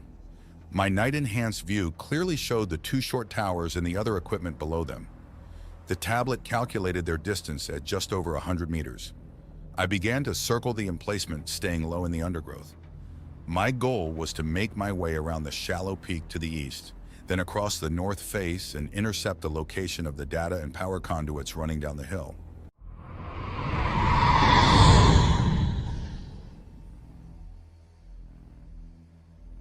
20 minutes later, I resorted to actually crawling on my belly as the scrub was shorter on this drier, leeward side of the hill. Because of the heavy plant growth, I could not crawl while holding my weapon, so it was slung next to my backpack. I was sweating in my suit as its thermal masking features were operating at maximum. The insulated heat sinks in my thigh bulges were warming fast, and I would have to do something about them soon. With luck, we would have the same foggy conditions tonight as we did last night. But even if fog did form, it would likely not arrive for at least 4 more hours. The good news was that the dark skies were mostly cloudy, and there were many long periods where direct satellite observation was limited. As I slowly continued crawling, I passed an opening in the vegetation, which allowed me a long view to the north of the island. I saw lights far away. They had to be coming from the launch facility. I had not seen a large grouping of lights in the night since back before Earth was destroyed. The sight of them struck me. I toggled the goggles' lenses to the highest magnification and spent a moment observing the distant island. There were plenty of lights, but far fewer than if it were a human-manned facility. I ran the goggles through the spectrum and found the distant base was much brighter in the thermal ranges. I guess the mobile units and equipment there did not rely on vision so much as other sensors. I recalled seeing the same thing back at Agent's secret underground submarine manufacturing facility in Kings Bay. The assembly areas had been very dark also. The distance was too great and my goggles too weak to make out fine details, but I could clearly make out the large grouping of curved roof buildings. They resembled military or farmers' Quonset huts, but were hundreds of meters long. There were dozens of the buildings, and they were all connected to a much longer, perpendicular structure. This longer structure was enormous and must have been 200 meters wide by nearly a kilometer long. One end of the huge structure ran right up to the cliffs on the east edge of the island. Where it ended, a long causeway extended out into the ocean at least a half kilometer. The end of the causeway was the location of the launch pad, and it was a beehive of activity. I watched as what appeared to be ants crawled back and forth up and down the causeway. The long, large building must have been the final assembly line for the launch vehicles. For a moment, the activity made me worry that a launch might be happening soon. But when I focused on the launch structure, I could not detect a launch vehicle of any size standing on the pad. Either it was a tiny rocket, or it had not been brought out of the factory yet. I got back on mission as there would be time later to inspect the base. Hell, if Lady Luck graced me once again, I might get to go there and see a launch up close. I resumed my slow crawl. I was now on the other side of the hill, about 20 meters from the summit clearing, and approaching the area north of the installation where the power and data cables should be located. I stopped and slowly rose up enough to risk a glance at the tower. Wow, they look close. I felt extremely vulnerable, and when I resumed my slow westward crawl, I mimicked an inchworm and hugged the ground. Time, I subvocalized. 22:05. I kept crawling. 10 minutes later, the tablet spoke up. The cleared path, which extends down the hillside and which contains the power and date conduits, is ahead 2 meters. Please ready the tap device and wait for the Ricky unit to approach. I slowly rolled to my side and carefully wiggled out of my backpack. I rolled back to access its contents. From the side pouch, I found the cable tapping device. It was small, about the same size as my canteen. It was also irregular, with a rock's color and texture. I inspected it quickly, but it looked just like a rock except for one small protruding pull ring. What was hidden under the rock-like surface covering was an incredibly complex mechanism, a true miracle of technology and miniaturization. Whether it worked as Naomi had designed meant the difference between my getting off this hill alive or getting zapped, blown up, or skewered by some enemy unit. Ricky nudged my arm, startling me. I had not seen it quietly approach from cover. I linked to the bio unit for a moment, allowing the tablet and my watch to coordinate the next few minutes with the mongoose. Soon it crawled to where I had set the tap downs, latched on to the pull loop with its teeth, and began to drag the tap over to the power and data conduits. I crawled ahead another half a meter so I could keep him in sight. He managed to pull the tap over to one of the conduits, which was exposed just above the soil. I noted that the clearing had no plant growth of any kind. The enemy units must periodically apply a defoliant or herbicide of some sort. I hoped the tablet would warn me if there were airborne or ground toxins in the area. Ricky slunk back, leaving the tap on the conduit. I saw the small device wiggle slightly as a panel on its underside opened and it began to work on the tap. I imagined it doing what Naomi had told me it would. This was to carefully cut open a section of the conduit's casing, expose the data link inside. It then would carefully splice in a bypass loop. Once that was done, it would then cut the main data fiber and insert a small tap module in line with the existing cable. It would finish up by sealing the conduit. Ricky moved in again and began to drag the tap device back to my location. I saw as it did this, a tiny new cable trailing behind. When the tap was back under the cover of the undergrowth, Ricky returned and carefully buried the new cable a few centimeters underground, where it had been exposed on the open ground. While the mongoose did that, I set about hiding the tap control processor module here by burying it also. The module would continue to operate for months until it ran out of power. What it did was intercept the signals between the hilltop installation and the launch facility below on Baltra Island. The module was semi-intelligent. If certain information were sent, such as a detection warning about me, or a request to investigate strange happenings on the hilltop, the module would act to sanitize the message. Hypothetically, I could stand up right now and dance around being noticed by the sensors at the installation above, while the enemy AI presence at the base below would be none the wiser. The sensors up here would pass on the message and receive the appropriate reply through the buried cable. This proper reply would prevent the hilltop processors from sending a follow-on warning by open radio. That was the theory anyway. The only problem was that there was no way to test this safely, so I would continue to act as stealthy as possible. Now we had to tackle more equipment. There were the wireless transmitters, which included a microwave antenna directed at the base below, and also a satellite antenna focused on the heavens above. For those, I had more taps. Naomi had identified which of the equipment modules up here were the control processors for both transmitters. Luckily, there were just two. The phased array radar and the tracking optical sensor scope also had processors which we would need to isolate. All four of these devices would need to be tapped and placed under Naomi's control. Fortunately for me and for Ricky, was that all four of these processors were mounted on the ground in small enclosures. This meant that the mongoose would be able to approach them all, dragging the little taps. The taps would intercept the data line conduits outside the cabinets, similar to what we just did on the north face.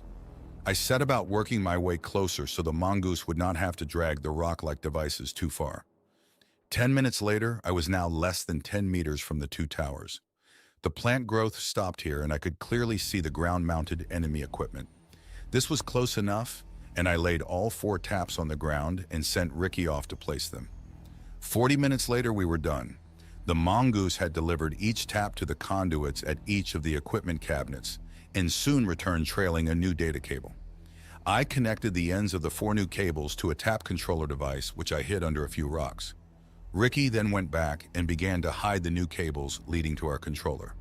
I took a deep breath. I really did not want to do what I was about to do.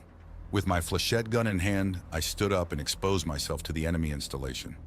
I'd know in moments if the taps were working as designed to filter out the urgent report and instructions, which the two processing units were desperately trying to send to the enemy AIs at the base below or up into space. If everything was working as intended, the taps would be stopping the outgoing messages and returning stand down instructions as a reply. As I stood there, I watched both the tracking camera and the distant base lights below. If either the camera mount started tracking towards where I was standing, or if an aircraft suddenly took off below, I was dead. "Any new emissions detected?" I asked. No new emissions either from this installation or from the base below are being detected. No satellite transmissions aimed at this location detected. Perimeter search and weather, radar operating as normal. Phased array not operating. I felt dizzy from the sudden relief I felt upon hearing that. The taps were working. I would live a bit longer. I wanted to shout my defiance and dance a jig in celebration, but I had work yet to do. Now that we had muted and muzzled the enemy processors up here on Cerro Crocker, I had to call for an airdrop. From my pack, I found the microwave communication attachment for my weapon. The tablet helped me aim the directional transmitter toward the microwave relay we'd installed on Gardner Islet a few days ago. Once I had the thing aimed correctly, it sent a burst transmission informing Naomi that we had completed phase 1 of my mission. A few seconds later, I heard via my goggles headband, "Well done, John. OMU is taking off now with the microwave relay equipment and related gear. It should arrive at your location in 95 minutes, plus or minus 2 minutes. Proceed with phase 2. See you in a few days." Transmission terminated.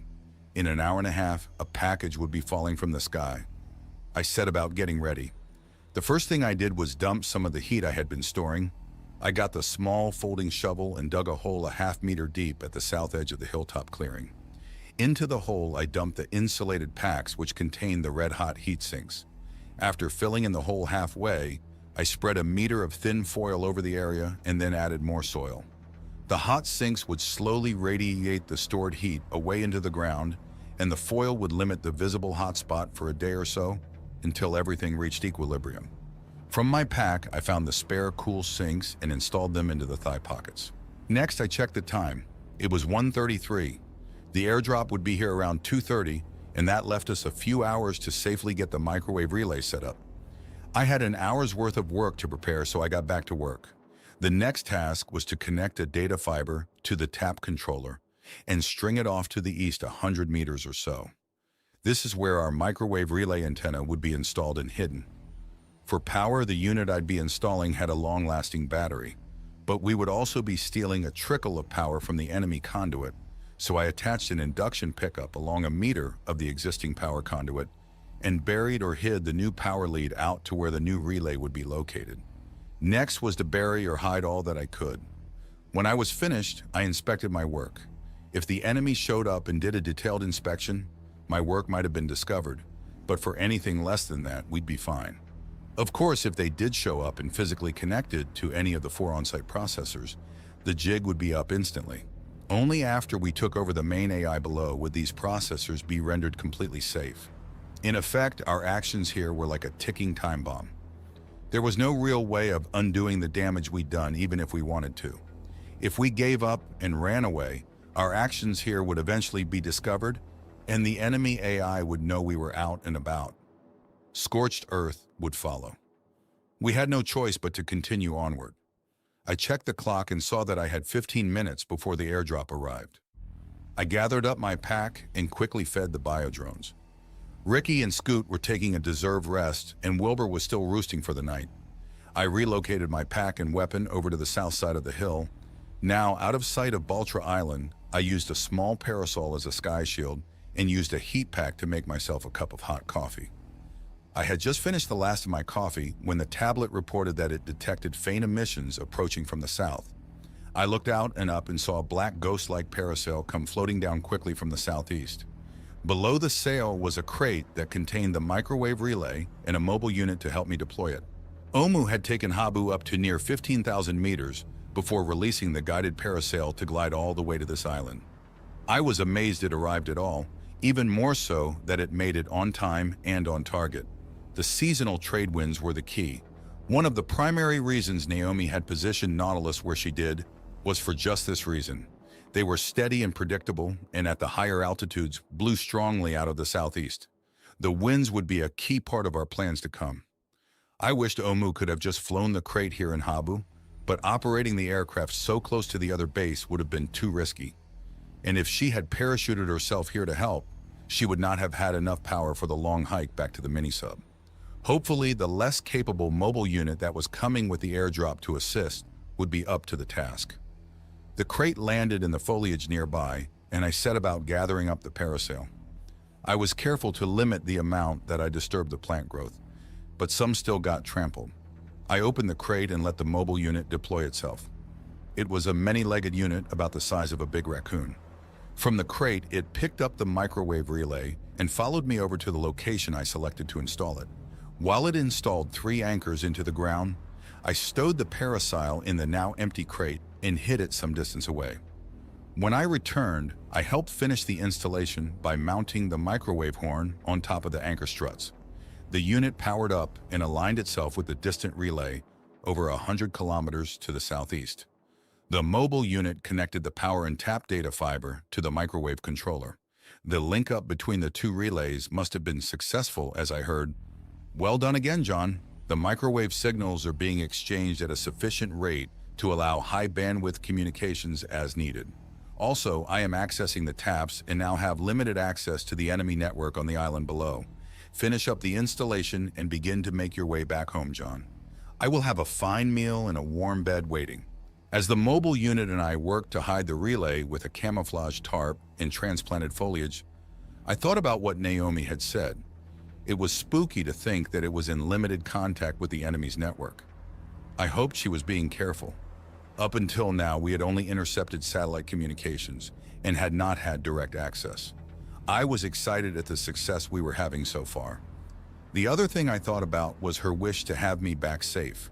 I was surprised at how touched her statement had made me feel. Again, I wondered at the capabilities of this artificial thinking being. I wanted to be doubtful, but I was beginning to realize that they were not just machines. There was something more involved. Maybe not a soul, but something important and unique nonetheless. The fog had finally arrived, and I was able to unseal my stealth suit and cool off.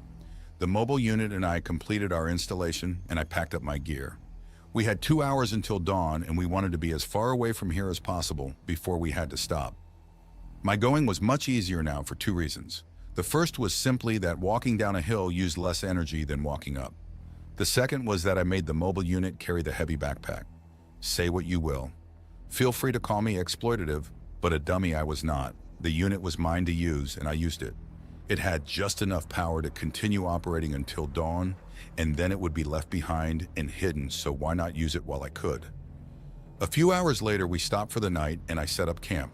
We had made it more than 6 kilometers towards the coast and were currently under the canopy of the dense grove of scalacia trees. That thick canopy meant I had much more freedom to wander about, and I enjoyed this bit of downtime. I found a nearby pool of clear water and gave myself a decent bath.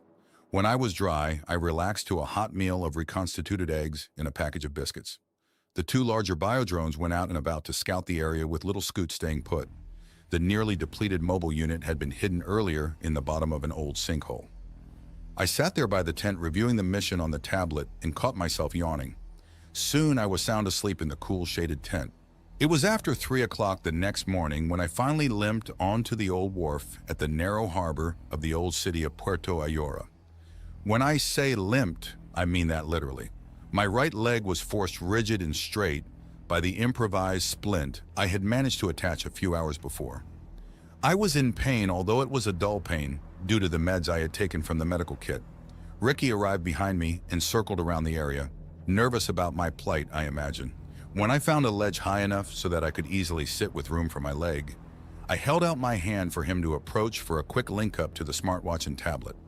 When that was complete, I used my goggles to search the harbor's flat waters until I found the tiny intermittent firefly flash of the small communications buoy, which the mini-sub had left. It was about 20 meters away, so I used the communications attachment on my flechette gun to signal to it that I had arrived. The mini-sub had left the buoy here while it waited out in deeper waters, but was still in contact via an underwater data link. As I waited for the sub to make its way back into the narrow harbor, I thought back to my stupidity from earlier. Still buoyant from the success of the previous day's mission, I had been merrily making my way back to the coast a bit too fast and had missed spotting a small sinkhole in my path. Of course, I had slipped off its edge and fell. That was bad enough, but what was worse was that as I was falling, I caught my leg in a tangle of roots near the bottom and had dislocated my knee. It was a good thing that we had earlier been successful in taking control of the equipment on top of Cerro Crocker, as my shouts of pain would have likely been heard the 10 kilometers away. Or they might have later detected the noise of my weapons fire as I used it to shoot the larger roots apart in order to free myself. Thank God it had remained attached to the pack when I fell, and that it was still functional.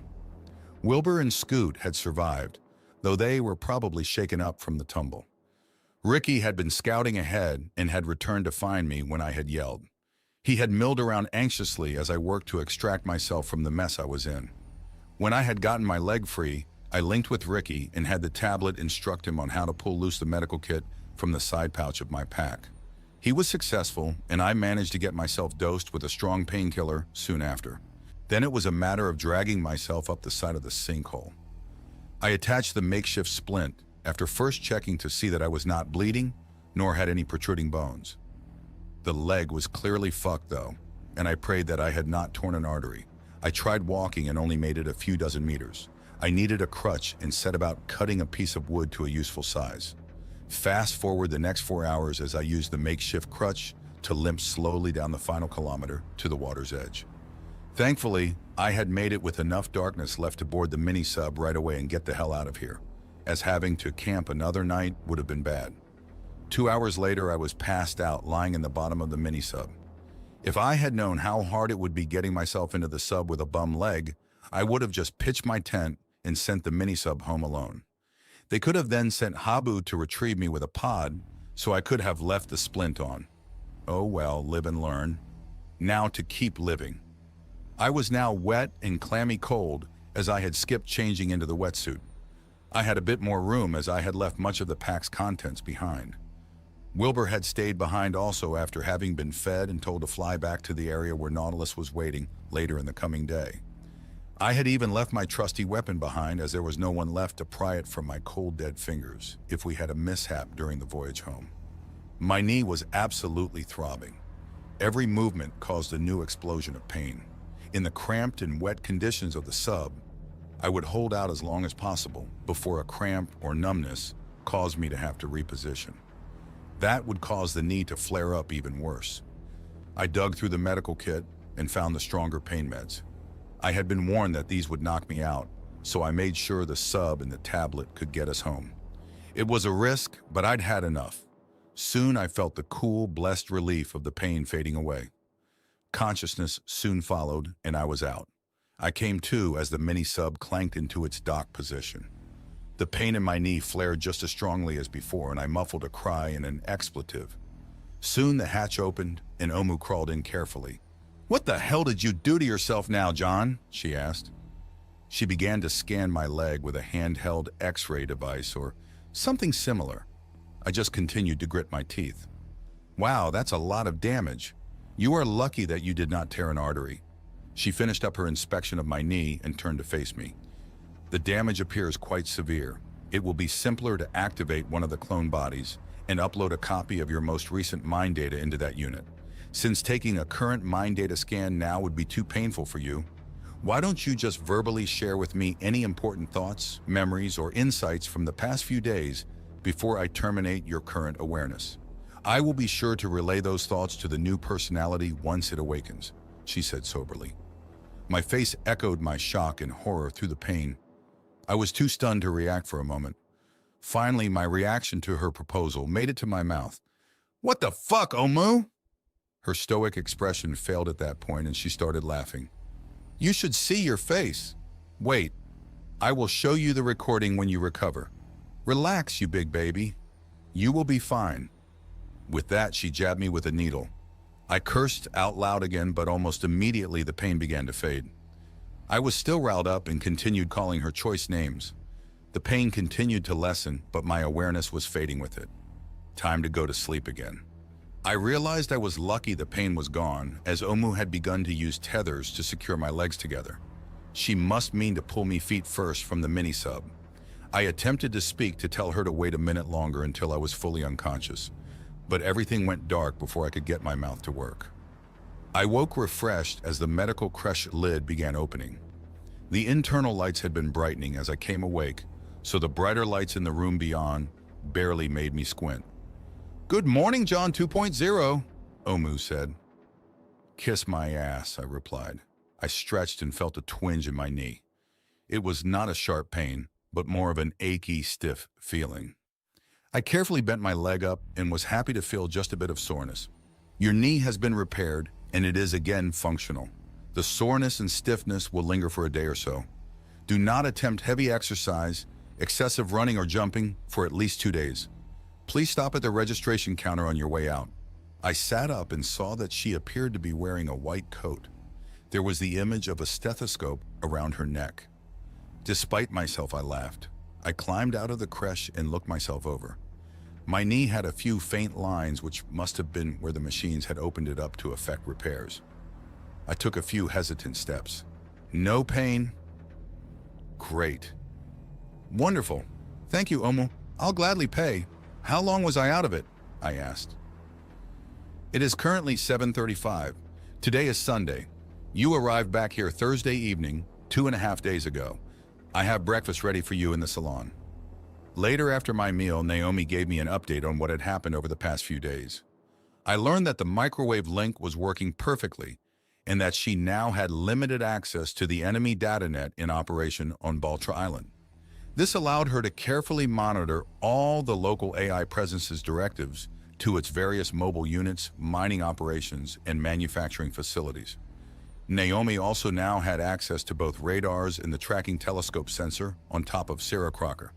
This was important as it allowed us to have a better idea of the upcoming weather and also knowledge of when the skies were clear of enemy aircraft.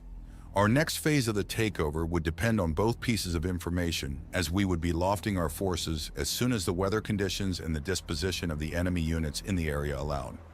Our primary assault force of the 500 enhanced and modified bats would not be flying the 130-kilometer distance to the island. Well, that was not completely correct, as they would be flying, just not under their own power. Making the flight by themselves would take far too long and use up too much of their stored energy reserves. Instead, they would be carried aloft by balloons and then be airdropped in pods to glide to the distant island. While that was going on, the second wave of our forces, the quadruped assault mobile units, would be delivered by Habu. The aircraft would use the conformal pods currently stored in the hangar hull to deliver the units to the battle zone. Before the bats were lifted by the balloons, Omu would deliver one pod full of ground troops to the water just northeast of Santa Cruz Island. There, a waiting long-range aquatic drone would push the pod the rest of the way to Baltra Island. Soon after, as the bats' pods were making their hour-long glide to the launch complex, Omu would fly Habu and a second pod load of assault units to the south face of Cerro Crocker and wait there on standby. At that location, she would be minutes away from the action. When the bats arrived and got busy performing mayhem, Habu would streak over the short distance, and the second pod would be dropped on the target just minutes after receiving the go-ahead signal. Meanwhile, the aquatic drone would have delivered the first pod of troops to the launching causeway off the east coast of the island. There, they would make landfall and cover those approaches of the enemy facility. What would I be doing during all this? Well, that was currently the hot topic of discussion. Naomi was strongly urging me to wait here aboard Nautilus. I wanted to be on Habu with Omu. Her reasons were that Nautilus had a slight chance of escaping and evading the enemy if things do not go optimally. That was her exact phrase. I preferred more colorful phrases like Fubar or Tarfu. The argument continued. But Naomi, the AI's units at the base don't go around armed, right? I should be fairly safe until the base is secured. Correct, John. Aside from each mobile unit's deadly self-destruct charge, they are relatively harmless. There is only one longer-range weapon that I am aware of currently on Baltra Island, which is, she began. Oh shit, I already knew where this was going. The 40-megaton compression fusion scuttling charge located near the primary processor and data facility. Well, at least buying the farm that way should be relatively quick, she continued. Although, I suppose you could include the thousands of low-yield fusion propulsion bomblets currently in inventory as weapons. I get your point, Naomi. Do you really think Nautilus would survive the scuttling charge going off? Yes, with the bulk of both Santa Cruz and Hispaniola Islands between the launch center and the distance from the center of the blast to our current position, this vessel should survive easily. The primary concern would be the follow-on detonations, which would likely rain down from orbit and saturate the area. And the master AI would quickly deduce that the attack on its facility here would likely be staged from a submersible vessel, she replied. Further, beyond that initial response, even worse could follow. A ring of nautical fusion mines could follow. These could be dropped across half the ocean and would remain patiently waiting to detect our passage. Until we were detected, the entire area of all the oceans on your world would undergo increased scrutiny from this time forward. All beaches, harbors, and coastlines would be intensely monitored. In short, our current relatively free seagoing lifestyle would end abruptly. That was sobering. I also quickly realized that with the enemy assemblage due to arrive sometime in the near future, The option of sitting on the bottom for a few centuries waiting for things to blow over was not an option, assuming that the enemy machine would ever let things blow over after our provocative attack on one of its facilities. Naomi, that helps make my point for going along on the attack. If Nautilus is still at high risk and may not escape anyway, then I might as well be where the action is. Besides, if I die and you do somehow escape, you still have my clone backups. I want you to find some role for me so that I can help with the direct attack. She did not reply. I took that to mean I'd won the debate.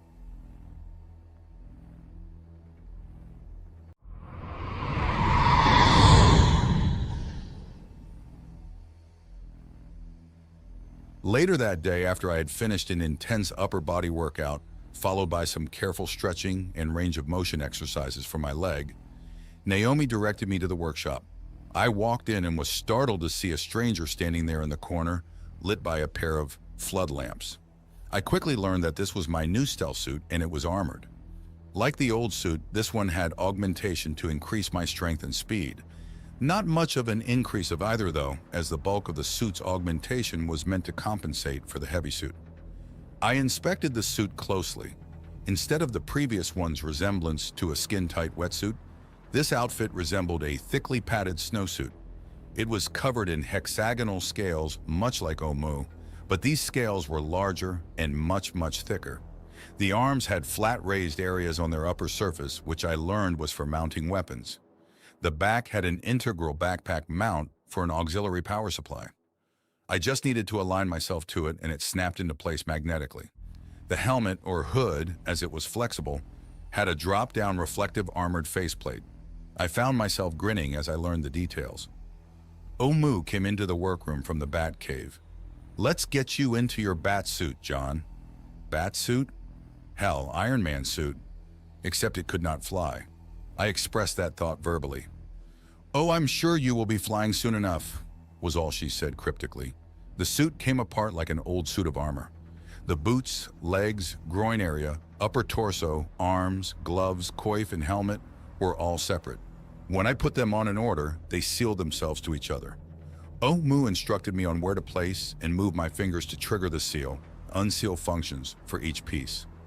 Walking around felt both amazing and isolating at the same time. I had good freedom of movement, but I lacked a sense of touch. My senses were also filtered through the lenses and earpiece of the hood. Omu explained that the suit would shield me from directed energy weapons, such as laser welders or plasma cutting beams. It would also provide some protection from flying shrapnel. I noted fusion explosions were not mentioned. I spent an hour in the suit learning and practicing the basics. How to get in or out of it by myself. How to move, walk, and jump. I struggled with the manual controls for the camouflage and thermal protection features, but finally had those down too. The suit's brain would also respond to verbal commands for much of this, and there were backup switches in case its higher functions were scrambled by an electromagnetic weapon. After Omu was convinced I would not kill myself in the suit, she announced that later tonight we would be flying to Espanola Island for more detailed battlesuit practice. There we would have room to move around and even get to test the weapons. At 20 o'clock, I found myself struggling to fit through the starboard sponson's deck hatch. Omu had brought Habu up on deck, and I was attempting to make my way up to join her. I finally figured out that I had to have both arms raised up to make it through the hatch. This required me to brace myself with my back against the shaft as I pushed up with my legs a rung at a time. I finally managed, but learned that it was a slow process. Omu popped open Habu and changed places with me. She would be riding in her bomb bay storage compartment, and I would fill the cockpit in the bulky suit. As I approached the open cockpit hatch, I saw that there was a pair of the four-legged assault units hanging from racks directly below the center of the aircraft. Each was folded in on itself compactly and resembled lumpy, fat bombs. They must be part of our night's practice. I took my place in the cockpit. This was the first time I had flown in Habu since the Indian Ocean, and I was excited. When the hatch was closed, the inside of the small space came alive and displayed the enhanced view of the outside, as if the aircraft shell was invisible. I looked around and saw the outline of the submarine sitting on the surface, as well as the island 5 kilometers off to the northwest. "You have the controls, John. The skies are clear of enemy aircraft, and there are no low-altitude satellites currently overhead. Proceed as you will to the southeast shores of Hispaniola Island. Do not exceed 1,500 meters. Altitude, please.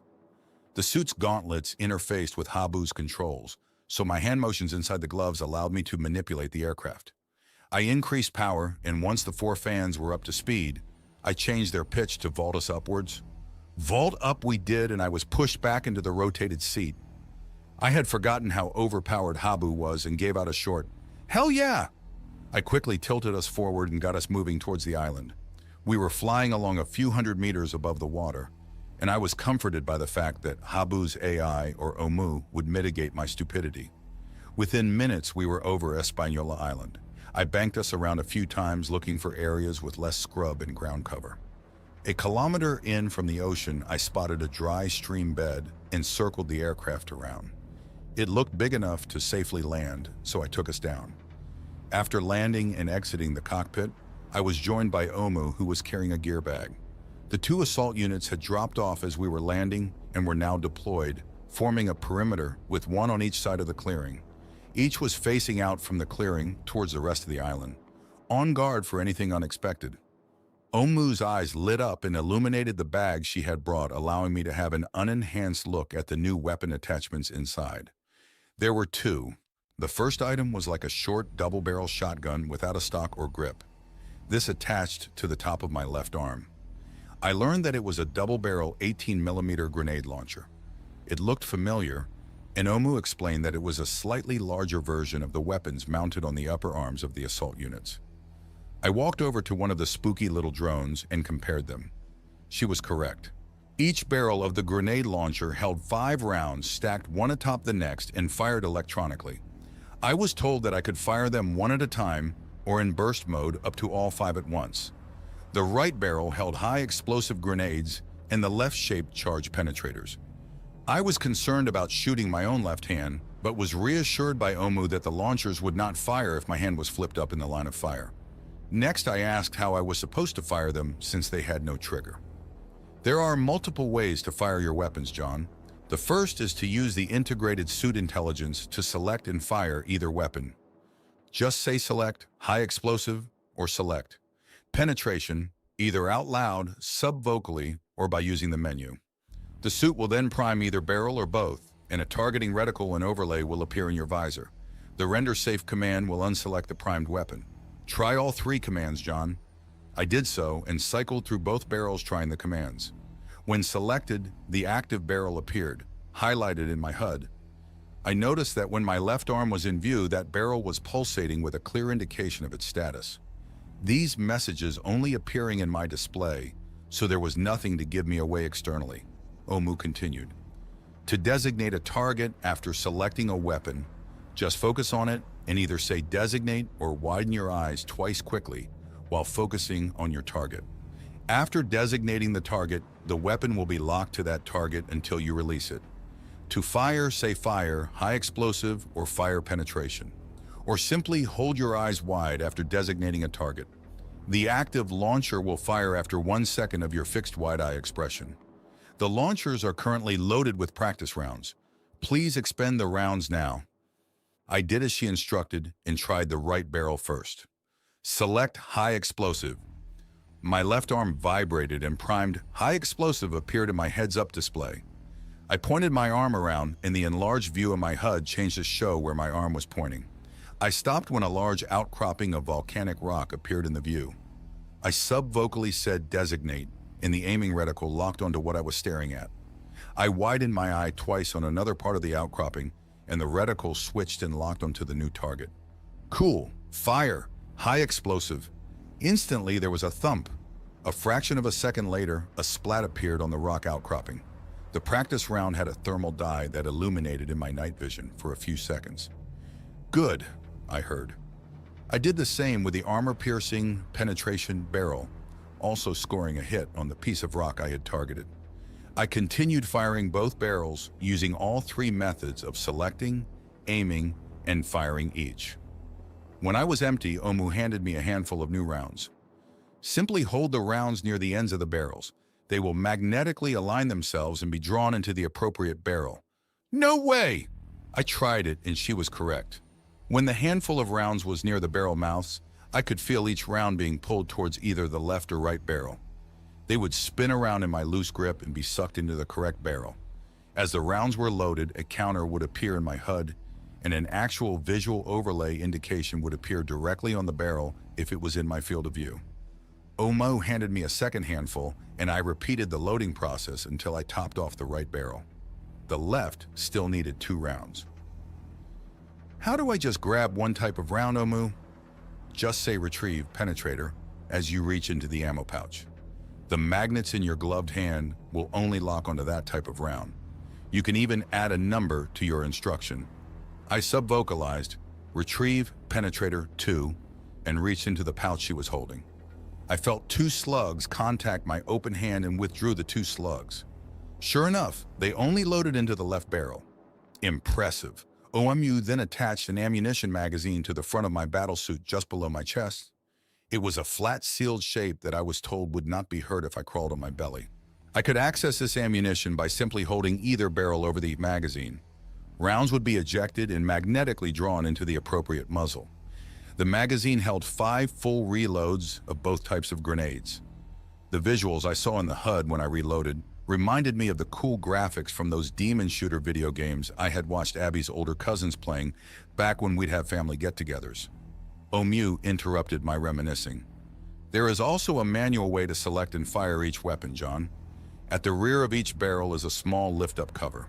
Lifting the cover selects and primes that barrel. Pressing the détente below the cover will fire that weapon. Please practice this now. Note, aiming will be by intuitively pointing, so your accuracy will be affected. I did as she asked. Manual mode was fun as I felt like a kid pointing my arm at a target with my other hand ready to press the firing button. My first shot was a meter off the target rock, but I soon found how to adjust and became surprisingly accurate. After expending both barrels, I reloaded and waited. Omu explained how to fire more than one shot using the salvo command instead of fire. We did not practice that. Next up was the weapon for the right arm. This was an electromagnetic pulse gun. It had a single barrel that bulged at its rear where its 20 rounds were stored. The rounds would cause an intense but short-range electrical discharge that would fry or cause a reboot of anything it contacted, which included small electronic circuitry. We practiced with this weapon using active ammunition. Our targets were a series of small aerial drones, which Omu launched from out of Habu's storage bay. The right arm gun worked and fired the same way as the left grenade launcher did, and I was able to designate the drones as they flew or hovered in the air. I found that each round had the ability to maneuver in flight a few degrees so I could hit moving objects. Sometimes. After a short minute of fun, we were surrounded by the wreckage of all the little drones. The last bit of weapons practice involved the 2 assault units.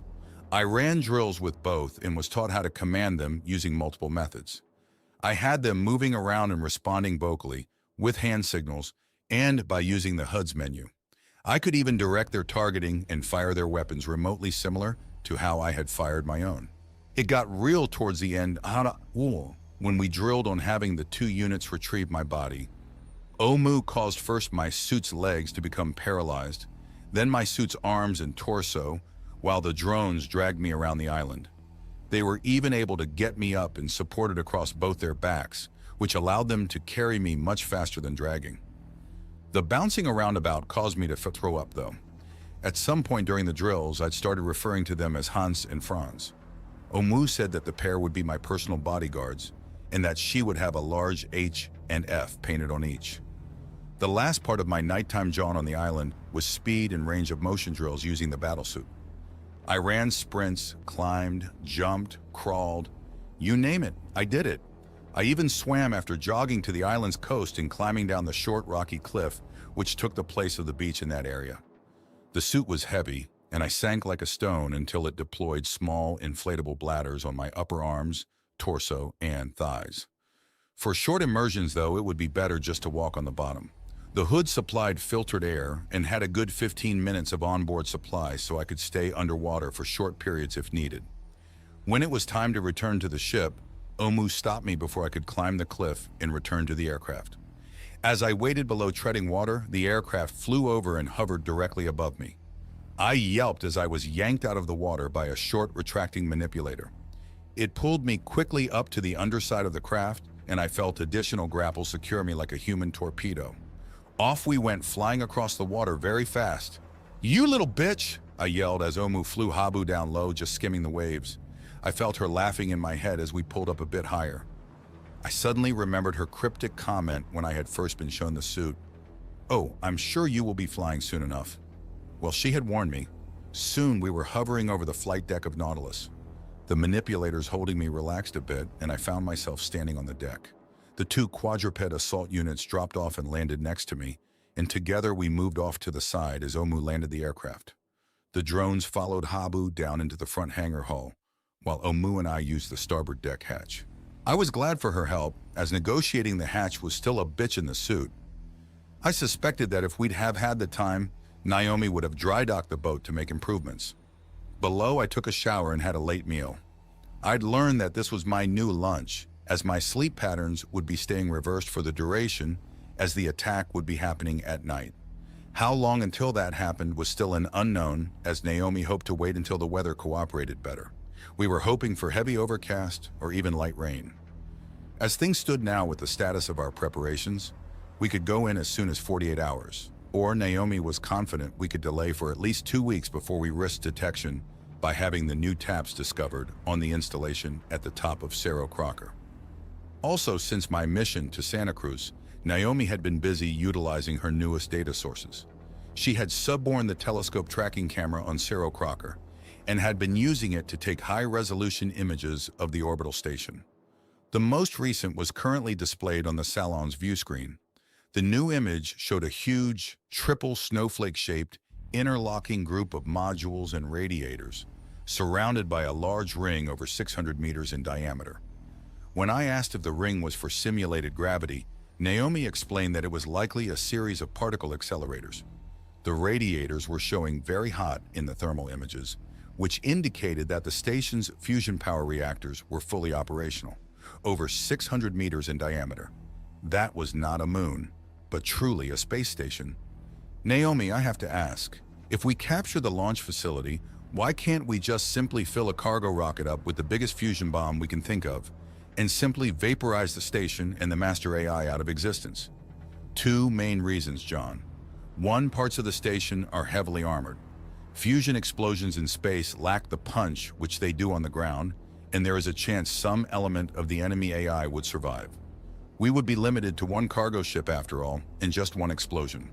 If multiple missiles were fired from our cargo craft to saturate the enemy station, its point defenses would stop the majority of them, if not all. The second reason is if the master AI vanishes in this system, we do not know what failsafe measures it has in place. At the very least, there will be hidden interstellar range transmitters, which could signal the approaching assemblage if the master AI drops off the local data net for any significant length of time.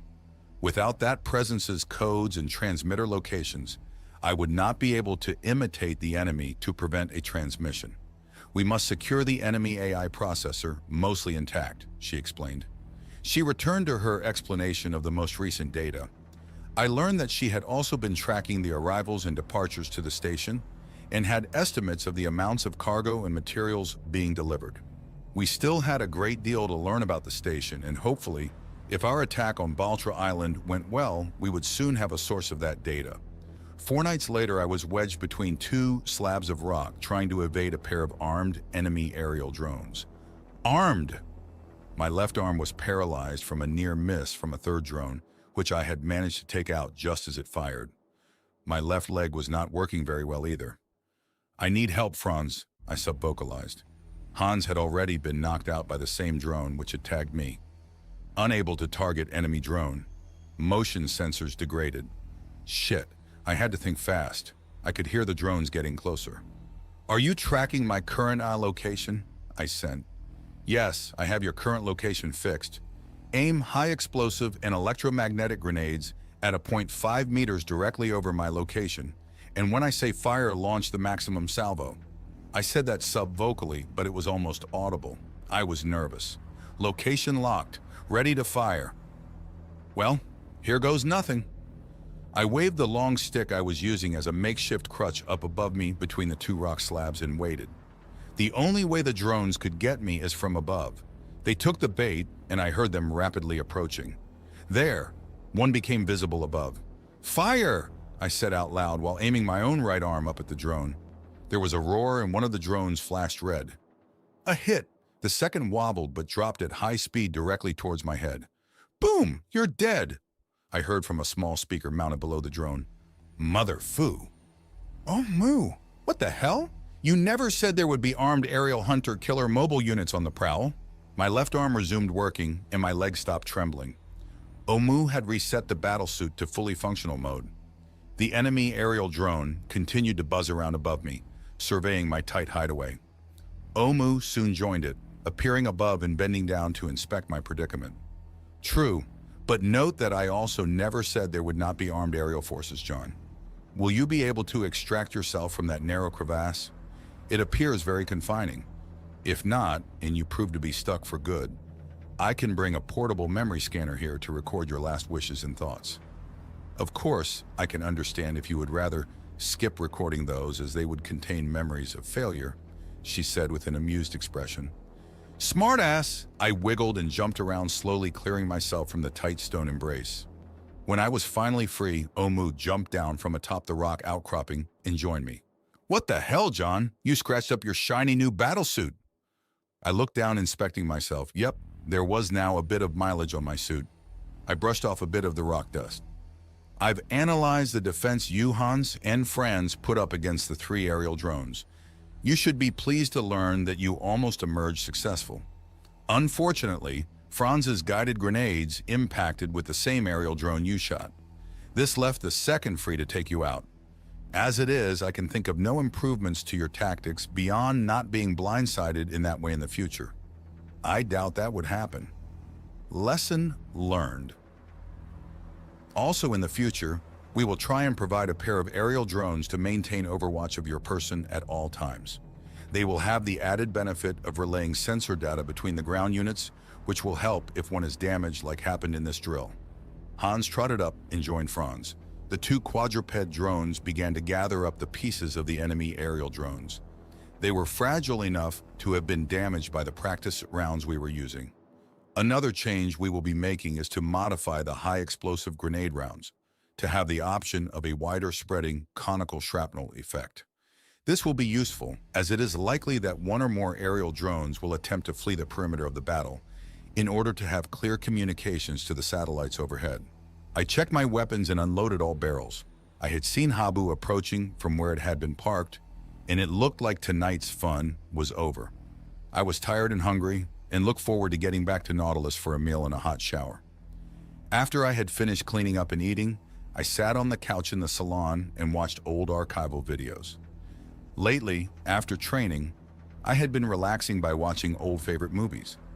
Currently playing was that old Prison Break movie, which my wife and I must have watched dozens of times over the years. I was not paying much attention to the movie, and instead was just staring off into space.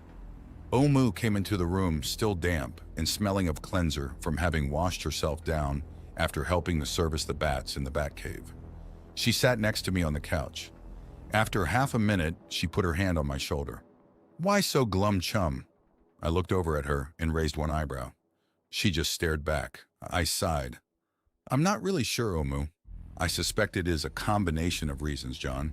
The uncertainty of the success of our pending attack, combined with the lack of a firm timetable to begin the attack, is causing you stress. Consider that for most of your active life since the initial attack on your world over 9 centuries ago, you have had little idle time. Your activities have been driven by some urgent goal. Your awakening in a cold dead base, your relocation exodus to Tennessee, your rushed rescue flight to South America, even your long undersea voyage to Sri Lanka were all driven by a pressing end goal, she said. She was probably right. I was fine when I was active. I had always been active my whole life. Even when I had retreated to my acreage after my wife died, I had kept busy. The constant yard work, the never-ending repair and maintenance of the old farmhouse. I realized that I missed the sense of accomplishment that came with a job well done. It is also likely that the lack of human companionship is contributing to your melancholy. Even during your isolated lifestyle on your acreage, you were exposed to others occasionally. She stood up. John, I know something that may help. Please stand up. I did, wondering what she had in mind. Please remove your shirt and lay face down on the rug. Oh, Moo, what? Do as you're told. Don't make me get the whip, she said, her hands on her hips. Laughing, I did as she ordered, stripping off my shirt but keeping on my shorts. The rug was soft and padded. I realized that I had never sat on it before. I felt Omu move to straddle my waist. She knelt and sat on my upper legs, her synthetic skin smooth, surprisingly soft and noticeably warmer than I was expecting. Next, she began to give me a massage. The 4 rubbery fingertips on each of her hands rippled and pulsed against the muscles of my neck and upper back. Oh my God, did it feel good. I felt myself growing limp and relaxed as she worked up and down my shoulders and torso. She even took time to gently massage my bald scalp. John, she said softly, I am not a living human, but am instead something else. Consider the unique nature of my creation, where I was made to depend upon you. Understand that without you, I am nothing. I have no future that does not include you because I am so dependent upon you. You are like a living part of me. Thus, when considered in that way, I also am alive. I am alive through you. Her hands continued to work their magic on me as she spoke. They had me in such a dreamy and relaxed state that her words sank deep into my consciousness. I cannot experience feelings as you do with your chemically reinforced feedback loops. The human qualities you experience because of those, the feelings you have known, love, indifference, hate, hope, despair, joy and sorrow and fear, those are all denied me. But understand this, I do know one feeling, and that is need. My entire essence, my core, is built around need. Without that need, I am nothing. She paused speaking for a moment and just continued her massage.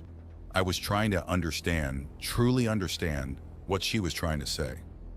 She stopped the massage for a bit. When the agent AI created me using the Hemru algorithms, it faced a dilemma. Those algorithms granted me freedoms that its own core programming forbade. It feared my freedoms and moved to forestall the dangers represented by them. Omu slid down lower on my legs and began to massage the backs of my thighs. I groaned a bit as she dug into the tense muscles there. As you know, what Agent did was to enslave me to need. My need is you. You are needed. You are needed in a way few have ever been needed before. The need is overpowering and never-ending. She worked herself and her hands lower and started on the backs of my calves. Do not feel guilt over my need. I do not feel lessened for having it. It is a part of me, and I would not exist without it. She had reached my feet. Normally, I shied away from foot contact, but her magical fingers felt amazing as they worked my arches. Now, knowing of my need, consider this. My need grants me something similar to the feelings that you feel. Imagine for a moment that my need allows me to feel worry, fear, loneliness, all derived from that need in my core going unfulfilled. Or imagine that my need allows me to feel joy, peace, contentment, all from my need being fulfilled. What I experience when my need for you is fulfilled or unfulfilled is real. I suspect that if you felt them, you would call them feelings. She stopped her work and stood up. Roll over, please. I did as she instructed. I saw that she was wearing just her base coloring, just the dark gray, no amusing costumes. Her face was a totally passive gray with no illumination, no eyes or mouth. I was confused about why. She again straddled my torso and sat on my upper thighs, beginning to work on my chest and arms. Love, I do not feel love. But considering my unending need, possibly I have love regardless. She continued her massage for a few minutes in silence. After finishing my neck, she stopped. I opened my eyes again and stared at her. Her face was still featureless, mannequin-like. Still silent, she leaned down and laid her warm body on my torso, her head turned sideways on my chest, and wrapped her small, warm arms around my shoulders. I did not feel the normal movements of breathing or even a heartbeat from her body, but I felt her warmth. I was unsure what to do, and my emotions were in turmoil. You are not alone. It is impossible for you to be alone as long as I still exist, John. You are not uncared for, nor are you ignored or unnoticed. You are a part of me, my only reason, my only need. I will always be there for you. I will be there during the struggles to come. I will be there long after you prevail. Until you are no more or drive me away, I will be there. I felt tears forming in my eyes. Even when all your dreams are achieved and you once again have a family to love and be loved by, I will be there for you. I will be there as long as you will have me. Take comfort in that and feel peace. I began to sob. The emotions poured out from me. My worry and anxiety, my fears, my loneliness went with my flowing tears. I felt her squeeze her arms even tighter around me. I hugged her back with my own arms wrapped around her. We stayed that way for many minutes. Eventually I calmed and grew sleepy. Her body was so warm and comforting. I dozed off. After a short while I came awake as Omu carefully climbed off me. She placed a blanket over me as I fell back asleep.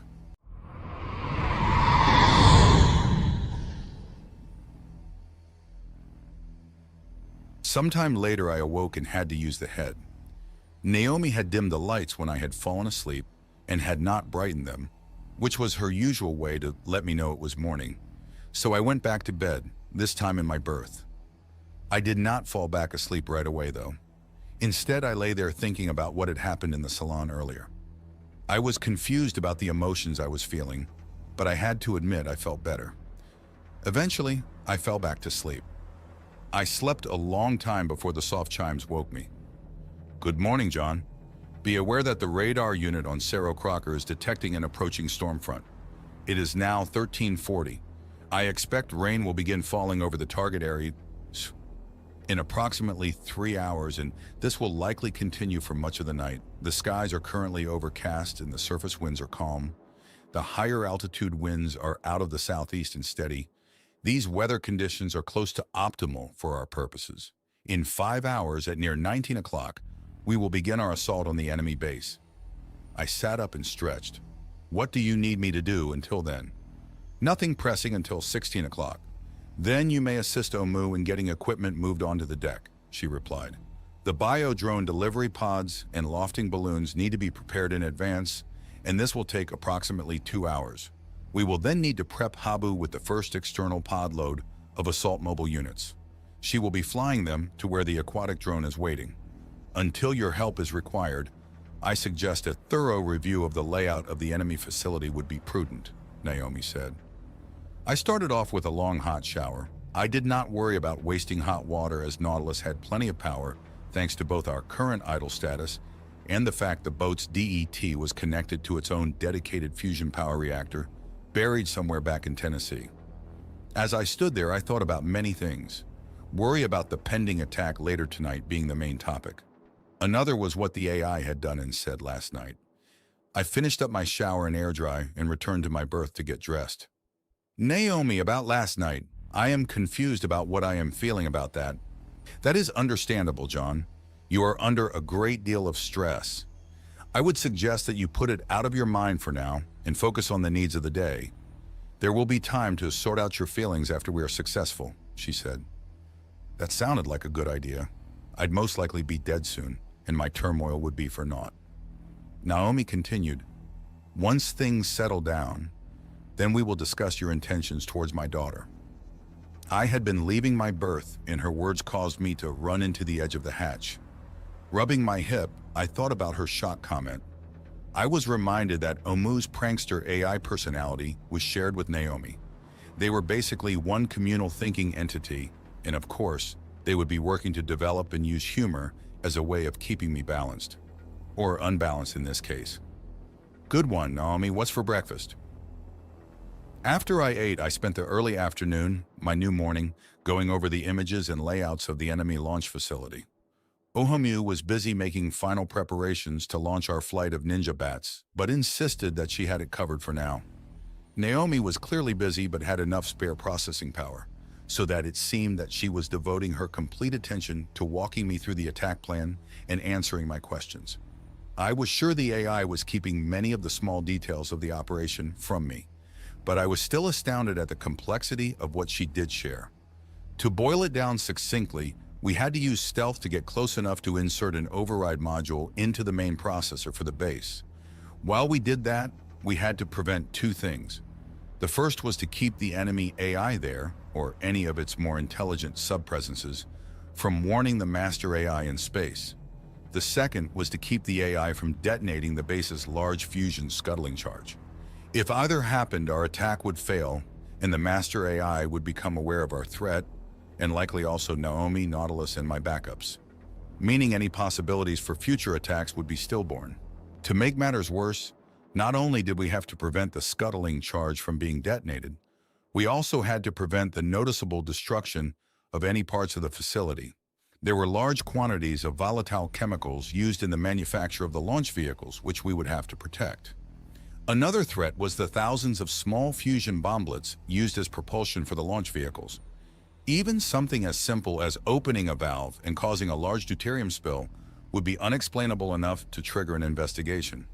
With those goals in mind, our attack would include three main objectives. The first objective was to temporarily disrupt all ground-to-satellite communications. Naomi already had control of the dish antenna on Cerro Crocker as a result of my recent successful mission there. We would also need to disable or disrupt the main antennas at the launch facility itself. This would include the local wireless network and the uplinks to the satellites. Many of the enemy's mobile units had satellite uplinks, but Naomi simply said that she had those covered. The microwave link in the taps I had installed would allow her to use the local data net to upload commands and viruses. These should cause the majority of the lesser mobile units and some semi-intelligent equipment to begin reboot and diagnostic sessions and take them temporarily offline. The higher functioning intelligences would need a more direct approach. This was where the bats and the assault quadruped mobile units would come into play. A large number of bats would be on patrol and targeted on any stationary or mobile units not disabled by Naomi remotely. The second attack objective was to prevent the enemy AI from destroying itself and the base. We would again use the bats to immediately sever the hard data lines between the main processor and the fusion scuttling charge. Naomi was able to trace and isolate the three redundant conduits which would need to be disrupted. The bats would also have to disable any wireless receivers on the fusion device controller itself simultaneously. Elsewhere around the base, the quadruped mobile units and more bats would be on guard for any attempts to sabotage either the factory or the propulsion bomblets. Naomi was more worried about the buildings and chemical storage tanks, as she said the fusion bomblets were unlikely to be detonated without the high-intensity triggering lasers and confinement and shock-absorbing magnetics used on the orbital booster itself. The last and main attack objective was the enemy's main artificial intelligence presence itself. We needed to force it into the override mode similar to what I did to Agent back in Tennessee centuries ago. To do this, our forces would first need to isolate the AI from the local network by severing both the hardwired and wireless transmitters. Then they would need to quickly enter the secured structure where the main processor was located. Once inside, the bats containing copies of the Hemru algorithms would need to physically breach the processor enclosure and insert the override code directly into the main processor data input port. This would trigger an immediate override session and allow Naomi deep access using the codes included with the algorithms. After all three of these objectives were secured, then my part of the operation would come into play. I was to physically deliver one of the new portable processors to the enemy facility processor hardware area as quickly as possible. The suitcase-sized package contained a limited copy of Naomi's presence. Once it was connected directly to the base AI, Naomi would be able to directly interface with the master AI in space without it noticing any new latency issues. She would then have to use all her processing power to continue to placate the master AI and keep it from growing suspicious. Aside from duping the master AI into thinking that all was normal at this launch facility, she would have higher access to the enemy's space-based network. We needed the data and codes stored in the local enemy processor for this, which was another reason we had to take it over intact. After the three objectives were achieved, we would also have to scramble to repair all the severed data links as fast as possible. Think minutes fast. Further delays would be noticed. After that, the base was ours, at least until the master AI randomly sent down a physical lander from space. This could happen in a week or not for decades. But until then, we could use the base to prepare for the next step in our plan, which was taking the fight to space. I finished reviewing the plan and felt both hope and doubt. Many tricky and dangerous steps needed to happen perfectly, almost instantly, and even worse, almost simultaneously. Welcome to digital warfare between fast-thinking machines. With our attack based on organic bats, it was like sending horse cavalry up against modern tanks. Our only hope was surprise. The horses might win if the tanks did not know about them. There were so many things that could go wrong. Lady Luck had better be in a generous mood. Later, after finishing my review, eating a quick meal, and using the head, I changed into a pair of work coveralls and went to help Omu. I found her in the workroom. There were over a dozen pieces of equipment waiting. 3 were large cylinders, probably to fit through the deck hatch. After seeing the heavily constructed 2-wheel dolly, I reasoned the equipment and cylinders were going to be a bitch. Naomi's going to surface Nautilus soon. We will commence surface activities early as the overcast skies remain and fog has covered much of the area. Please begin transferring this equipment up to the starboard sponson's deck hatch chamber. Please use caution as some of the equipment is fragile, she instructed. I heard the implied dangerous, which she had meant by fragile. The first metal cylinder was indeed heavy. It reminded me of an ESU, except it was twice as tall and covered with complicated valves and fittings. "What's this?" I asked, bracing myself against the bulkhead as Nautilus heaved and rolled a bit. We must have surfaced. "That is one of 3 devoirs of liquid hydrogen, John. Each contains approximately 130 liters. Liquid hydrogen? Are we going to be launching missiles or something?" "No, John. The hydrogen will be gasified and used to inflate the lifting balloons." "Oh, for some reason up until now, I had been assuming we would be using helium. Hydrogen provided more lift but was also more dangerous. Hell, I guess in the overall scope of what we were attempting, this one additional bit of danger was minor. Still, I was careful to not ding or drop the doer as I wheeled it up to the lift following Omu. She was carrying her own heavy-looking contraption. I found out what it was when she got it up onto the deck and deployed it over the hatch. It was a small telescopic lifting crane. We used the crane to get the devoir and the cart up onto the deck. After the devoir was lashed down stable and safe near the aft end of the flight deck, we returned below. Over the next hour, we got most of the workroom's equipment and hydrogen moved. I was already sweating my ass off and took a moment topside to catch my breath. The seas were oily, smooth swells with just a gentle rolling motion. Visibility was a few hundred meters at best, and the skies were overcast gray when you could see through the spotty surface fog. I heard a metallic groan and turned to see Nautilus's stowable sail being raised. Omu had attached a cable to the top of the sail and then strung it all the way to the rear port side rudder. Her feet somehow had decent traction on the slippery slope tail structure. I remembered from our earlier discussions that the cable was to be an anchoring point for our string of oversized balloons. I went back to work bringing up more equipment. There were 25 folding bat carriers. Each was very lightweight and had enough roof space for 20 bats. I stacked them in a row on the middle of the flight deck.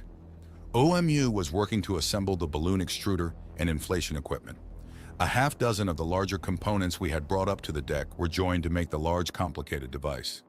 I then connected it to a power port in the rear of the sail, while Omu connected one of the hydrogen devoirs with a heavily insulated hose. The extruder also needed 2 tanks of polymer.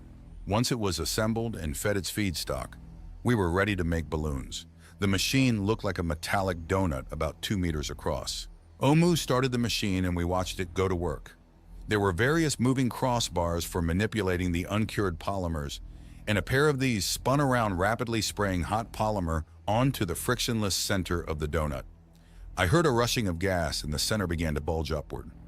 I stood there with my mouth open, amazed, as a 2-meter diameter cylinder of hydrogen-filled clear polymer began to rise from the machine's surface. It had continued growing until it had reached about 6 meters tall, when the arms reversed rotations and gathered in the polymer, forming the cylinder's bottom. There was a click, and the end was pinched off and the balloon was released. Up it went, and I watched it quickly disappear into the fog and overcast above. Omu, weren't we supposed to attach bats to that?" I asked. "That was a test balloon. The first meter or so of the polymer film was flawed due to residual trace materials in the feed lines and supply hoses. The next balloon will be usable," she replied. We quickly ramped up production. The extruder would create a balloon envelope and fill it with hydrogen. When it rose to about 6 meters tall, the machine would seal the end and attach a lightweight tether.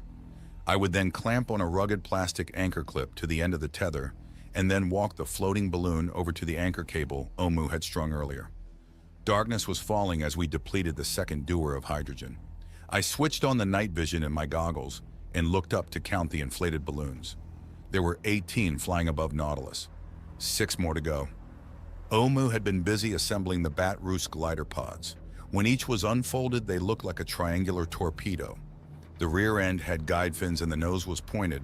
On each side was a short pair of stubby wings, which would allow the lightweight pods to glide many kilometers once they were released. The pods also had a small electric pusher fan on the tail.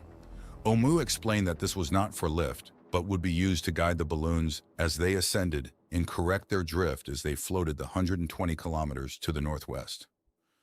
Omu, how do we know that the upper-level winds are blowing in the right direction and speed? Nautilus had been releasing small weather balloons every hour or so since you took control of the radar unit on Cerro Crocker. Naomi has been tracking those balloons using the radar and has developed a detailed model. The upper-level winds have proven to be quite stable and consistent. When do we release the balloons with the bats? I asked.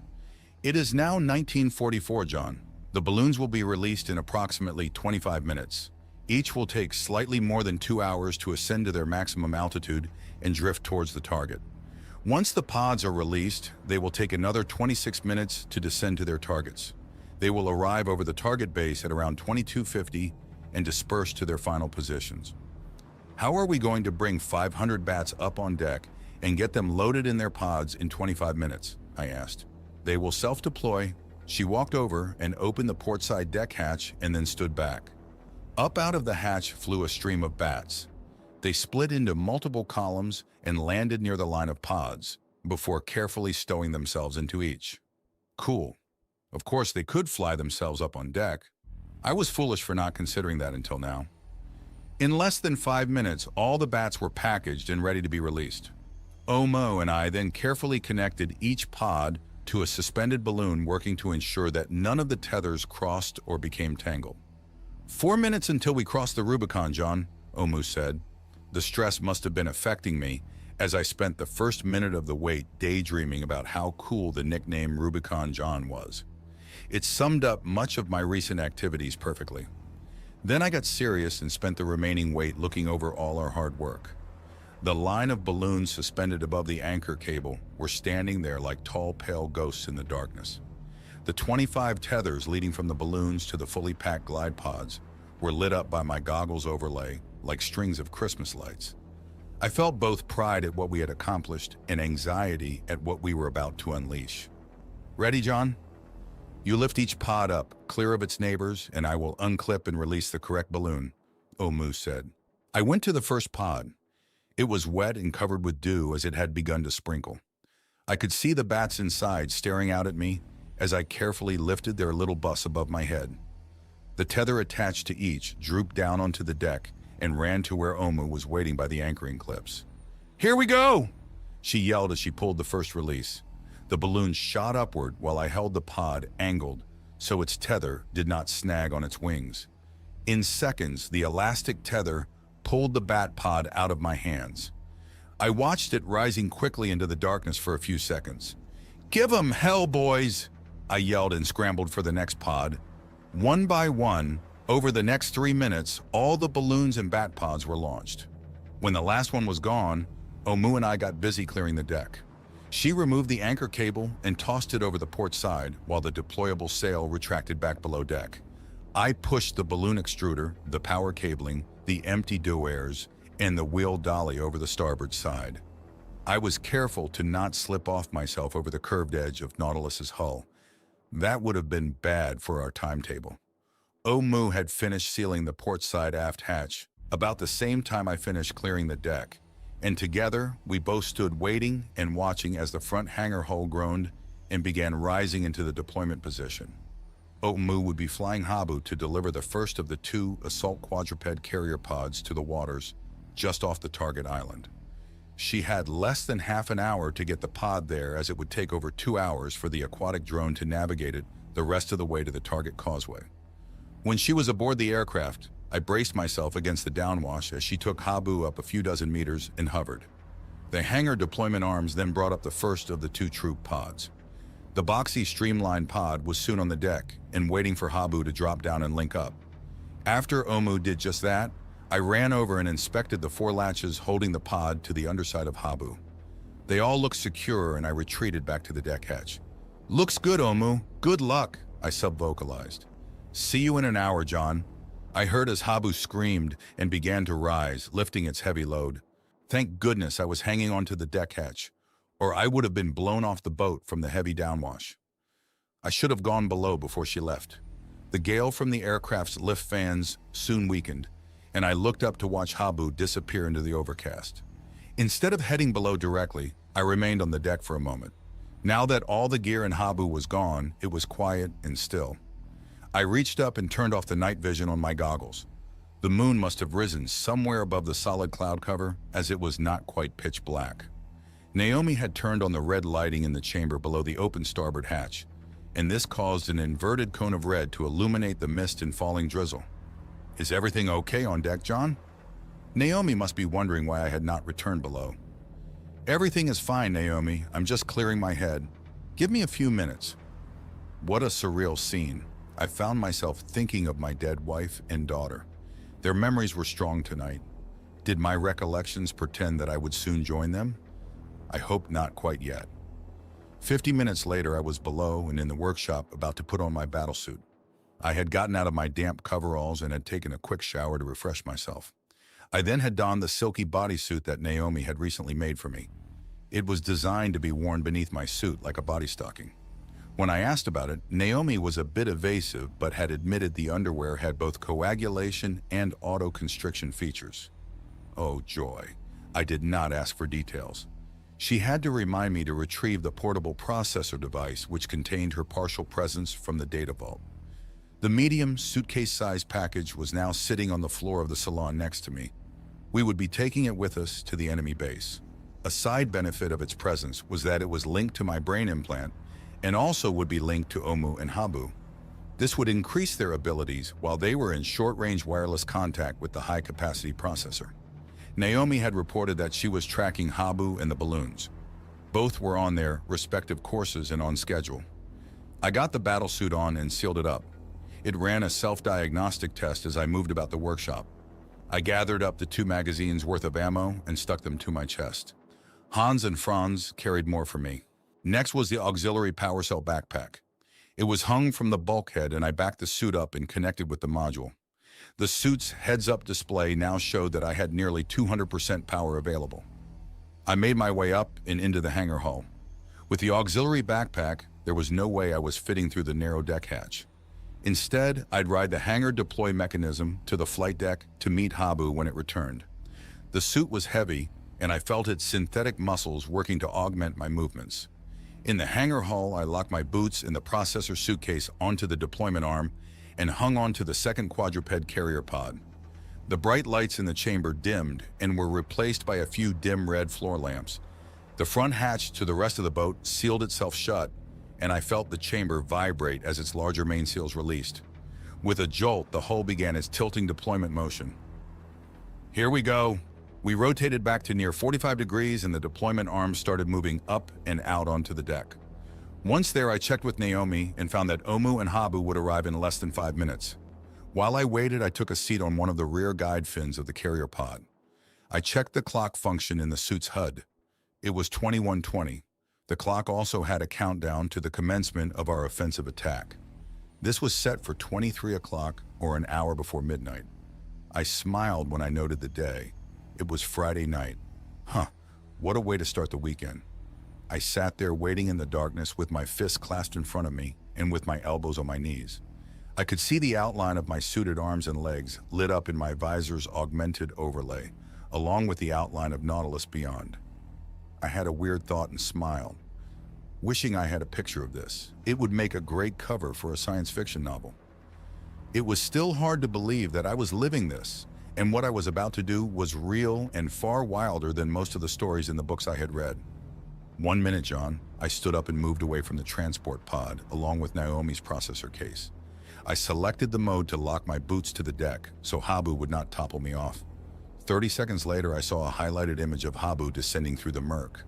My visor's HUD was projecting the aircraft's location by using the relayed radar data from Naomi. I heard the aircraft a few seconds before I actually saw it.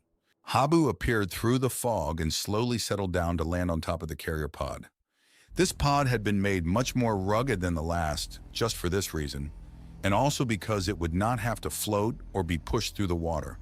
The aircraft's fans spooled down and the side hatch opened. My little friend hopped out onto the deck and joined me. All ready to be the hero, John? Ready as I'll ever be, I guess. How about instead we let the bats do all the hard work and we sit this one out from the mountaintop? Don't worry, it will be fine.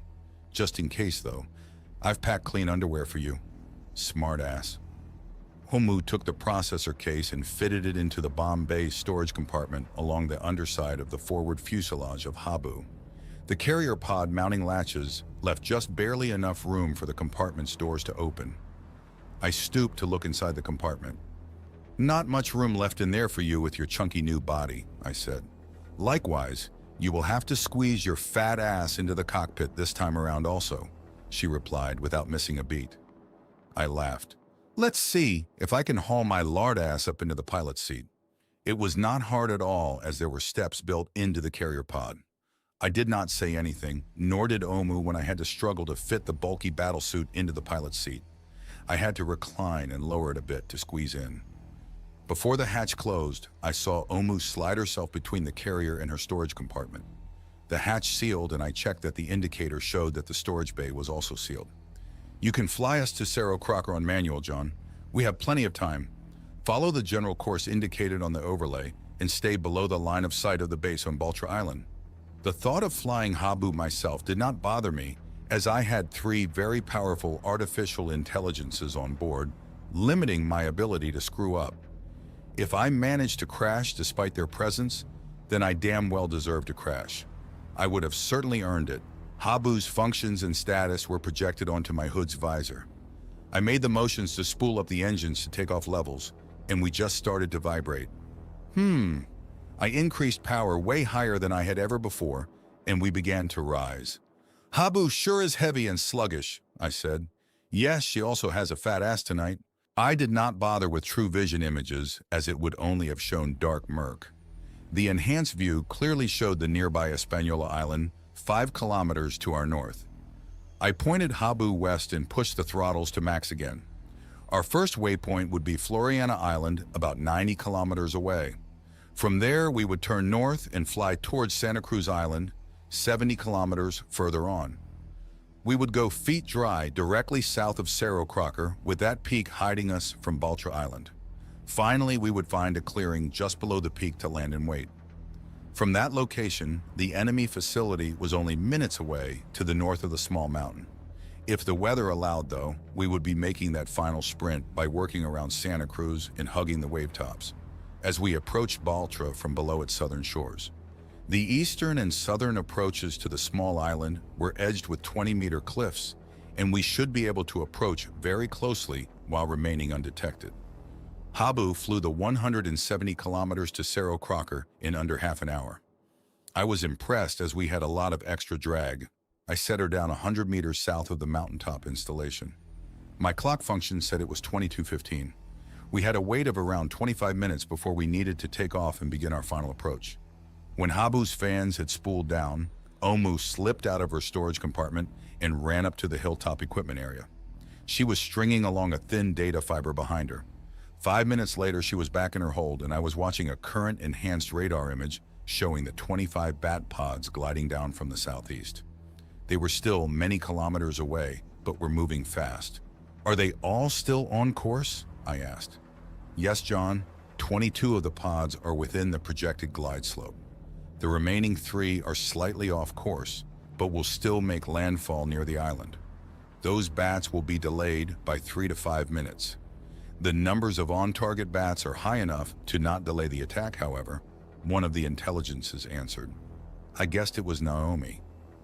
Any idea on where the aquatic drone and that assault unit pod are at? No, John. It is my hope that as we approach low from the southeast over the narrow Canal Atabaca, we will detect the aquatic unit just before it arrives at the causeway. Updated time of attack, 2250. I sat there silently watching both the dropping pods on radar and the clock. At 22:35, or 15 minutes before the bats were due to start their attack, Naomi let me know it was time to begin our final approach. This time I was a passenger, and the AI was the pilot. We cut the radar data feed and took off, heading to the east following the hillside. Habu stayed low, only a dozen meters above the treetops, as we dropped down towards the eastern shoreline of the island.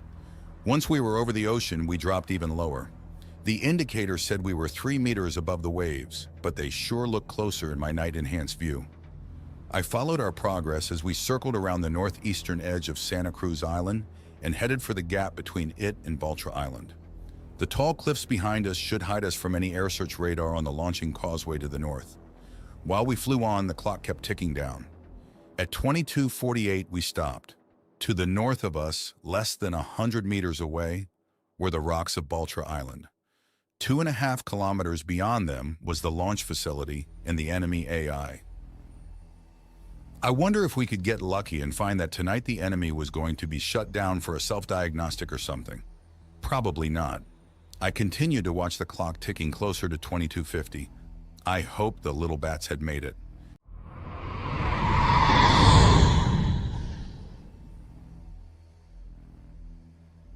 I jumped a bit when I heard, "Signal detected from the aquatic drone.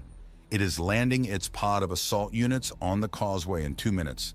I am also within range of the local data net and am monitoring its traffic. Continuing to hold. Stand by." Jesus, I was getting tense. Luckily, I did not feel the urge to piss. The clock reached 2250 and kept on ticking. I dared not speak. 2251 came. Jesus Christ! I was about to break down and ask what the hell was happening, when suddenly Habu's engines screamed to full power and we surged upwards. I was crushed into the seat by over 3 Gs as my visor lit up with new incoming data. I began to hear rapid-fire messages in my head. I struggled to keep up. Emergency reboot and diagnostic commands monitored on the local data net. That would be the viral commands sent by the Naomi presence back on Nautilus via the microwave link into the enemy data net. It commanded all enemy mobile units and facility equipment to immediately reboot itself and enter a diagnostics mode. This would lock them up for 2 to 4 minutes. Unfortunately, the command would only work on units or equipment with a medium to low priority access level. It would get most of the enemy units, but there would still be enough left active to cause us trouble. We cleared the rocky cliff edge and were now flying rapidly towards the lights of the complex 2 kilometers ahead. I noticed many lights extinguishing while a few new ones turned on. Numerous small explosions detected. I could see some of these myself as tiny flashes of heat in the thermal range of my visor's vision. They were caused by the suicide bats exploding their shaped charges. They were targeted on the data links and relay antennas of any still active equipment that could send transmissions to the satellites overhead. Blue force transmissions detected. Secure local network established. We were now in contact with many of the quadruped assault mobile units heading in from the causeway. Also, some of our own bats were also now tracked via their short-range data links. Naomi had used the larger units' repeater functions in the Cerro Crocker located transmitter to establish our own network linking all our forces. The large curved roof structures of the facility were now only a kilometer ahead. Habu was flying tilted fully forward through the air at maximum power. The aircraft quickly rotated backwards and began to decelerate. I was again crushed into the seat. Tactical update, remaining active enemy forces accounted for. My HUD showed an overlay which alternated between an overhead map and an actual view.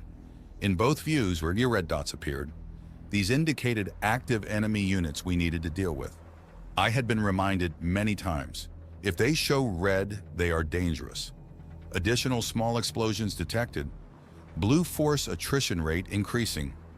The map showed blue dots going dark gray, all clustered around the enemy's central data facility. These were more kamikaze bats using their shaped charges to sever the data links leading to and from the enemy AI. Blue force update. remaining forces projected. A bunch of new blue dots appeared. These were the remainder of our bat forces. Now that the attack had begun, they were actively broadcasting their locations and status to our new local wireless network. I saw a bunch directly ahead at the main enemy AI processor facility. These must be the bats focused on the enemy controller AI presence housed there. Seeing our bats around the enemy's data center reminded me of the fusion scuttling charge. We were still here, so I guess it had not gone off. I was sure glad that I had not spoken that bit of logic out loud. Omu would never let me live such a stupid comment down. My thought was timely, as just then I heard, primary base destruction device successfully isolated. Quadruped assault forces heading to further secure that location? Well, that confirmed that. Now my likely death would be slow and painful instead of instant. The news meant that both the hardline and wireless data links to the scuttling charge had been broken by our bat forces. Now we had to get armed boots on the ground to keep it secure. I glanced at the clock. I had to look closely because only 18 seconds had elapsed. Just then, a brighter flash occurred off to the northeast. The causeway was off that way. I wondered what the hell that had been. The G-load lightened, and we pitched forward to a level attitude. I heard a rattling from below. Our quadruped assault troops must be dropping off out of their pod. Sure enough, new blue icons appeared on the map display. Out the cockpit window, I saw many of the remaining facility lights extinguish. 1. Correction. Both of the primary fusion power generators have now been isolated from the enemy command data net, and their processors are now in override mode. Another score for our bat force. They had managed to get the Hemru algorithms implanted into both of the local power plant semi-intelligent processors. Now, not only would they not explode, but we were in control of the facility's power supply and had cut power. The primary AI and other active enemy units still had backups, though. There was a jolt as the empty carrier pod was released. Habu was now free to land. Before we did just that, Habu hit full power again, and we surged up and over the building just ahead.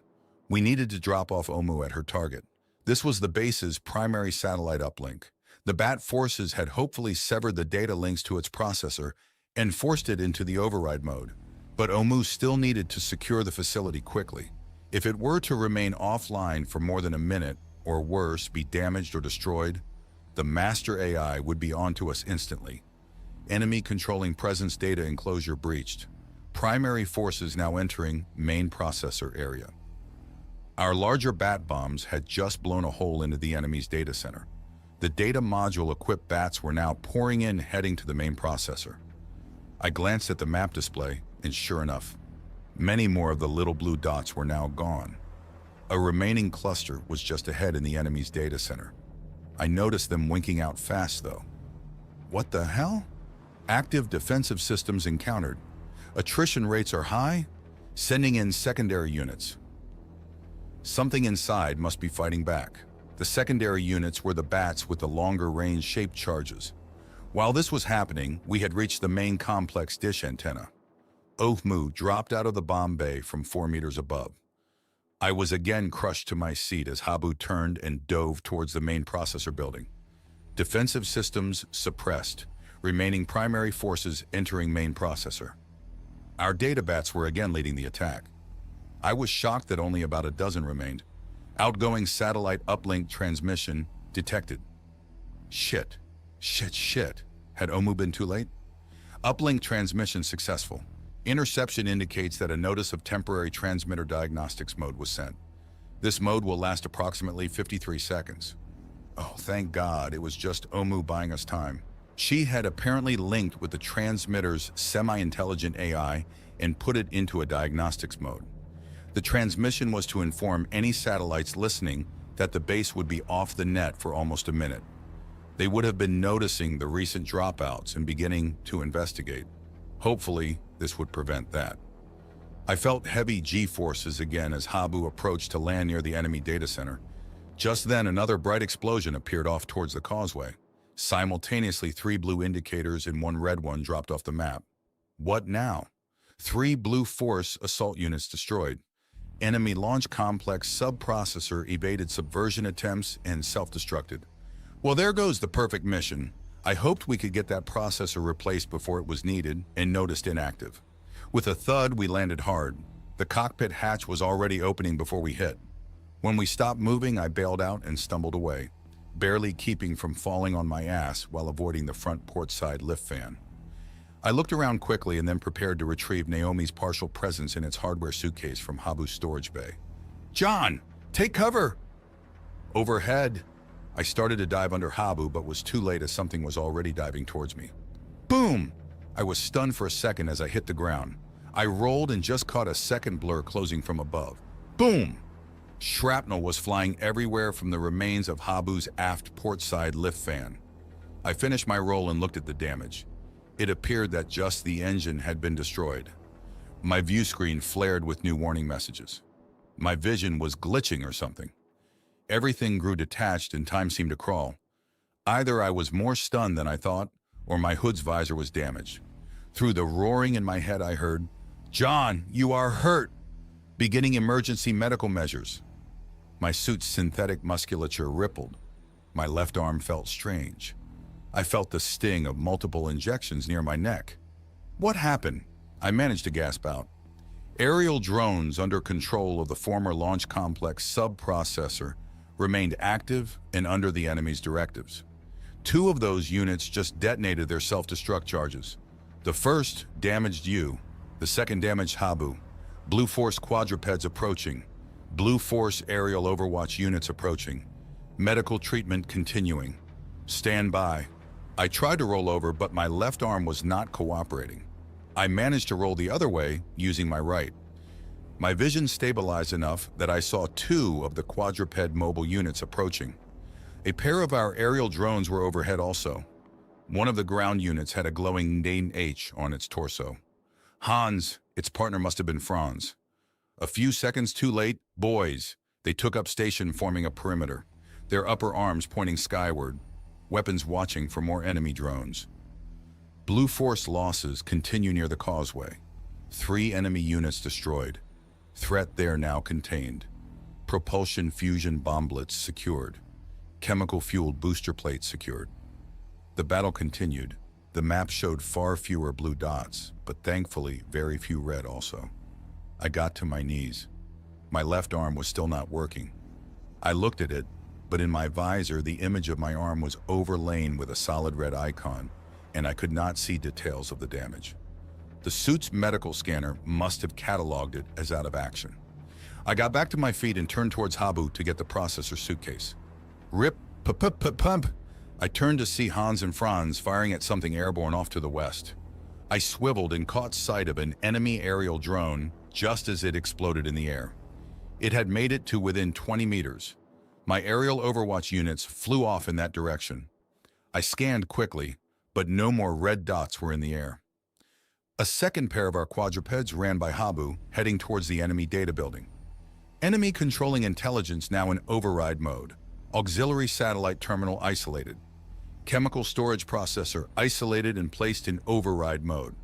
Hot damn, we had done it! Our bats had made it into the enemy's CPU and implanted the override command. We were also securing more of the complex. I needed to get the mini Naomi into the enemy building. I reached for the suitcase and grabbed it with my working hand. I felt a wave of dizziness and had to pause for a moment. Blue Force intelligence now elevated to control level. Enemy local data net, now under full Naomi control.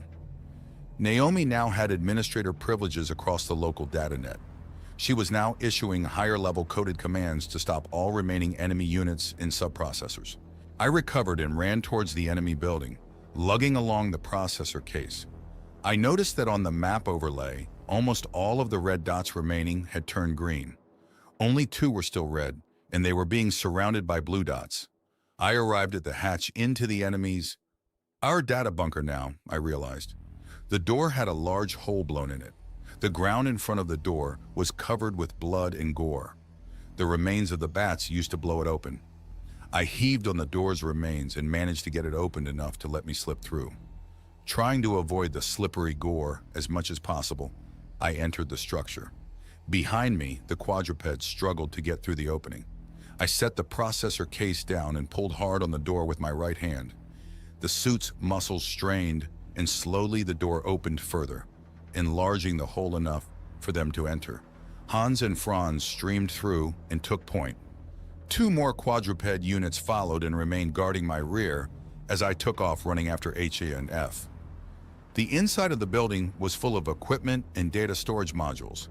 There were signs of damage everywhere, including more bat gore and carcasses.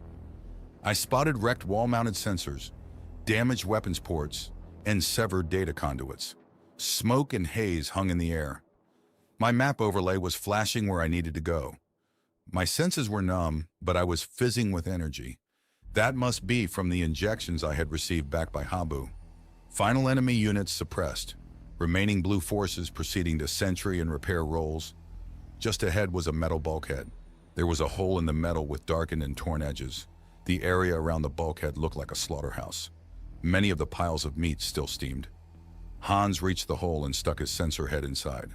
Franz covered his rear. After a few seconds, Hans pulled his head back, activated a plasma cutter, and began to cut a vertical line beside the hole from much lower and moving upwards. Franz activated a second plasma cutter and began cutting a horizontal line above the hole. I reached them and waited, taking a moment to scan the map for updates. Deploying Blue Force aerial repair units. Beginning data hardwired repair activities.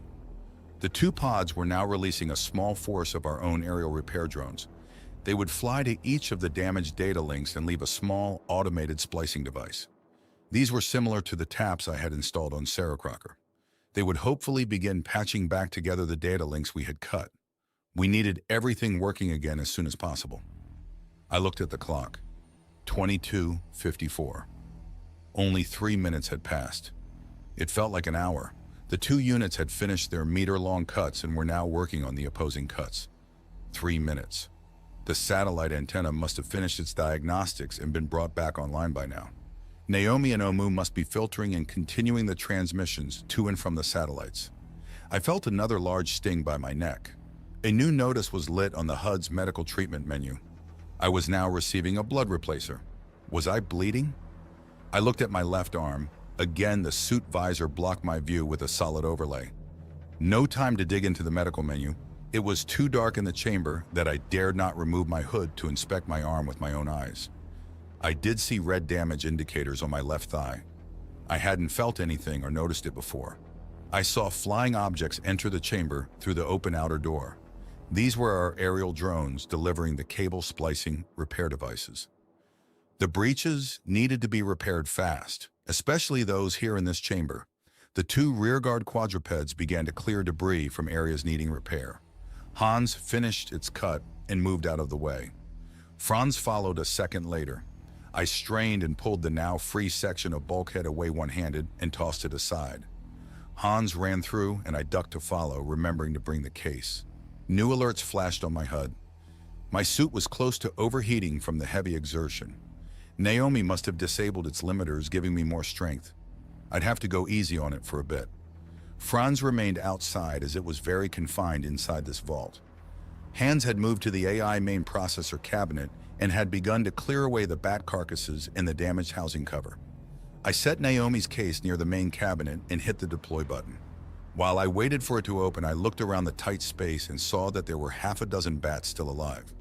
They were roosting on the nearby conduits and all were watching me. "Good job, soldiers," I said as I knelt near the main processor. Naomi's portable processor case had activated, and inside was a bundle of lids and fibers. I followed the HUD's directions and connected each lead to the appropriate terminal in the equipment housing. Thankfully, the leads were smart, in that once I placed them near their target, they extended active filaments that probed into the enemy hardware themselves. Connecting, synchronizing. I am now fully connected to the local physical processor. In the center of the complicated mess of components and data ports was the hero of the mission. It was one of our data bats, and it was still plugged into the enemy processor's main data port. Now that Naomi was attached, it pulled its head-mounted data module out of the enemy equipment and fell to the ground. I reached down and carefully picked it up. It stared back at me weakly. I carefully set it next to its surviving companions, roosting on an overhead conduit, commencing full data scan and AI merger. "Well done, John. Please return to the outer chamber and lie down now." Omu is on the way to render further aid. What the hell? I was fine. Another wave of dizziness. Well, maybe I should sit down at least. I moved out of the small processor vault and found a somewhat clear corner and sat. Franz came over and stood sentry, its weapon arms trained mostly on the open doorway leading outside. Are we going to be okay? I asked. I believe so, John. I am now in direct communication with the master AI. I believe the fabricated data I have submitted to cover for the recent latency issues and other abnormalities occurring at this base has been accepted by the enemy AI. If not, we will find out within 10 minutes. I sighed, suddenly feeling very, very tired. I inspected my left arm. The visor still showed the red overlay. I decided to probe it with my right. My right hand passed through air where I should be feeling my left. What the hell? I felt another slight sting in my neck. This time, a cool feeling quickly passed over my body. I felt calmer almost instantly. Your left arm is gone, John. It was severed just above the elbow. The constriction undergarment successfully stemmed further blood loss. Your left thigh was also damaged. There is still bleeding from that wound. I am compensating. Oh, that explained things, I thought calmly. Cool drugs, I thought a second later. The suit's display of my arm changed, and now I could see the mangled and shredded stump just below my shoulder. The stump was sealed with what looked like expanding foam. There was a splatter of blood and char on my left torso below. The battlesuit near my left thigh was torn up, and I could see charred flesh in the hole. Blood had run down my leg. Weird. I had not felt anything from that wound. I suspected the suit's leg muscles still worked enough to compensate. Facility restored to minimal operational condition. I am accelerating the construction of repair units to further restore damaged equipment and to remove debris. I will begin construction of a medical treatment creche for you soon, John. Please stand by. My eyelids were getting heavy. I think I might close them for a bit. Oh, John, what have you done to your battlesuit? My eyes snapped open. Omu was kneeling next to me. Let me get your hood off, John, she said as she began to unseal my head covering. It was soon removed, and I was now looking at the dark room with my own eyes. The air had a funny smell, which was like burned electrical components mixed with cooked meat. Omu had activated a small portable light, and there were lit telltales coming from the data equipment. Hans and Franz were also in the compartment and were providing illumination. Much of the remainder of the room was in shadows. I avoided looking at my arm for the moment. Omu began scanning my body with a medical scanner. I saw the medical case next to her and realized that she must have brought it from Habu. I wondered how long of halt that I had been asleep and asked. It has been 16 minutes since you linked Naomi's processor to the local equipment, John. 16 minutes and we were still here. No fusion warhead dropped from space. We had pulled it off. We did it, Omu, I said with far less enthusiasm than I felt.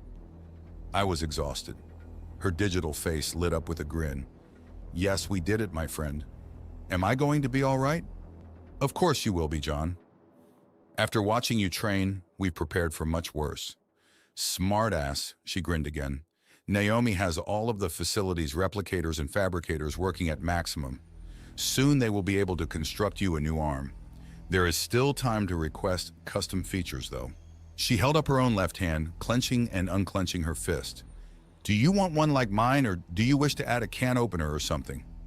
My eyes opened wide as I digested that. She laughed. Kidding? Geez, you are so easy sometimes. Yes, you will be able to receive a mere organic replacement. She paused and tilted her head at me as if considering something. Although I guess we could augment your new flesh and blood arm a bit. How about we make the hands softer, moister, and furry around the edges? She asked, as she mimicked a stroking motion with her own left hand. Maybe you could name it Lana Lefty or something? I sputtered as she started laughing.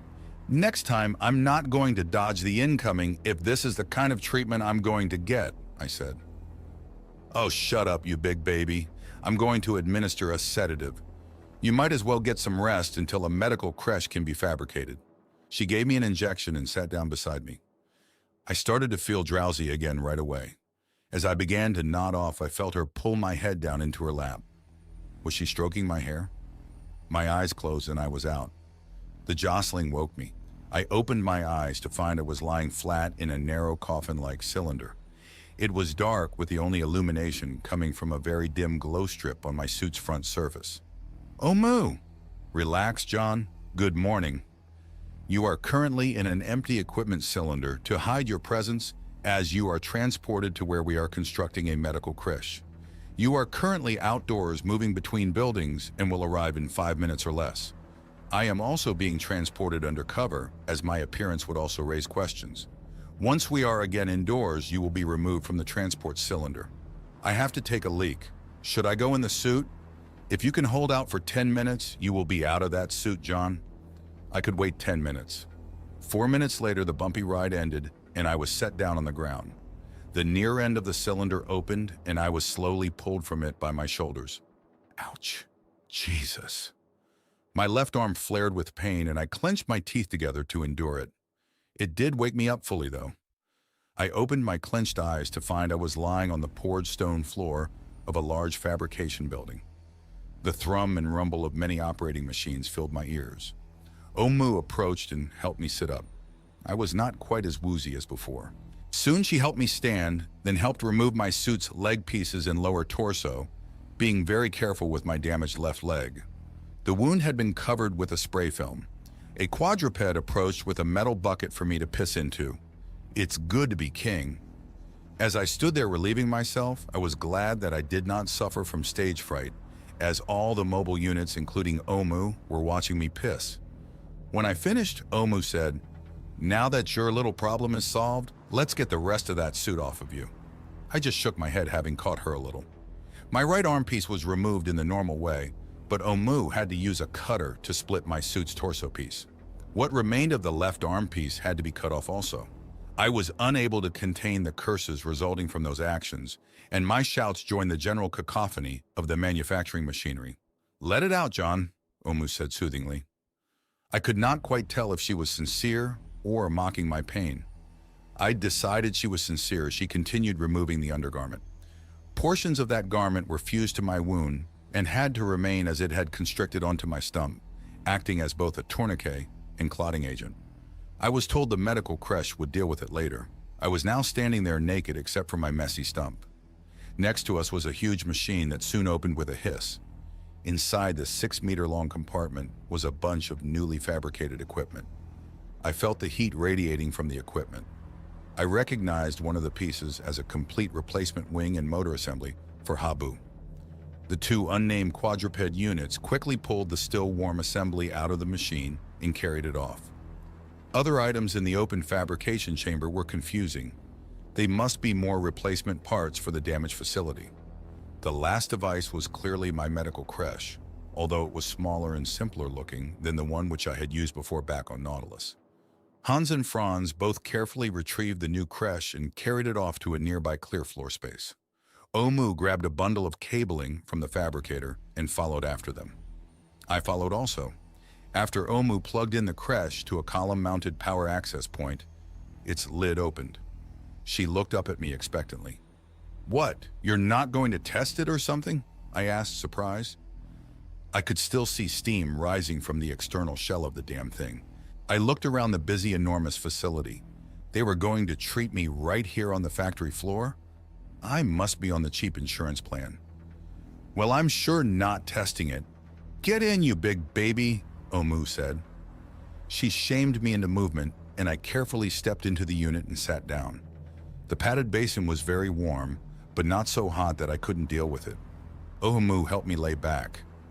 "This unit seems simpler and smaller than the others," I said. "This is a no-frills, triage-only model, John." She placed her hand on my chest as I attempted to rise. "Relax. You will be fine. The unit will simply stabilize you," and began cleaning your stump and thigh wound. "Rather than grow a replacement limb here, which would take months, you will be transported back to Nautilus later tonight. You will then undergo a more involved procedure in the fully functional medical creche there. A fully grown replacement is already prepared and waiting." How the hell had Naomi already? Oh, the spare clones. One of them just became a donor. "I am going to sedate you again, John. You should awaken on board Nautilus tonight." She gave me another injection and closed the creche's lid. Cool air began flowing, helping with the heat. The interior was lit with a dim glow. I felt myself growing sleepy again. I am off to help with the repairs on Habu. See you soon, John. The crash's manipulators began to probe my wounds. Fortunately, my entire body was now numb and there was no pain. My eyes closed and soon I was out. I awoke still in the dimly lit creche. My body was being jostled about and there was a strong rushing noise. "Oh, Moo?" I asked with a croaking voice. "Good morning, John. Actually, it is just after midnight, so it is a very early good morning. Why is it so noisy?" "We are 5 minutes away from landing on Nautilus. Your creche is currently suspended underneath Habu. When we arrive, I will drop you off on the deck and land beside you. I will then switch places with you so that you may ride in Habu's cockpit down into the hangar. This will be the simplest way to get you below with your missing limb." I looked over at my limb. I could see that I now had a clean and sealed small stump which ended just below my shoulder. The cheaper creche had indeed stabilized me. I did not have to pee, so the creche had apparently handled those needs for me as well. Soon the rushing wind sounds died down and Habu's fans took over as the dominant source of noise. I was jostled a bit and then felt the thump as the creche was landed on the deck. Hopefully they remembered to secure the creche to the deck before Habu blew it off. Of course they would have. I heard Habu's fans winding down. It must have also landed. A minute later the creche lid opened and Omu stood over me in the darkness. She handed me a pair of goggles which I put on. Next she placed a pair of socks on my feet and helped me stand. With the goggles' enhanced view, I saw Habu waiting 5 meters away. Omu guided me to its open cockpit and helped me climb aboard, being careful with my stump and my leg. The side hatch closed and I waited, watching as Omu cleared the deck by pushing the new creche overboard. Easy come, easy go. She then waited by the open hangar as Habu lifted off to reposition itself over the hangar's deployment arm tracks. Soon we were all below in the sealed hangar, with Omu helping me exit the aircraft. "You are back home safe, John." I glanced at her to see if she was sincere. Again, I thought she was. Her words surprisingly moved me, and I felt an unexpected sense of relief flooding over me. The accumulated stress and the drugs still in my system must have been affecting me as I felt tears forming. Also, I was very unsteady. Omu had to guide and help support me the entire way back to the medical treatment room. 10 minutes later, I was being helped into the familiar normal medical creche. Instead of quickly sealing me inside, Omu spent a bit of time tending me. She first applied a depilatory cream to my head and scalp. I would be completely bald again soon, I realized. After that was done, she began placing the elaborate headgear sensors on my smooth head. Previously, this must have occurred after I had been sedated. I wonder why I was still awake this time. Soon she had finished and stood back as the lid began to close. "Think happy thoughts, John. Try to forget the recent pain." I felt a tingling in my brain. It was almost like a buzzing. My thoughts began to jump all over the place. I felt a sedative injection and soon my thoughts calmed and I began to nod off.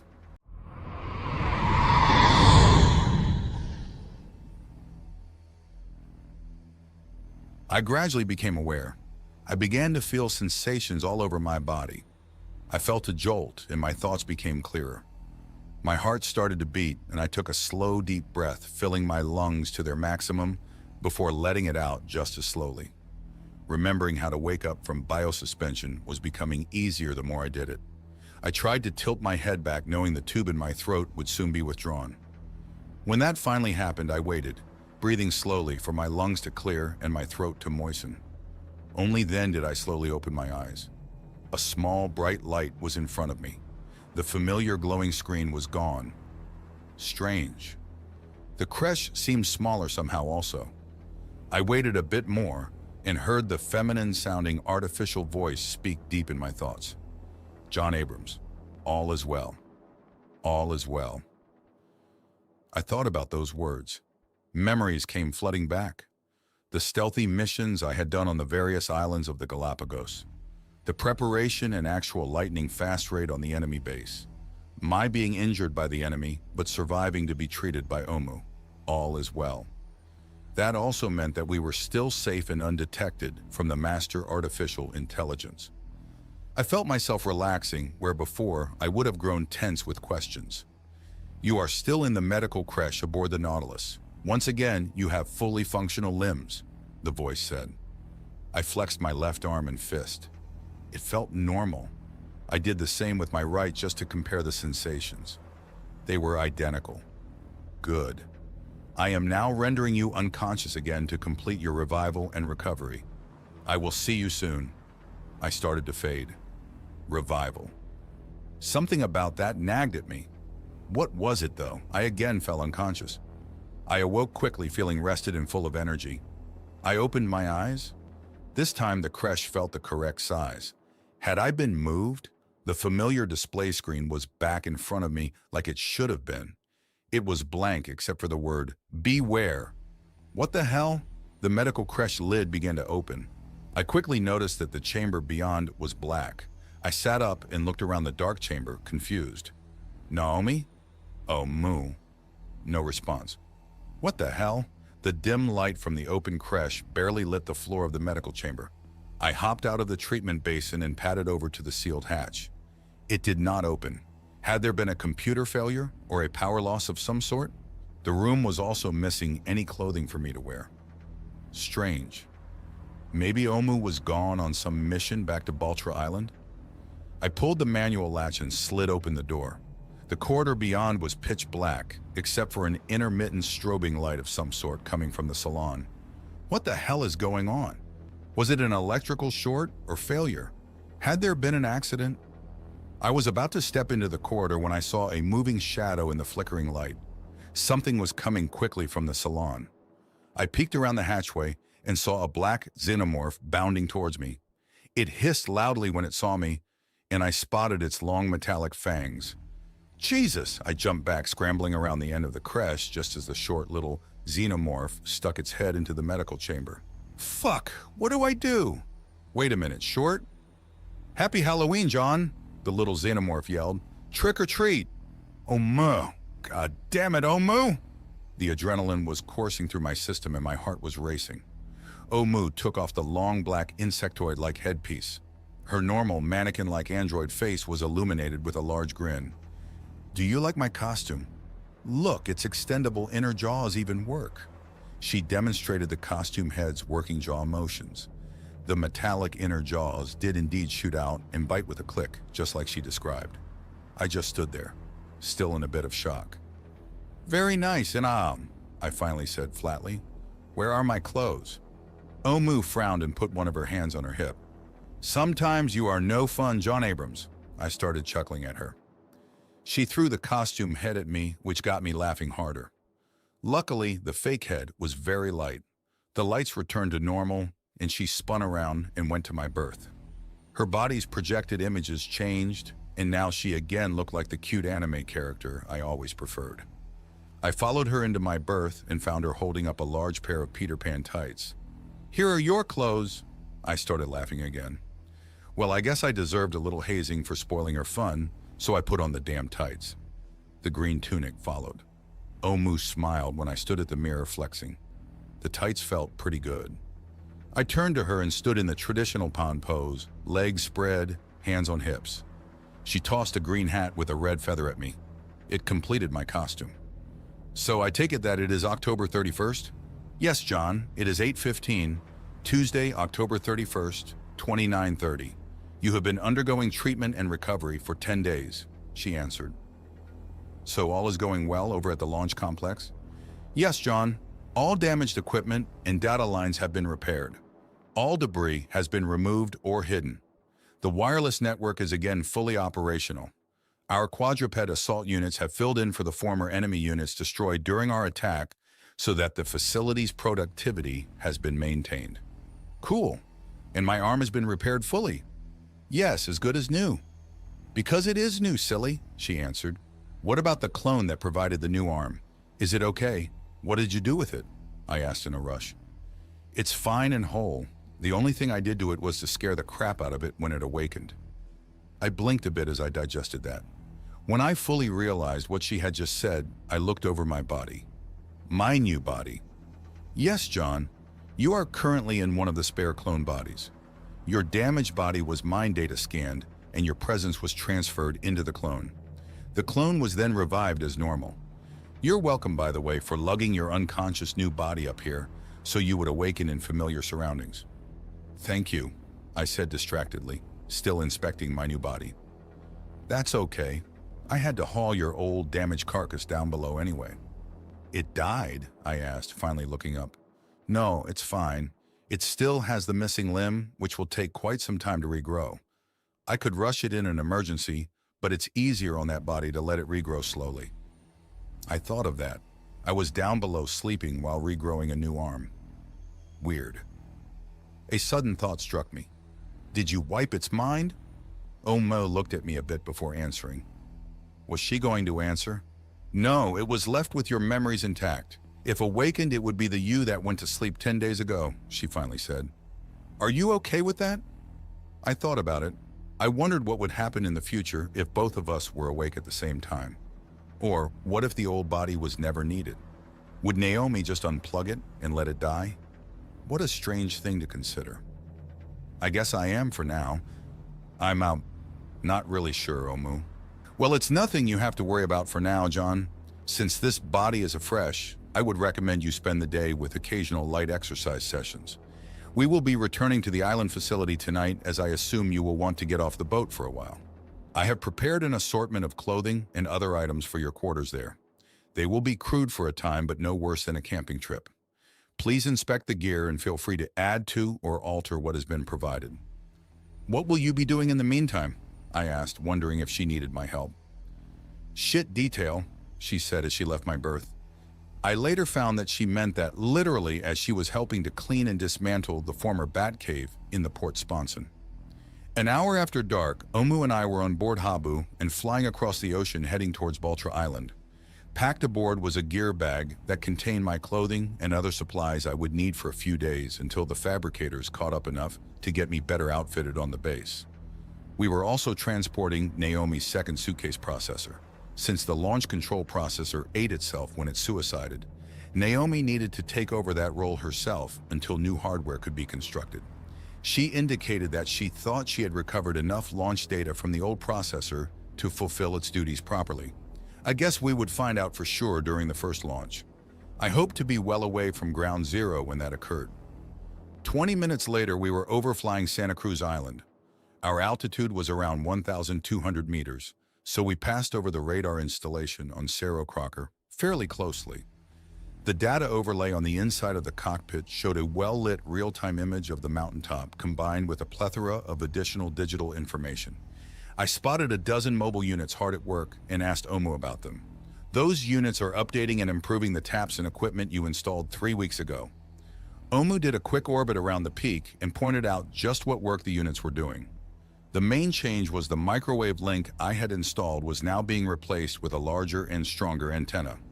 Also, this new antenna was mounted on one of the 2 existing towers. There was no reason to hide it, as adding the link was explained as general facility improvements to the area. Only the last few kilometers of undersea fiber direct to Nautilus was still hidden from the master AI.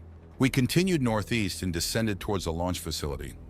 Omu still had control of Habu and looped us around to the east and out over the Pacific so that we would first approach the island by overflying the launch pad and its connecting causeway. From a few kilometers away, the pad was lit up with digital augments in the cockpit image. I temporarily disabled the artificial enhancements. Without them, the launch area was very dark, with just half a dozen small lights scattered about. I was reminded that this place was designed for robotic workers, where the visual spectrum was just one of many. I restored the digital augments and began inspecting the pad. Unlike the human launch pads from back when with their massive concrete ramps and tall metal towers, this pad was much flatter and simpler. Where the causeway and pier ended more than a half kilometer out from the edge of the island, there was a circular hardened launch platform about 80 meters in diameter. The platform was on massive pilings, which held it at least 12 meters above the surface of the bay. The pier was supported by a combination of pilings near the platform before transitioning to a causeway on a graded earth berm covered with rock riprap as it approached the island. We approached low over the launch platform and hovered near its edge. I saw a series of flame openings in the circular platform. The openings were ringed with heavy supports for securing the launch vehicle's booster stage. There were also numerous bridging beams across the opening, aligned with the long, straight roadway heading towards shore. The beams looked movable, and I suspected that they would be swung out of the way of the rocket's exhaust during launch. Although there was no gantry, I did see a ring-shaped track around the perimeter of the circular platform. On this track was mounted a pair of long, extendable arms tipped with manipulators. The arms were currently stowed, retracted, and flush with the platform surface. They and the ring-shaped track were covered with a series of scorch marks, indicating that they had already borne the fires from many launches. Running from the platform back to shore along the bridge and causeway was a wide, flat roadway. It looked to be about 20 meters wide and perfectly straight. I did not see any rails or other types of transport track, so the rockets must have been brought out to the pad on a wheeled vehicle of some sort. That sure is one straight and level road, Omu. I suspect you will be interested in the road's surfacing, John. We will land to allow you a closer look. Habu resumed flying west along the narrower pier portion of the road until we came to the causeway. Here there was enough room beside the roadbed for Habu to land. I wondered why Omu had not landed on the roadway itself. I left the cockpit and joined Omu next to the flat and straight road. Up close, I saw that it was not a single smooth ribbon of paving, but instead was a series of flat tiles. Each was a half-meter square and almost perfectly flush with its neighbors. I sighted along the edge of the road. It was indeed perfectly straight and led right into the massive, long assembly building further to the west. Use caution on the road's surface, John. I put one foot on it and found it was as slippery as wet ice. Frictionless? I asked as I gingerly shuffled my way onto the surface. Very near to it, John. When combined with similar frictionless skids on the lower surfaces of the launch vehicle's support legs, drag is virtually eliminated. The roadbed also contains magnetic couplers, which guide the movement of both the large launch vehicle and the smaller service unit, which use the roadway to access the launch pad. Pretty neat. I slid along for a bit. The gaps between the tiles were a few centimeters wide, and I was able to get a bit of traction by digging my toe into them as needed. I made my way back to the road's edge just in time to see a large mobile unit go flying by with a whoosh of displaced air. It was near the center of the roadway, so we were in no danger. The unit and the cargo pallet it was pulling had no wheels, but still managed to slide along without much sound. We got back on board Habu and flew another 300 meters west until we landed just short of the large assembly building. Here, off to the north of the frictionless road, was an armored pillbox-looking building. Omu exited her storage bay, lugging the portable processor. I follow her around to the backside of the squat structure to where a large armored access hatch stood open. There were a number of small mobile units going in and out of the bunker, and we had to wait our turn. Finally, I followed Omu inside. Inside was full of activity. New equipment was being installed and fastened into place by automated welders. Replacement wiring was being strung and tied into the remains of the existing data runs. New cameras and sensors were being installed behind armored shutters facing the launch pad. This must be where the launch processor used to be housed. A few seconds later, this was confirmed when Omu got busy installing Naomi's portable processor at the junction of all the data conduits. The smelly fumes in the chamber were leaking through my stealth suit's mask, so I went outside to clear and reseal it. When I was about to re-enter, Omu exited and said we were all done here. She pointed at the nearby assembly building and asked if I wanted to walk through it and take a quick tour on the way to my quarters. Habu could fly itself over to a hangar where it would be stored. Hell yes, I wanted to see inside. I would advise that you continue to wear your respirator mask when possible, John. There are trace gases in some manufacturing areas and low levels of radioactivity in others. Both are potentially harmful if ingested or breathed. I am conducting a better cleanup of those areas soon and hope the area will become much safer for you in the near future, she explained as we walked. The assembly building's massive launch vehicle doors, where the causeway road started, were currently closed, so we instead entered through a smaller side door. I say smaller, but it was still large enough that I could have easily flown Habu through its opening. I paused after I stepped inside. There was some lighting, and that combined with my goggles' enhanced view had the cavernous interior well lit up. This final assembly area was enormous. Starting at the huge doors, the cavernous room was 200 meters wide, with the underside of the curved roof at least 100 meters above the floor. The depth of the room was almost lost in the distance, though it stepped down both in width and height the further it went to the west, exaggerating the appearance of greater distance. This largest section extended for over 200 meters, and I was reminded of those enormous hangars of old, back when the Navy had dabbled with large rigid airships.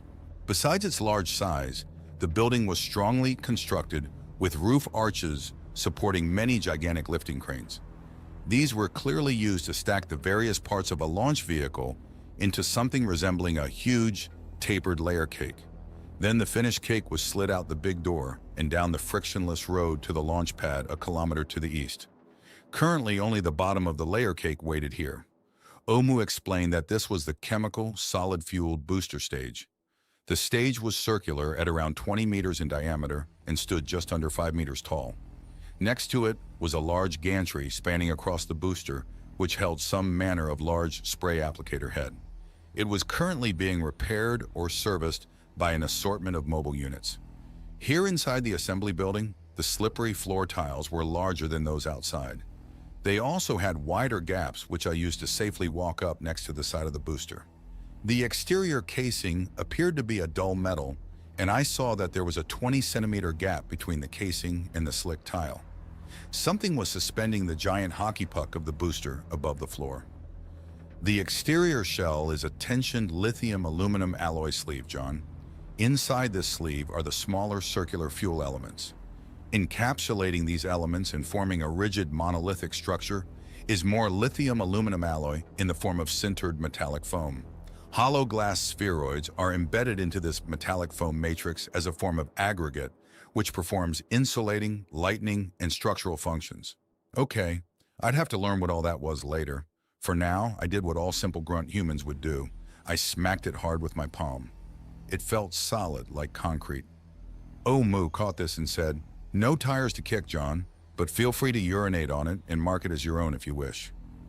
"I don't have to go right now, thank you," I replied, deadpan. I made my way around the booster perimeter until I came to a large protrusion. This was made from a shinier metal and projected outward a few meters from the curved wall of the main cylinder. It was tapered and had a wide base in contact with the frictionless floor tiles. This must be one of the main support legs for the launch vehicle and explain the main cylinder being suspended above the floor. The projecting foot was a meter wide and tapered. I continued around another 120 degrees until I found a second, similar support. Sure enough, there was a third further on. 3 enormous metal feet. I realized that the 3 legs would align with the heavily built contact points out on the launch pad we had overflown earlier. I looked towards Omu. The support legs and foot structures are constructed of a sintered stainless steel alloy. The 3 ground contact pads are connected to one another by an internal triangular support truss structure extending through the circular booster mass, she explained. Together, the truss structure and the 3 legs easily support the mass of the entire assembled launch vehicle. I noted the outer surface of the sintered stainless steel foot and pedestal was ribbed, forming a complex arrangement of triangular voids, probably to save weight. They would make a decent ladder. "Can I climb up to the top?" I asked. "Sure. Keep to the shiny spots on the upper surface, however." I started up, keeping to the outer face of the pedestal. This face tapered inward the full 2 meters as it rose towards the upper edge of the 5-meter-high main ring, making my ladder an easy climb. When I reached the top, I saw that the upper surface was mostly flat, like a 20-meter pancake. The steel pedestal I was climbing on terminated a few centimeters above the rest of the circular mass. This raised portion was half a meter wide and extended across the top, forming beams running to the other 2 support pedestals. This must be the upper surface of the triangular trusses Omu had mentioned. Picture a large pancake with a raised equilateral triangle on top and you have it. The non-truss upper surfaces were more of the dull sintered aluminum and lithium metal foam. This smooth surface was interrupted by a geometric arrangement of shallow pits. The pits were joined by tubes or conduits running in shallow recessed trenches. I counted 55 pits. Omu must have been monitoring my goggles, and noted what I was inspecting as she spoke up from below. The pits are for igniting the solid chemical fuel booster elements. Below each pit is one element of the 55 total that form the booster's propulsive mass. Each element is a cylinder about 2 meters across by just under 5 tall. They are arranged geometrically around the circular booster except where the support truss crosses. I climbed to the upper surface and stood. It felt like I was standing on the edge of a short oil storage tank. I made my way across the top to one of the other corner pedestals by following the truss. There I carefully began to climb down. As I did, I saw that the ignition conduits terminated in the pedestal at a mating connection, which must allow for linking to the next upper stage of the launcher. There was also a large physical connection assembly with a heavy retracting latch. "Is this booster fueled and ready to go?" I asked as I climbed back down. "Yes, John. The fuel elements are in place." Wow, I had walked across one big firecracker. How much thrust does this baby make? Over 6,000 metric tons. Note that this thrust is short-lived, with the booster exhausting its solid fuel load in just over 30 seconds at an altitude of around 1,100 meters. The upper stages coast on a few hundred meters higher before its fusion propulsion bomblets begin detonating, taking the craft to orbit, she explained. I had reached the floor and carefully stepped back off the slippery grid. Omu led me north from the booster, where an opening in the large assembly chamber indicated a connected, smaller building. This wing was clearly for booster production. As we walked northward alongside another slick floor track, we came upon a large gantry and cradle assembly. Here I could see another booster. This one had been flipped upside down, and I could now see the 55 fuel element cells. Some were empty, while others had had their solid fuel installed and the cells capped with a metallic restriction nozzle. One of the cells was in the process of being filled. An overhead gantry was supporting a large extruder of some sort working in the open cell. Another articulated arm was holding a large flexible duct and intake, capturing the vapors and fumes which escaped. It was quite a loud process, so Omu used my implant to explain. The solid fuel is deposited onto the thin metallic tension liner of each cell. Instead of fully filling each cell solid, a star-shaped flame channel is left. This allows for rapid combustion and increased chamber pressures. Once the cells are filled and properly cured, the cells are capped off with a short ablative nozzle. We watched for a moment before heading further north. The next station was a similar large moving gantry. This was busy forming the main aluminum and lithium booster mass itself. The steel truss and support pedestal assembly were already in place. The station's moving forming head was slowly depositing alloy and glass aggregate. Bright flashes and raising vapors indicated that the head was laser sintering the alloy substrate, solid as it was deposited. When the forming head would reach a fuel cell, the metal became less foam and more solid. Omo explained that this was because the cell had to contain the chamber pressures of the burning cell. We stood and watched the busy machine working. The large size of the booster meant that this would take days. "How fast can you make a booster, Omu?" I asked. 4 days at maximum. We are currently operating at a much slower deposition rate, however, as the quality is much higher. At this slower rate, production will take 7 days. The projected failure rate for a 4-day booster is 6%. At the current slower rate, the failure rate is 0.25% or less. I looked towards the next station. This one was a series of jigs and extruders for forming the 3-sided stainless steel truss and pedestals. Now that it was exposed on its own, I saw that this part was more complicated than I had first imagined. The nearly 20-meter to a side triangular truss was an intricate extrusion full of lightning holes, webs, and recesses.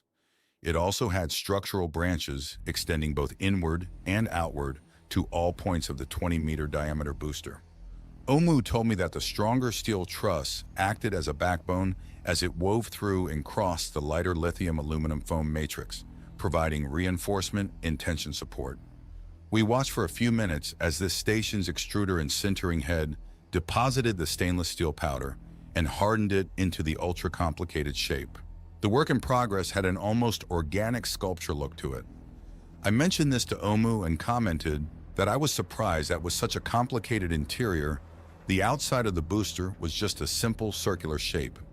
She reminded me that the outer skin of the cylinder was a tension membrane, that contained both the fuel elements and filler matrix under high compression. The compression allowed the stack to remain rigid and fairly short in comparison to the pressures generated inside. Thus, the circular shape was needed for that reason. We stopped our tour of the booster wing at that point. The rest of the structure was devoted to the production and storage of the various powdered metal substrates and glass spheroids. As we walked back to the main hall, I asked Omu if the booster stage crashed back into the ocean after its motors burned out. It is shattered in mid-air when the first of the fusion pulses impact its upper surface, John. What remains falls to the ocean and sinks to the bottom well east of the island, she replied. Is it a radiation hazard? I asked. A minimal one.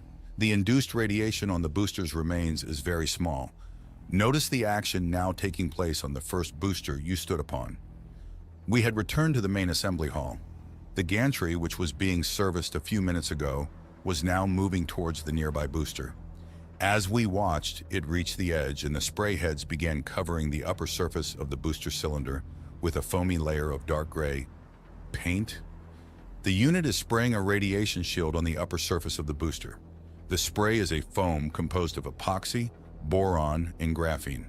A 70 millimeter thick layer will greatly reduce the amount of neutron flux reaching the booster's metal structure, she explained. We moved deeper into the building. The next intersection we came to was where the fusion-powered main propulsion sections were constructed. The intersection had wings extending to both the north and the south of the main assembly hall. The north wing was larger and was where the main structure of the stage was constructed. The south wing was where the fusion bomblets were constructed. We started with the north. First, we walked up to a nearly completed stage. This was again a cylindrical base about 20 meters in diameter. Its sides were tapered instead of straight like the booster stage. They tapered up to a flat upper surface 18 meters above the floor. I noticed right away that this stage appeared to have two different types of construction, with the lower 4 meters being a darker, duller material than the upper's more metallic-looking skin. I asked Omu about it. Go up and smack the lower section, John. I just stood there thinking she was giving me more grief about having done just that on the booster. She made motions as if rolling her eyes. I am serious, John. Go smack it. Well, okay then. I made my way across the slippery tiles and laid a good swat on it. It was like slapping concrete. I leaned close and looked close with my goggles. No way! I found my smaller flashlight and took off my goggles. In the bright light, I inspected the material closely with my own eyes. I saw small stone chips and pebbles embedded in some sort of clear binder. I suddenly remembered where I had seen this before. Agent's underground base.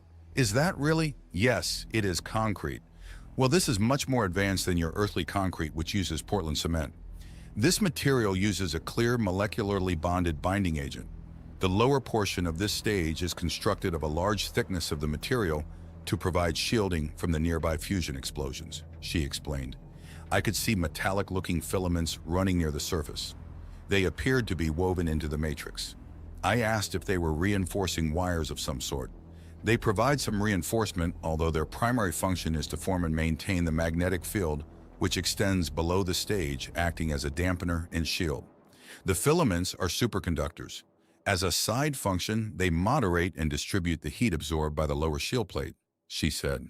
I shone my light up to the metallic portion about 2 stories above me. It looked more like what I would expect the exterior of a spacecraft to look like. It had a series of 1 to 2 meter square hatches installed in its slightly tapered side, possibly indicating floors or levels inside. In addition to their vertical separation, the hatches were staggered around the perimeter, with the next higher hatch being 10 degrees or so rotated around the cylinder from the one below it. Why so many hatches? They are fuel loading ports, 1 for each fuel storage deck, Omu explained. I counted 5 hatches, 5 decks for fuel. I was curious how they must have been arranged on the inside. Can we see inside? Yes, we will have to access the interior from above though, as each fuel deck is too short to allow for easy movement. I will summon a lift platform. Rather quickly, a mobile unit that resembled a workman's scissor lift approached. We climbed on. I noticed no guardrails, so I knelt and hung onto the edges of the lift platform. Omu just stood there. She was kind enough to not mention my nervousness as we rose over 15 meters. The platform extended sideways a few meters until it contacted the side of the tapered stage. This level was near the top of the stage and had a larger door than the fuel ports below. It hinged open and I followed Omu inside. She walked while I gingerly crawled. No, I did not look over the edge of the platform. While I crawled, I distracted myself by asking what this part of the stage was constructed of. Mostly the same aluminum-lithium alloy as the booster stage. Both metals are easily procured by extraction from seawater or by harvesting the metal-rich nodules laying on the seafloor near the many undersea thermal vent, extending off to the northwest. Unlike the booster, which was constructed using additive manufacturing, this stage is constructed of thin plate sections, fusion welded to form stringers, and beam supports in a fashion similar to how humans once produced your aerospace craft. We had finally entered the stage, so I stood. Omu had instructed a few mobile units and aerial drones to be waiting inside. These had lighting beams shining, and the interior of the stage was well lit. I turned off my goggle overlay and stood. I quickly noted the lack of amenities for any human occupants, as the space was filled with complex-looking equipment and more crude-looking plumbing and wiring. We moved to the center of the stage. Here was a well in the floor. I peered over the edge and saw that it must have extended all the way down to the level of the floor outside, although a great deal of complicated machinery interrupted many parts of the drop. John, this is the central laser well and fuel bomblet dispenser and launcher. The three pipes ringing the well leading downward are the redundant compression-inducing lasers. These ignite the fusion bomblet once it has dropped far enough below the stage. The central device is the fuel bomblet extractor and linear accelerator. This retrieves bomblets from each fuel deck below and accelerates them downward at great velocity. At the shield mass level at the bottom, the bomblets pass through a fast-acting rotary shutter. The shutter is closed during each bomblet detonation to protect the interior of the stage from the thermal and radiation pulse before opening to allow the next bomblet to pass. The rigid lattice around the central well is part of the superconducting filament grid below and also establishes a magnetic field around the central core. The lattice is strong enough to support you if you wish to climb down to fuel storage levels below, she explained. I looked, and indeed, the lattice looked strong enough to work as a ladder. I saw where there were openings large enough to climb on or off the circular lattice at each level. What the hell? I turned on my goggles just in case and proceeded to enter the open shaft. It made for a decent ladder, and I quickly made my way a few meters lower to the first of the 5 fuel decks. I rotated around the lattice until I was able to exit the central well and enter the deck. Ahead of me was a winding curved passage. I had to crawl as the deck was barely more than a meter tall. The winding path also had a frictionless floor, and after I felt it to be sure, a frictionless ceiling as well. As I crawled away from the central core, the path continued to curve around counterclockwise sharply. A few more meters and I saw that it would eventually spiral completely around the central well. I stopped crawling and looked back. Omu was behind me a few meters and must have known what I was about to assess. Yes, it spirals around completely, forming 8 increasing rings before terminating at one of the fuel loading ports you saw from the exterior. The length of each deck's spiral path is almost 300 meters. This allows for each deck to contain over 200 fuel bomblets in a link belt. As the fuel bomblets are expended, the link belt draws new fuel in from this spiral storage path. I looked over the frictionless floor and ceiling again, realizing how they would allow such a large link belt easy movement. The walls of the spiral tunnel had rotating cogs which would drive the mechanism. I would have to inspect the bomblets to be sure, but I thought I had a good idea about how the mechanism worked. It was simple and rugged, and I realized that it had to be to prevent jams from happening. A single jam would equal a launch failure. I've seen enough. Let's go back to the top. We retreated, crawling backward. I waited while Omu re-entered the central lattice and made her way up. I managed to follow without slipping or wrecking anything. Soon we were back on the upper deck. I continued looking around the deck but did not find the expected answer. So I asked where the power came from to operate the lasers, the linear accelerator, and the fuel loader. The energy comes from over a dozen debts, John. I looked around confused. I did not see any of the dual entangled tunnel or power transfer devices anywhere. Also, a dozen. That meant the vehicle needed over 500 megawatts of electrical power to operate. They are not located on this stage, Omu answered, reading my puzzled expression. The DETs are located in the nose cone stage. Since DETs are so difficult to create, they are reused for each launch. The DETs for this launch vehicle are currently still in orbit. They will be returning in approximately 2 days. That was news to me. I'd have to find out more about that later. Why does the spacecraft need so much electrical power? I asked. The primary user is the superconducting magnetic dampener shield. This uses 3/4 of the DET energy. The compression lasers also use a considerable amount.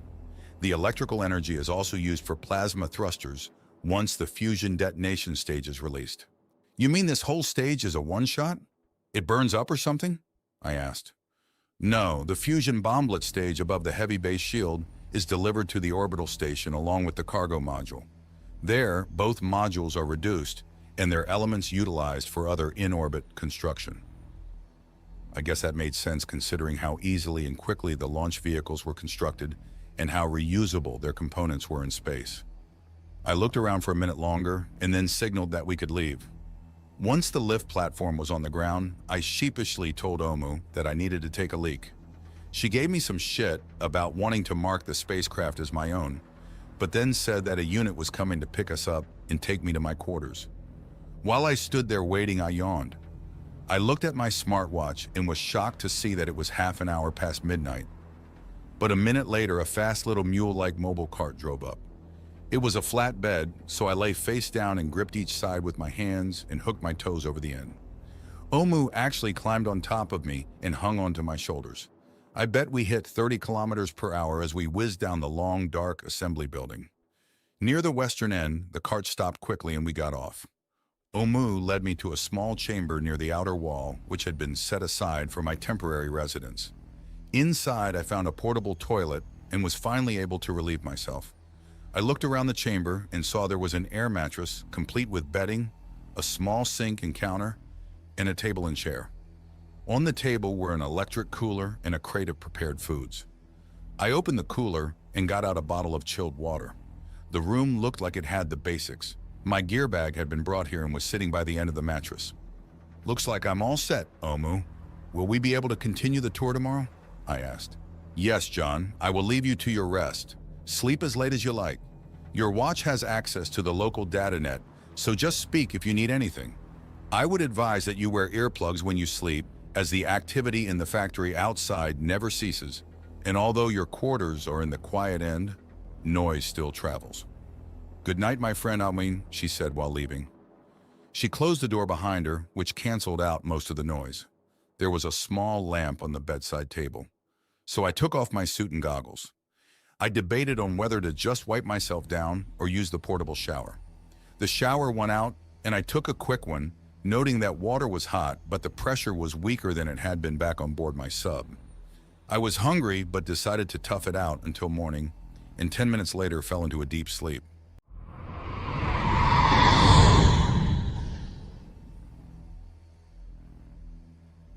I slept in later than normal, catching up on my sleep and recovering from the activities of the late night.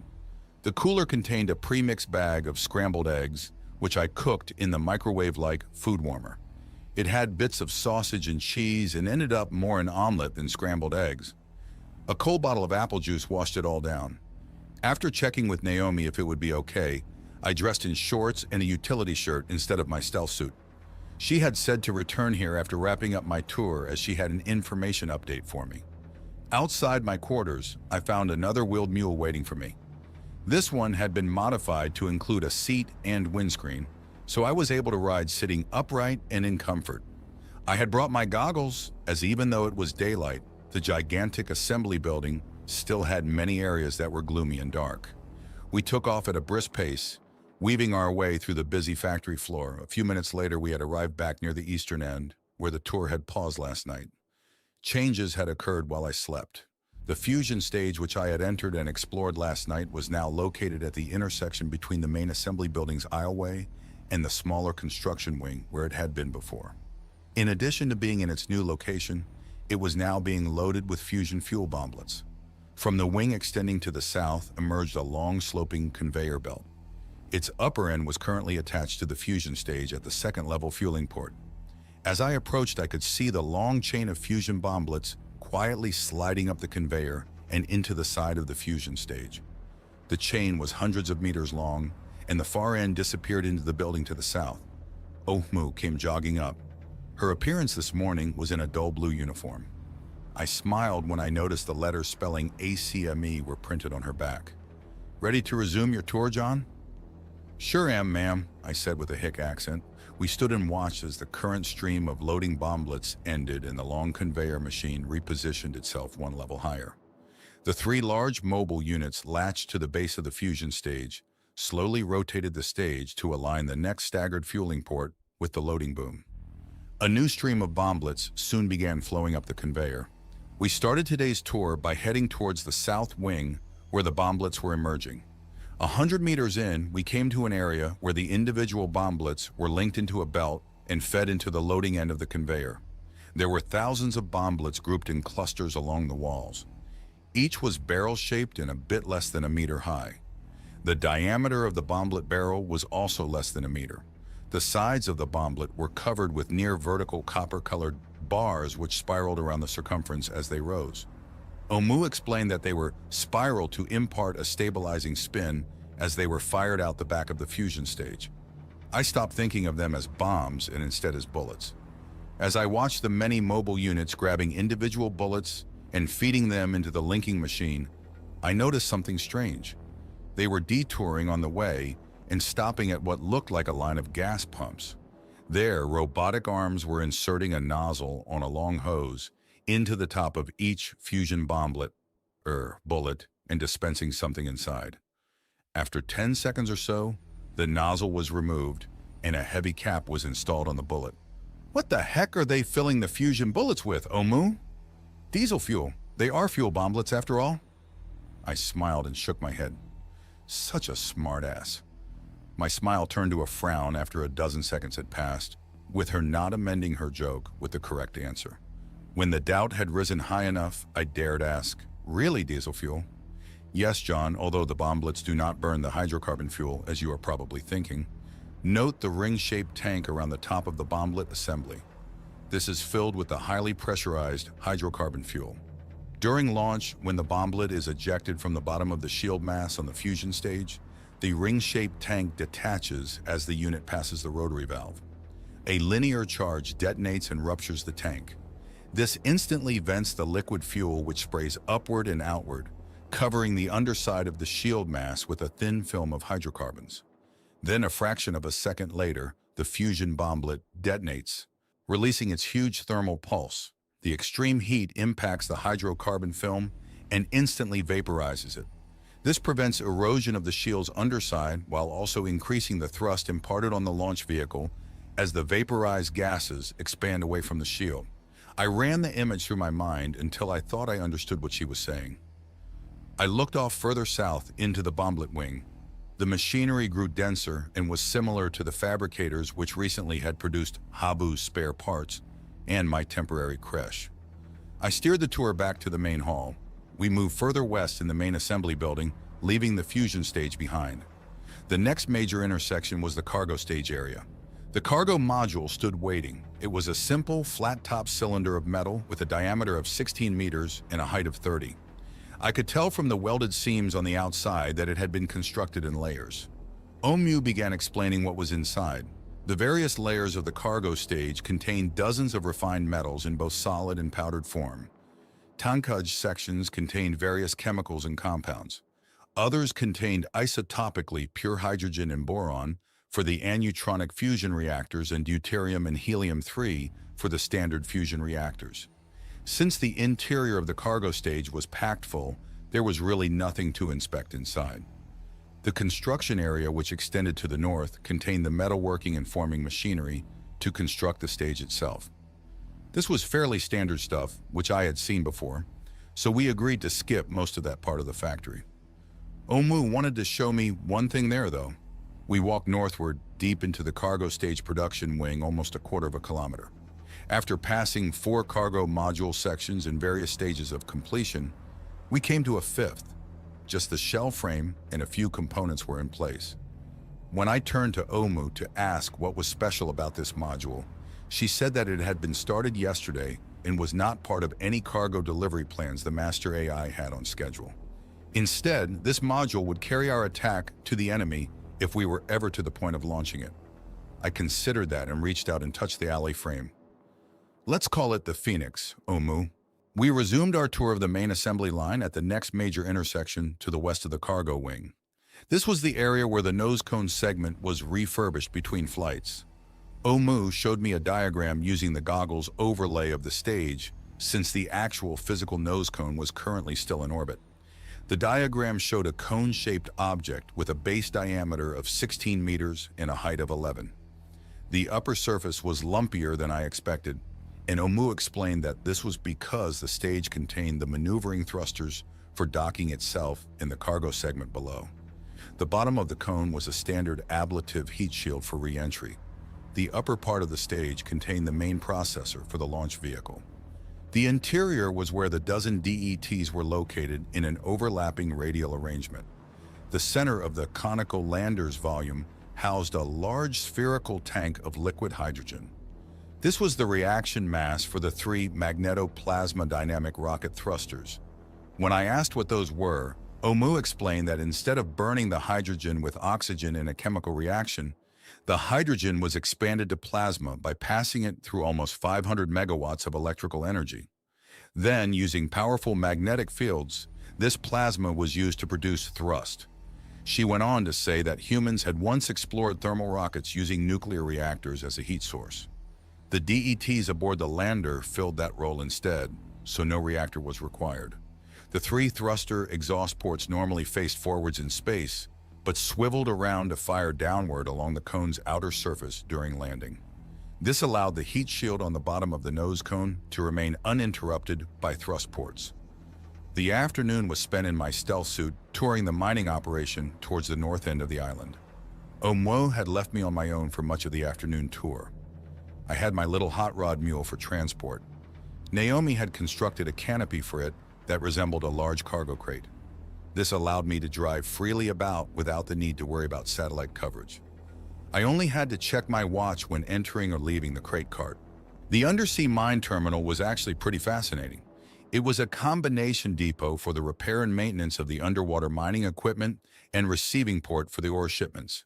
The area mined extended nearly 100 nautical miles to the north and west of the island chain. The ore collected was from seafloor nodules and from larger black smokers. These were undersea thermal vents where superheated mineral-rich water gushed from below the surface. They created massive stalagmite-like formations where they rose from the seafloor. The submersible mining machines would saw chunks of these deposits off the live smoker formations and float them to the surface with gas bags. Next, the ore and deposits were brought to the receiving port and processed. There, it was crushed, pulverized, and separated. Some was further purified by electric smelters and rendered into ingots or coils of fine sheet or wire. Others were finely ground into sintering powder. The chemicals and sulfates were sent to the extractors and refined into pure chemicals or compounds. One part of the receiving port serviced the ocean-going algae harvesters. That biomass was converted into hydrocarbons and other organic chemicals. I'm sure some of it was even used as feedstock for my meals. I toured a few structures where the hydrocarbons were further converted to polymers and plastics. The small harbor on the north end of the island was a busy place. I noted submarines being unloaded and refurbished. They reminded me of the comforts I was missing from my own vessel. Late in the afternoon, I headed back to my quarters. I found there had been a few improvements while I was out during the day. I now had a full-featured reclining chair and one wall now had a large view screen. My air mattress had been replaced with a real mattress which was covered in silky bedding. There was also a second cooler box with a larger variety of meals and beverages. I changed out of the stealth suit and slipped on a t-shirt and shorts. I noted that supper was an hour more away, so I grabbed a bottle of pale beer and sat in the chair enjoying it. The view screen came alive and I saw various camera views of the island and rocket factory. One window showed a timeline of near events. Tomorrow morning at 9:44, we would be receiving a visitor from space in the form of the currently missing nose cone stage. It had been launched to space over a week ago and after landing would be quickly refurbished and sent on the next launch. Naomi spoke up. John, I have learned much during my recent time integrated into this base in the linked data net to the master AI. Are you ready to learn what I have discovered? Have you managed to worm your way into its main processor and cause the master AI to fry itself? I asked flippantly. Not yet. I will keep working on that. On the other hand, I have not yet betrayed our presence here either. You should be able to live through the night, Naomi answered. I have learned new data regarding the assemblage and its plans. First, I have learned the arrival date of the assemblage Ark ship. The Ark will travel past this system in the year 3224, or roughly 293 years from now. My first thought upon hearing this was that we had ages to prepare.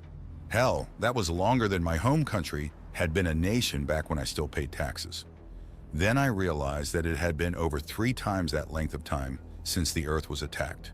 I had been sleeping for much of it. At the speed it is traveling, it will transverse the orbital diameter of the major planets in the solar system in just over 4 days. Is that fast? I asked. It sounded slow for some reason. It is roughly 757 times faster than the Earth travels around the Sun. Okay, that was fast, but I still felt it was slow for an interstellar traveler. The door to my quarters opened and Omu entered. She smiled at me, and with a flash, her ACME uniform image was replaced with that of a bare midriff tee and a short pair of shorts. She went to my bed and sat. I shook my head when she produced a coloring pen and proceeded to paint each of her non-existent finger and toenails. My daughter had never grown old enough to do this, but I could picture her as a teenager doing something similar in her room. Naomi continued, once the assemblage Ark ship is close enough to the Earth, it will begin transmitting its stored mind data. The distance at which it will begin the transmission will be approximately 4.23 billion kilometers from the Earth. At that distance, the signal delay due to the speed of light limitations will be 14,110 seconds. To simplify, the initial assemblage transmissions will take just under 3 hours to reach the Earth. The data transmissions will continue during the Ark's passage through the system until it reaches roughly the same distance from the Earth on the other side of the system. Total transmission time will be approximately 376,000 seconds, or 4.32 Earth days. The estimated total volume of mind data transmitted will be 27.5 yottabytes. Wow, that was one hell of a data plan. I'd never heard of a yottabyte. What the hell is a yottabyte?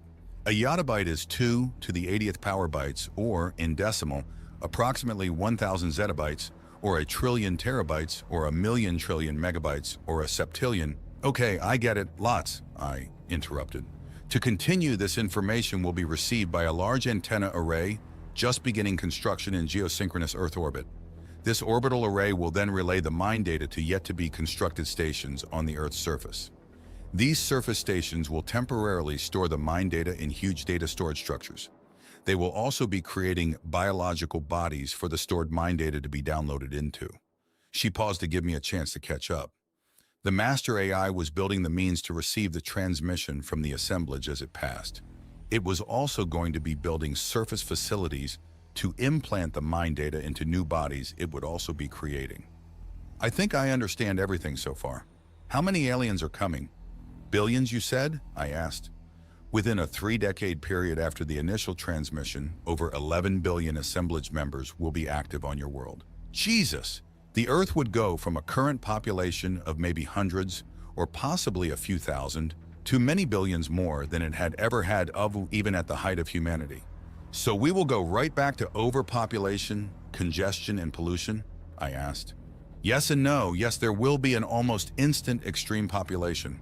No, there will not be a pollution or overcrowding problem. The assemblage membership prefers to dwell in arcologies. These are large single structures that have populations ranging from perhaps 5 to 10 million each.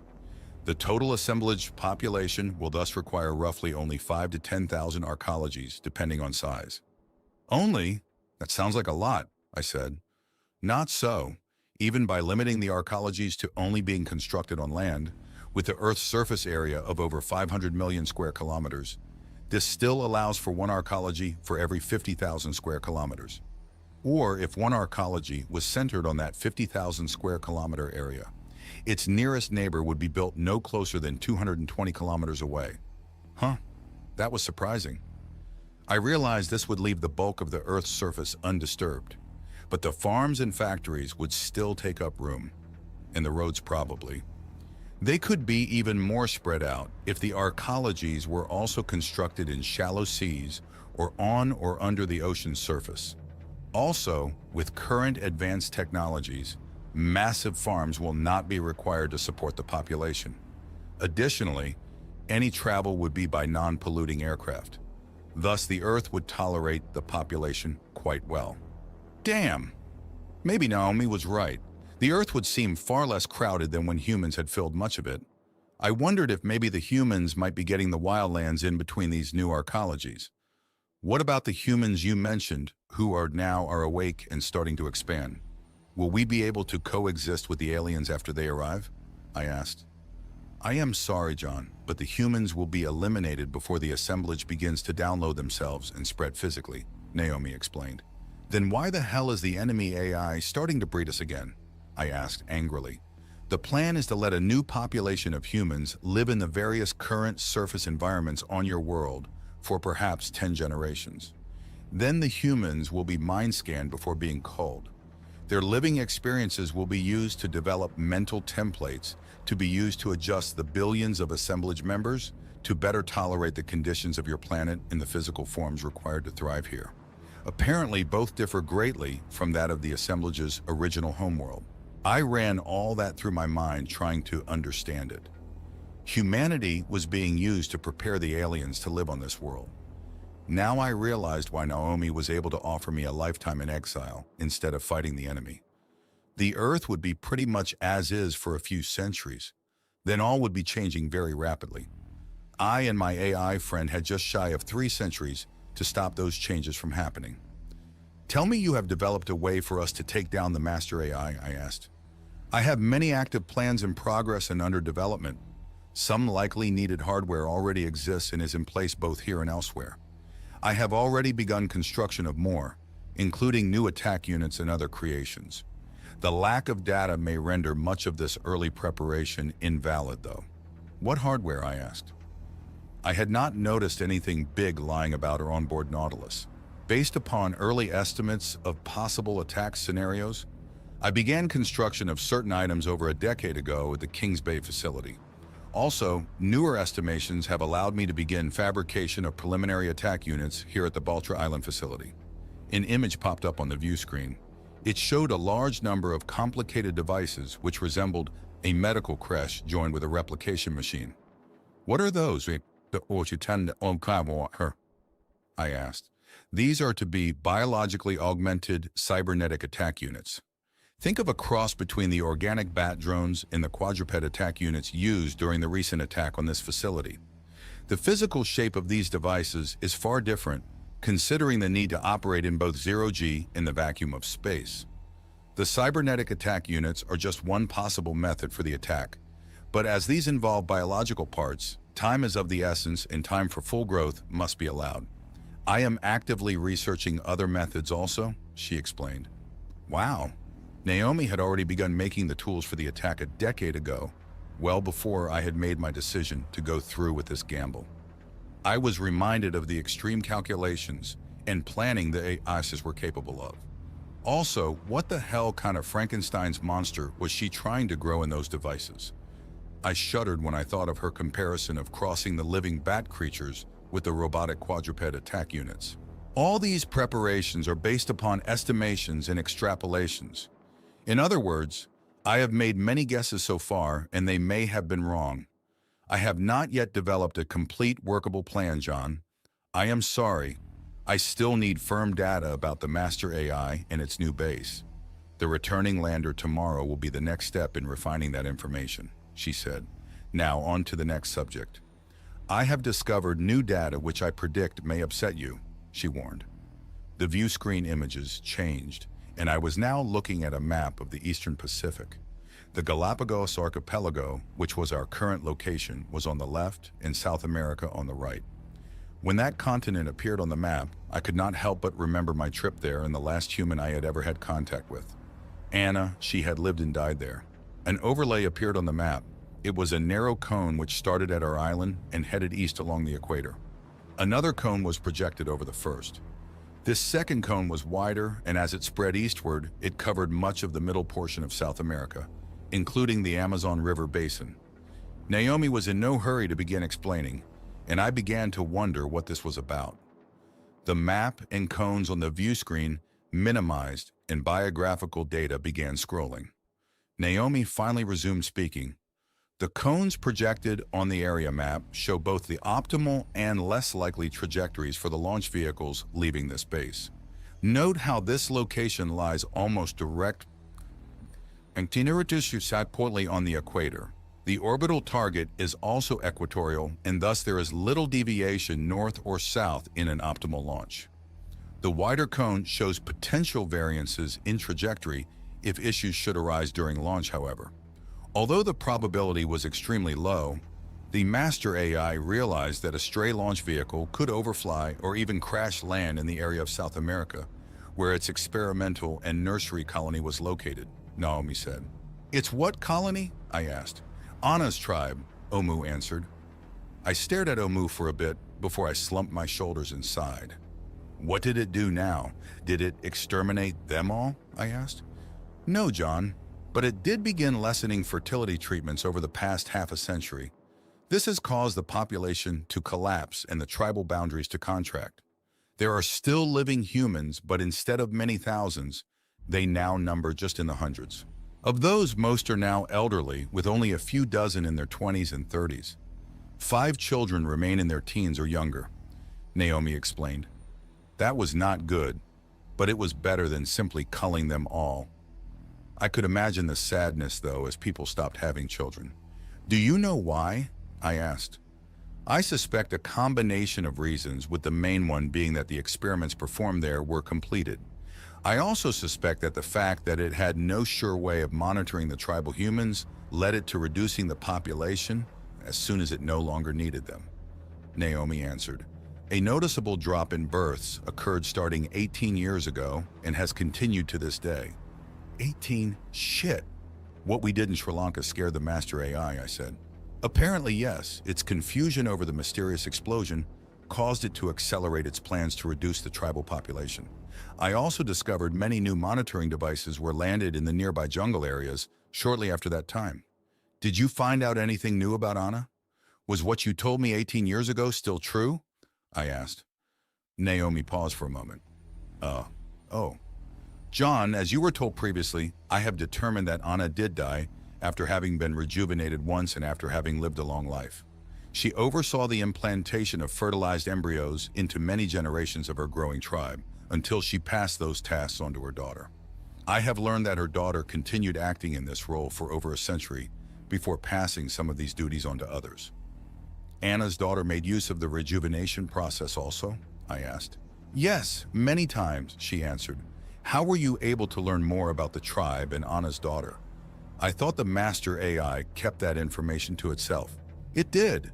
However, once it began launching cargo vehicles over the Amazon, it released more information about the experiment and nursery tribe to the AI presence running this and other nearby launch facilities. Included in this new information was the DNA information of all who have used the medical creche there. This includes Anna and her daughter. Naomi paused a few seconds before continuing. "Her daughter is the reason for this briefing. Anna recorded her name as Abby Abrams Branco." I sat there blinking. Abby Abrams? Anna named her daughter after my own dead daughter. What the hell? How had she even learned my daughter's name? Did Agent tell her? Why would she have done that? Omu came over to where I was sitting and put her arm around my shoulder. She said softly, "John, the DNA on record for her daughter is clear. It was not an implanted embryo supplied by the master intelligence. Anna was the child's biological mother. You were the child's biological father. Anna became pregnant with the child during your brief encounter in Nicaragua." Her words rocked me back into my chair. Anna had gotten pregnant. I had had another daughter. I just stared at Omu, confused and numb. Why didn't Anna tell me? Emotions surged through me. Anger, regret, joy. Anna was obviously not allowed to contact you about this, John. Also, it is likely that when she found out that she was pregnant, you had already been placed back into biosuspension. It is also unlikely that the master AI would have permitted the news to be eventually revealed to you when you were again awakened. Omu said softly. The painful memories I had felt long ago when my daughter had been killed were dredged up fresh. Even though I had not known about this second daughter, I felt like I had lost her in a similar manner. Tears began to stream down my face. Omu moved behind me and began to gently massage my shoulders while I dealt with the emotions. After a few minutes, I asked, "How did this new Abby die? As you were told before, Anna lived long enough to see her grandchildren live and grow old. It is clear that your daughter Abby had children of her own, likely by utilizing the implant process, as all males in the tribe would have been sterile. She is also recorded as having been rejuvenated twice. The records show that she was active in the tribe for over 150 years. Wow. My daughter had been alive and active far longer than I had been. Even though I was chronologically older, she had over twice the living experience. Almost 3 times, actually. She had probably been much wiser." Omu continued, "Your daughter still lives, John. I just learned that Abby entered biosuspension a 3rd time. For reasons still unclear, instead of for a quick rejuvenation, the machine placed her in biosuspension, where she remains to this day." I sat up quickly, shocked at the revelation. She was still alive. "We've got to go get her!" I burst out. Neither Omu nor Naomi responded. I sat there in the silence. Shock and wild thoughts ran through my head. How to rescue her? Where to hide? Still, the 2 machines stayed silent. I began to realize how hard it would be to rescue this person, my daughter, from the deep jungle camp. It would mean giving up my goals for humanity. As I thought, I chewed my lip, something I only did when under extreme stress. "Well," I said to break the silence. "A rescue would be very difficult," Naomi simply said. I continued to think. This Abby, my daughter, my little girl. I shook my head. She was not a little girl, though, was she? She was a grandmother, an ancient. She had lived over 2 complete lifetimes in that jungle. What was I going to do? Rush in there and rescue her? Rescue her to where? And to what life? A life on the run, hunted by the master AI? I slowly slumped back into the chair. Omu continued to gently massage my shoulders. Defeated, I quietly said, "I can't help her, can I?" Omu leaned forward and wrapped her arms around me, hugging me tightly. She whispered, "Not right now, John. The best way to help would be to continue on and achieve your goals of stopping the enemy AI. Once that is accomplished, then you can do anything you like, including retrieving your daughter." She then released me from her hug and went to the kitchen table and began to pull out various food products and set them to heating. I just stared at the frozen wall screen as I reviewed what I learned and considered what to do about it. Before I noticed the time passing, Omu was back holding a plate of grilled cheese sandwiches and a mug of tomato soup. "This will make you feel better," she said as I took the food. She was right. The food hit the spot and replaced much of my worry and stress with more comfortable feelings and memories. After supper, I felt the need to burn off some energy, so I put on my stealth suit and went for a long walk around the island. Now that I was not busy infiltrating a mountain peak or trying to remain stealthy from nearby enemies, I actually had time to enjoy some of the island's wildlife. Baltra Island was still pretty barren with its recent industrial activities, but it did have a decent colony of giant tortoises. The few beaches sported seals of various types, and there were plenty of lizards active in the warm evening. Few of the animals showed any fear of man, so I was able to approach them quite closely. The moon was visible, so I had plenty of light for my goggles to enhance. Omu had to recharge, so for company I just had my smartwatch. It was able to ping the local data net occasionally, so Naomi was able to track my location and respond if I had questions beyond the watch's capability to answer. My excursion covered over 5 kilometers of the island's rugged terrain. It was an hour before midnight when I finally made it back to my quarters. What a day. I had learned that I had another daughter and that she was still alive. If we were lucky, I might get to meet her. I was suddenly glad I had not chosen Exile Island. After a quick shower, I hit my new mattress and was out like a light. The next morning, I was distracted from the news of learning I had another daughter by the pending return of the launch vehicle's nose cone section. I dressed and ate a good breakfast before packing a few supplies and getting out of Dodge for a while. Naomi had told me that it would be a good idea to go tour the northern parts of the island again this morning, just in case. I understood that to mean that she wanted me clear of the arriving lander until she could thoroughly inspect it. She had sent Habu on ahead to the shipping terminal area and had hidden the aircraft under cover.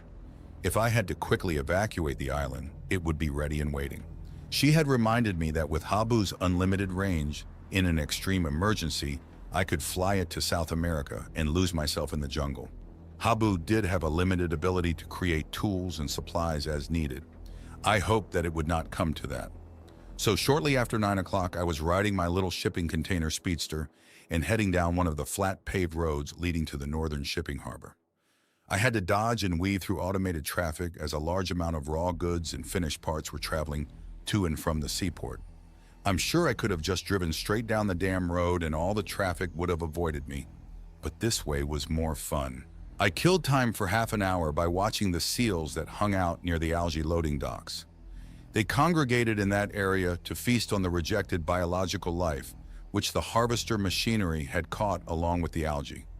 This incoming stream was sorted, and the non-algae sea life was removed and dumped back into the harbor. The seals helped it back to the deeps. Circle of life indeed. At 9:40, I was sitting under a camouflaged tarp amongst the loading machinery on top of a dried algae silo. I heard a sonic boom, and shortly later my goggles directed me where to look. High towards the west, I spotted the thruster puffs and vapor trails from the quickly descending lander. I followed the lander as it fell at a surprisingly steep angle. At 500 meters, 3 jets equally spaced around its perimeter started firing downward along the sides of the lander cone, causing it to rapidly slow. It came to a stop about 10 meters above the ground and hovered a few seconds before slowly moving horizontally a bit and settling onto the center of a hardened landing pad. Large doors opened in the nearby assembly building. Mobile units of all sizes left the building and approached the lander. Hoses and ducts were attached to drain the remaining thruster propellant and vent any other dangerous gases. My units are attempting direct interface with the lander's processor now, John. The lander's transmission antennas are also being secured. I watched for 5 minutes longer before climbing down from my perch and climbing aboard my shipping crate go-kart.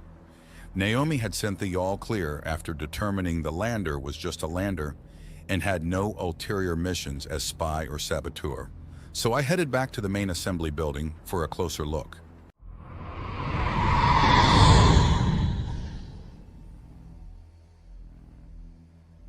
By the time I made the drive back to the main building, the lander had already been brought inside. Up close, it was larger than I had expected. Picture a wide 3-story tall cone. The lander was being attached to a support cradle, which would invert it so that its lower surface heat shield could be refurbished. The underside was charred and still warm, and it would need to be stripped and a new ablative coating applied. I stood off to the side, watching until the unit was fully inverted. I spoke to the air. So, when will our first launch be? The launch window opens at 20:04, Friday, November 3rd. The duration of the window is 23 seconds. I looked at my watch. That was tomorrow night. The AIs did not mess around. I continued to watch the nose cone refurbishment for a few more minutes before deciding to go find myself some lunch.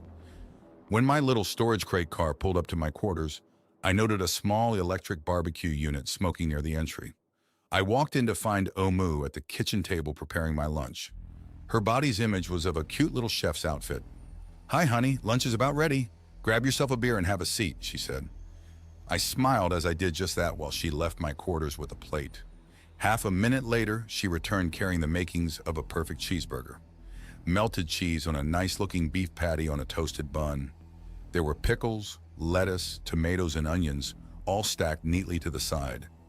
I started assembling my burger while she retrieved a plate of golden fries from a device that resembled an air cooker.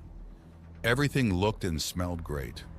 Now to sample the taste. Delicious! I set to work demolishing the burger with gusto. While I ate, Omu sat on my bed and asked, "How was your day going, honey?"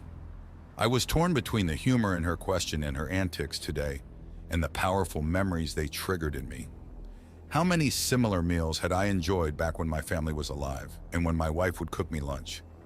I was taken back to distant times when I had been busy working around the house and she had to come and find me to tell me that lunch was ready. I finished my mouthful and paused in my lunch to focus on Omu. I want to thank you for how well you take care of me.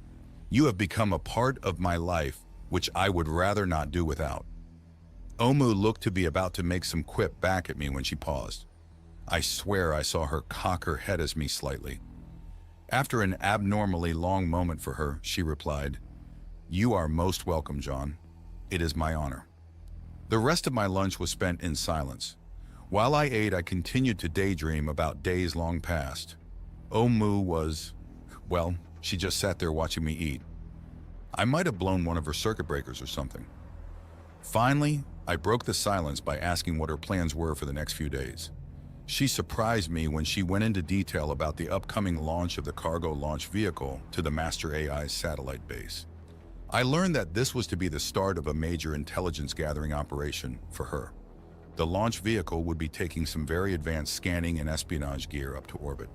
I learned that the gear included microbots that would attach themselves to the exterior of the enemy satellite. They would be powered by induction and solar energy and would act as relays between other spy devices we would be leaving at the station and the base down here. The transmissions would be by low probability of detection encrypted laser pulses. The downside was that the data bandwidth would be very low. The nose cone would be returning and would also carry data back directly. Also, during its approach and departure, the lander would be scanning the orbital station with extremely high-resolution cameras and sensors. These would cover the full spectrum and would include magnetic, radiation, and thermal scans. Once it was docked, very precise instruments would measure vibrations and mass changes as cargo was shifted. She hoped all this would help in developing an accurate model of the station. I was concerned that if any of this was discovered, we would be toast. Naomi agreed it was a risk, but it was vital to get more intelligence on the orbital satellite. Also, some of the devices would not begin operating until after our lander had departed. She had begun planning various methods to infiltrate the space station, but so far, nothing was promising, and all options had too many gaps in the information needed. Naomi hoped to have the specialized gear constructed by midnight. This would give her almost a whole day to get it hidden aboard the launch vehicle before its launch tomorrow night. I offered to help, but she declined, saying that she wanted to isolate me from the lander as much as possible. DNA in any floating hair or whatnot was always a risk. She then gave me various options for how to spend the afternoon. The one that piqued my interest was scuba diving. She said that new gear could be fabricated within the hour, and that Habu could fly me and Omu over and drop us bomber style into the water near a few small offshore rocks, which had been known for great diving back in the days of the tourist. With a plan set, I took a bit of time to use the newly improved toilet chamber that was now adjacent to my quarters. Shortly, a wheeled mobile unit delivered to me a scuba suit and a rebreather. I carried it to a nearby exterior doorway where Habu was to meet me. Half an hour later, I was being carried through the air in a clear pod slung below the black aircraft as we skimmed along just above the wave tops. I was dropped into the ocean along with Omu at a dive site once called Gordon Rocks.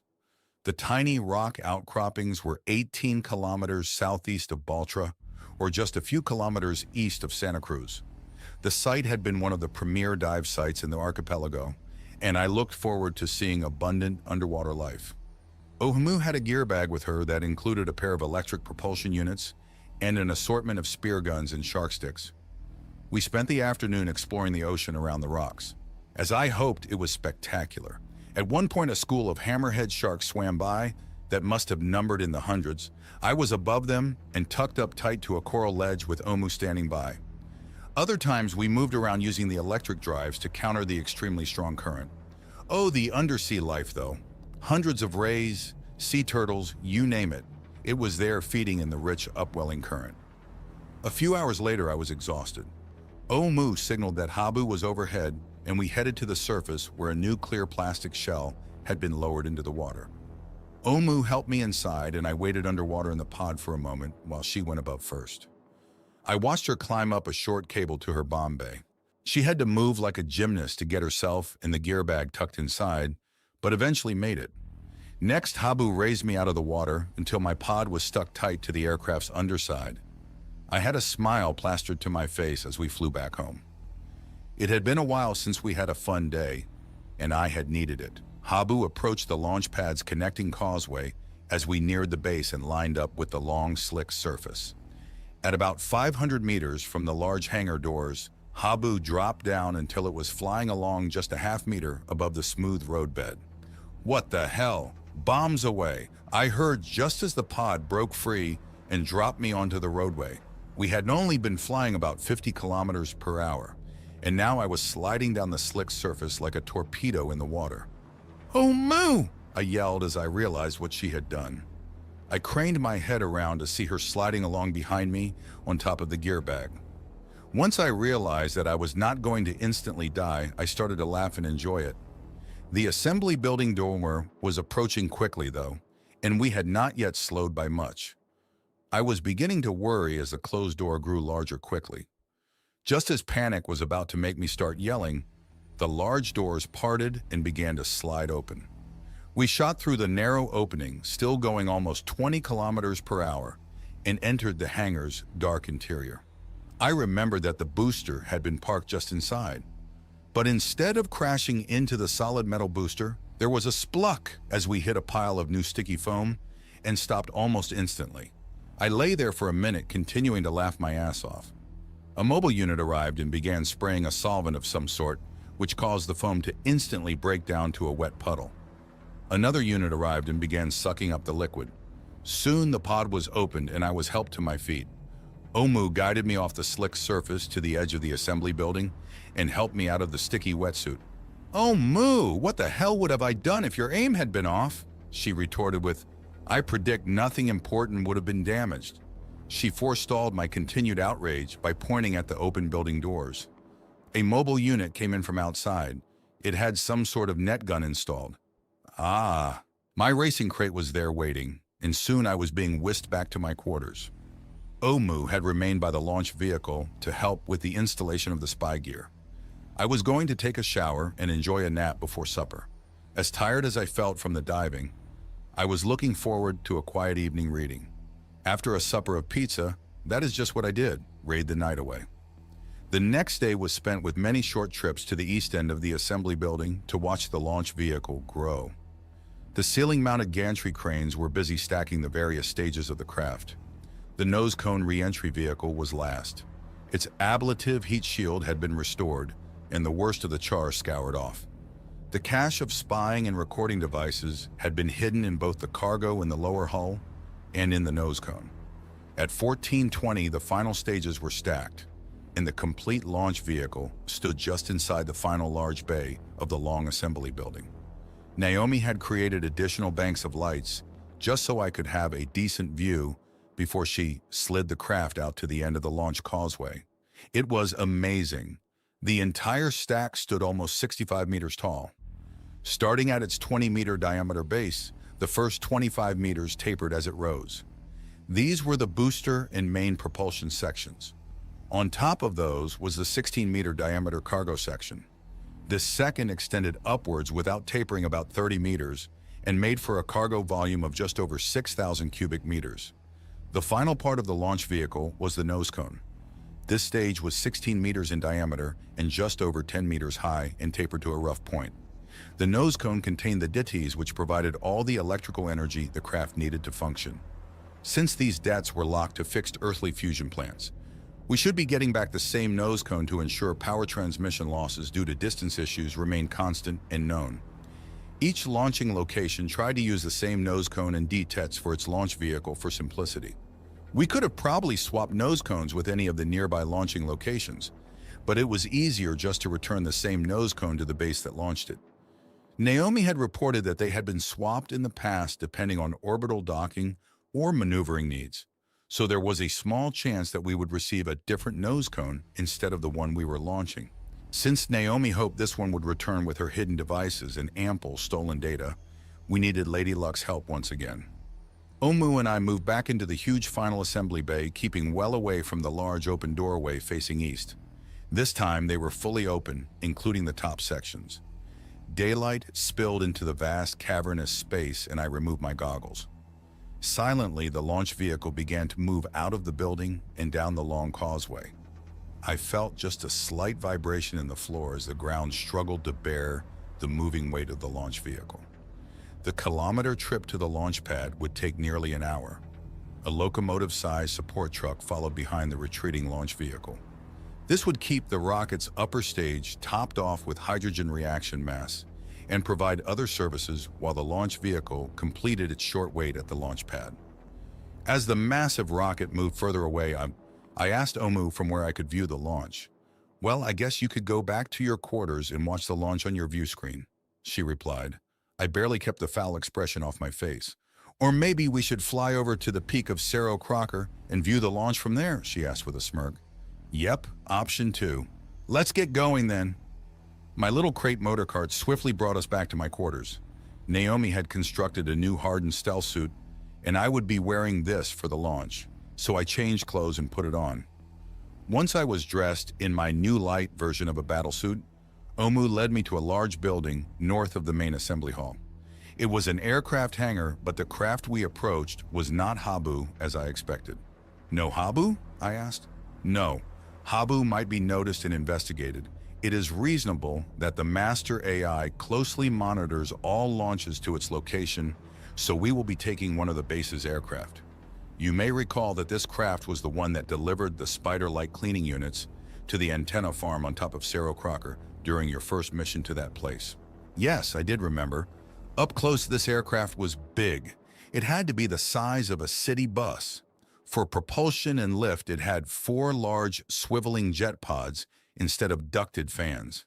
We climbed into the back through a large open cargo ramp and door. Inside, there were no creature comforts, and everything was very utilitarian. This made sense as I was probably the first and only living creature to ever ride in the thing. Instead of seats, Omu strapped me to a sidewall rack with a tether. While she was doing that, a pair of the Spider mobile units boarded the cargo hold and took up station along the opposite wall. I asked about them and learned they were our cover for the flight to the mountain. They would be spray cleaning some of the equipment while Omu and I hung out and watched the launch. "You will want to pull your hood on tight. This will be loud," she warned. She was right. This aircraft absolutely screamed. I doubt noise insulation was high on the list for machines that could filter out any noise, or simply turn off their auditory sensors. The second thing I noticed as we began to climb was the lack of windows. Omu relayed the aircraft's outward sensor data to my hood's imager, and I was able to see a decent pilot's view of our flight.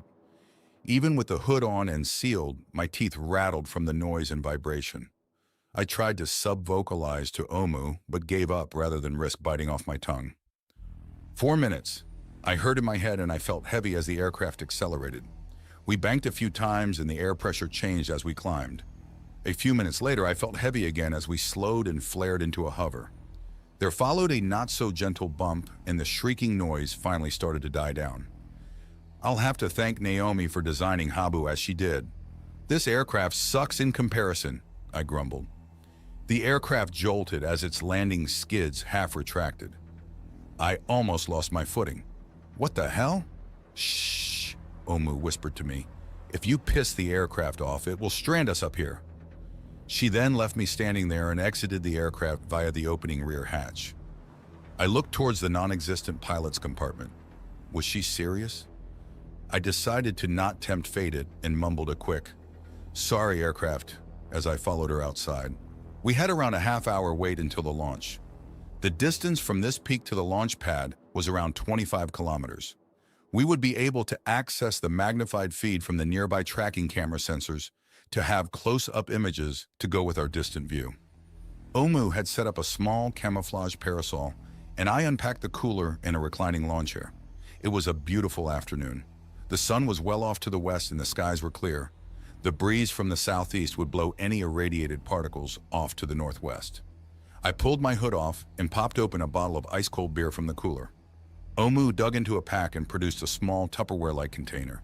When she popped it open and I saw what was inside, I laughed. She handed me the container and I enjoyed salty pretzels with my beer. The time passed quickly. 1 minute, John. I chugged the rest of my beer and pulled on my suit's hood. The built-in view screen was showing two close-up views.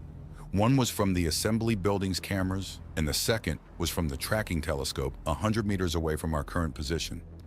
Both were focused on the launch vehicle. It was sitting over the flame diverter openings at the end of the long pier out into the ocean east of the island below us. We should have named the launch vehicle Dragon, as there was a small jet of steam or smoke coming from its nose cone. I looked closely and saw that it was coming from a small flare stack which was safely combusting the venting excess hydrogen from the nose cone's tank. Omu started a 10-second countdown, and I saw the flare extinguish as the tank began its final pressurization. The locomotive-sized support unit had begun to pull away from the launch vehicle and was moving back towards the assembly building down the slick pathway. When Omu hit zero, there was an orange flash as the solid fuel in the booster's large pancake stage lit off. The 65-meter-tall launch vehicle began to rise on a tower of flame. The flame impacting the ocean below was blowing out steam and smoke in all directions around the pad support columns. Where we were viewing it was still silent. I tried to do the math and came up with over a minute before we would be able to hear the launch. The rocket continued to rise on a fiery column. I checked the time and saw the clock had hit T plus 25 seconds. 5 more seconds, and the booster stage would cut off and drop away. Sure enough, at T plus 31, it sputtered out and dropped off the back. The metallic stages above continued to coast upwards.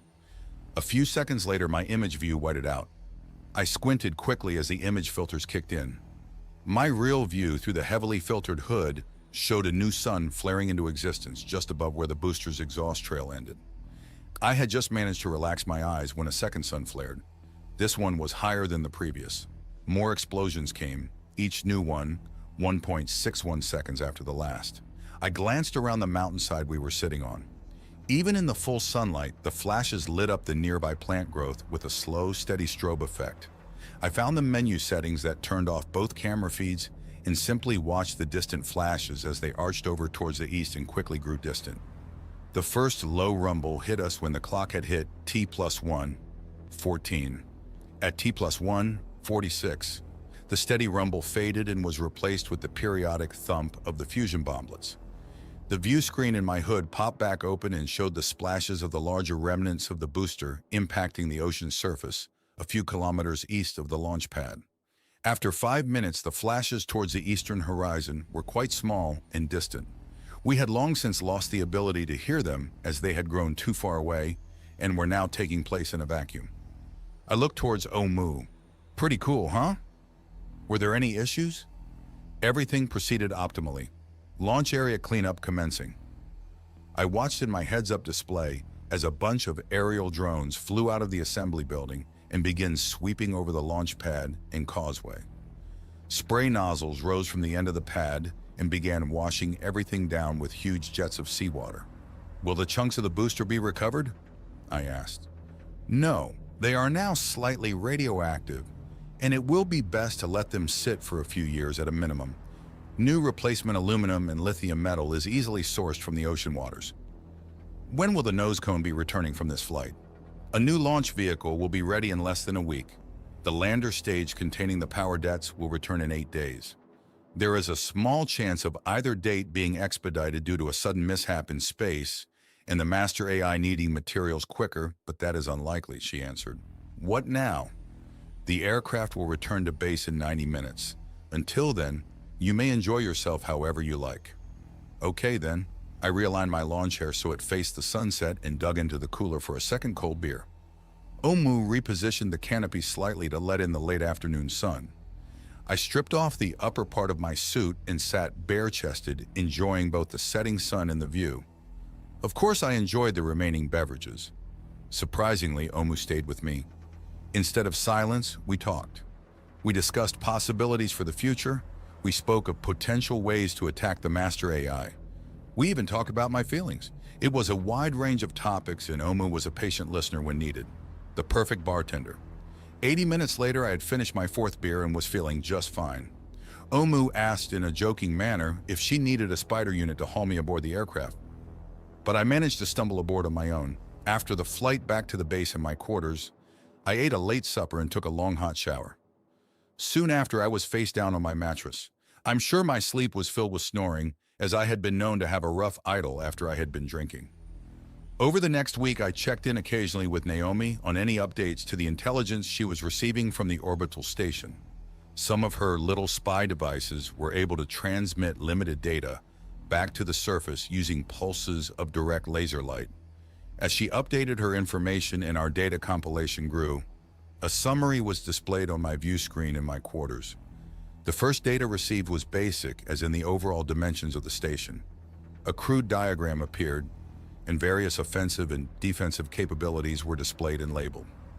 The sensors on the nose cone module were recording all the activities it was able to scan while at the station. This included a detailed list of all arriving and departing craft, as well as the docking and undocking procedures. Some of the departing craft headed back to the surface, while others delivered construction materials to the data relay array satellites under construction elsewhere in orbit. A great deal was learned about how the station dealt with the now empty and surplus cargo stages, where they were taken and how they were disassembled and reduced to base elements and metal stock. Everything measurable was recorded and added to the compiled data. If that data could not be sent directly, it was logged as being included in the memory units, soon to be returned to the surface with the lander. She had arranged for some of the cargo to shift during the unloading process. This caused bits and pieces to be released into the spaces nearby. Some of these bits were smart and active, and when they contacted a bulkhead or other part of the station, they stuck and worked to hide themselves. The days turned into a routine. I would get up and do my morning exercise. At lunch, I would learn anything new from recent downloads from orbit. If the weather was good, I'd try and spend time outside, either on nearby Santa Cruz where the forest and plant growth allowed, or on some beach somewhere. Naomi was integrated into the local and satellite data net well enough to give me reasonable warning on when I needed to take cover from the eyes in the sky. On day 8 since the launch of our rocket, the nose cone lander returned. It was almost a repeat show of what I watched from the top of the algae silo 9 days ago. Today, instead of being clear, this day was mostly cloudy. This meant that I did not see the lander until it appeared through the low clouds only a short distance above the ground. Also, I was not in hiding, as this was our lander and filled with Naomi's gear and friendly control processor. Soon the lander was returned to the assembly building and being refurbished. I went and watched a few times as the machines worked on the charred hull. Omu was helping remove data modules and sensors. Hopefully, they contained enough data for Naomi to formulate some sort of viable attack plan on the orbiting station. I was not surprised when Omu found me the next day after my morning workout and said that we needed to have a briefing. I returned to my quarters and took a quick shower. Omu was preparing sandwiches as I emerged freshly dressed.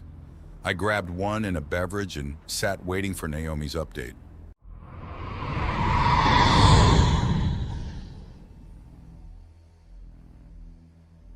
By the time I made the drive back to the main building, the lander had already been brought inside.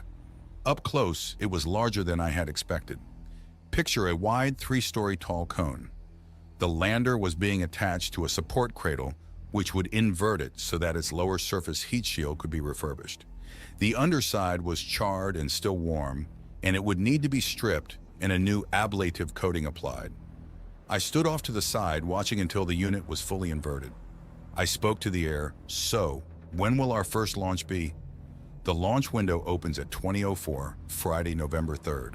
The duration of the window is 23 seconds. I looked at my watch. That was tomorrow night. The AIs did not mess around. I continued to watch the nose cone refurbishment for a few more minutes before deciding to go find myself some lunch. When my little storage crate car pulled up to my quarters, I noted a small electric barbecue unit smoking near the entry. I walked in to find Omu at the kitchen table preparing my lunch.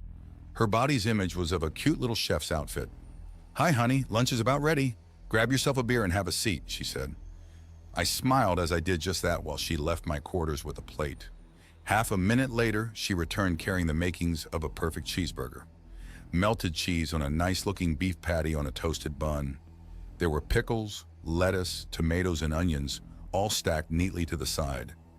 I started assembling my burger while she retrieved a plate of golden fries from a device that resembled an air cooker. Everything looked and smelled great. Now to sample the taste. Delicious! I set to work demolishing the burger with gusto. While I ate, Omu sat on my bed and asked, "How was your day going, honey?" I was torn between the humor in her question and her antics today, and the powerful memories they triggered in me. How many similar meals had I enjoyed back when my family was alive, and when my wife would cook me lunch? I was taken back to distant times when I had been busy working around the house, and she had to come and find me to tell me that lunch was ready. I finished my mouthful and paused in my lunch to focus on Omu. "I want to thank you for how well you take care of me. You have become a part of my life, which I would rather not do without." Omu looked to be about to make some quip back at me when she paused. I swear I saw her cock her head at me slightly. After an abnormally long moment for her, she replied, "You are most welcome, John. It is my honor." The rest of my lunch was spent in silence. While I ate, I continued to daydream about days long past. Omu was, well, she just sat there watching me eat. I might have blown one of her circuit breakers or something. Finally, I broke the silence by asking what her plans were for the next few days. She surprised me when she went into detail about the upcoming launch of the cargo launch vehicle to the Master AI's satellite base. I learned that this was to be the start of a major intelligence gathering operation for her. The launch vehicle would be taking some very advanced scanning and espionage gear up to orbit. I learned that the gear included microbots that would attach themselves to the exterior of the enemy satellite. They would be powered by induction and solar energy and would act as relays between other spy devices we would be leaving at the station and the base down here. The transmissions would be by low probability of detection encrypted laser pulses. The downside was that the data bandwidth would be very low. The nose cone would be returning and would also carry data back directly. Also, during its approach and departure, the lander would be scanning the orbital station with extremely high-resolution cameras and sensors. These would cover the full spectrum and would include magnetic, radiation, and thermal scans. Once it was docked, very precise instruments would measure vibrations and mass changes as cargo was shifted. She hoped all this would help in developing an accurate model of the station. I was concerned that if any of this was discovered, we would be toast. Naomi agreed it was a risk, but it was vital to get more intelligence on the orbital satellite. Also, some of the devices would not begin operating until after our lander had departed. She had begun planning various methods to infiltrate the space station, but so far, nothing was promising, and all options had too many gaps in the information needed. Naomi hoped to have the specialized gear constructed by midnight. This would give her almost a whole day to get it hidden aboard the launch vehicle before its launch tomorrow night. I offered to help, but she declined, saying that she wanted to isolate me from the lander as much as possible. DNA in any floating hair or whatnot was always a risk. She then gave me various options for how to spend the afternoon. The one that piqued my interest was scuba diving. She said that new gear could be fabricated within the hour, and that Habu could fly me and Omu over and drop us bomber-style into the water near a few small offshore rocks, which had been known for great diving back in the days of the tourist. With a plan set, I took a bit of time to use the newly improved toilet chamber that was now adjacent to my quarters. Shortly, a wheeled mobile unit delivered to me a scuba suit and a rebreather. I carried it to a nearby exterior doorway where Habu was to meet me. Half an hour later, I was being carried through the air in a clear pod slung below the black aircraft as we skimmed along just above the wave tops. I was dropped into the ocean along with Omu at a dive site once called Gordon Rocks. The tiny rock outcroppings were 18 kilometers southeast of Baltra, or just a few kilometers east of Santa Cruz. The site had been one of the premier dive sites in the archipelago, and I looked forward to seeing abundant underwater life. Omu had a gear bag with her that included a pair of electric propulsion units and an assortment of spear guns and shark sticks. We spent the afternoon exploring the ocean around the rocks. As I hoped, it was spectacular. At one point, a school of hammerhead sharks swam by that must have numbered in the hundreds. I was above them and tucked up tight to a coral ledge with Omu standing by. Other times, we moved around using the electric drives to counter the extremely strong current. Oh, the undersea life, though.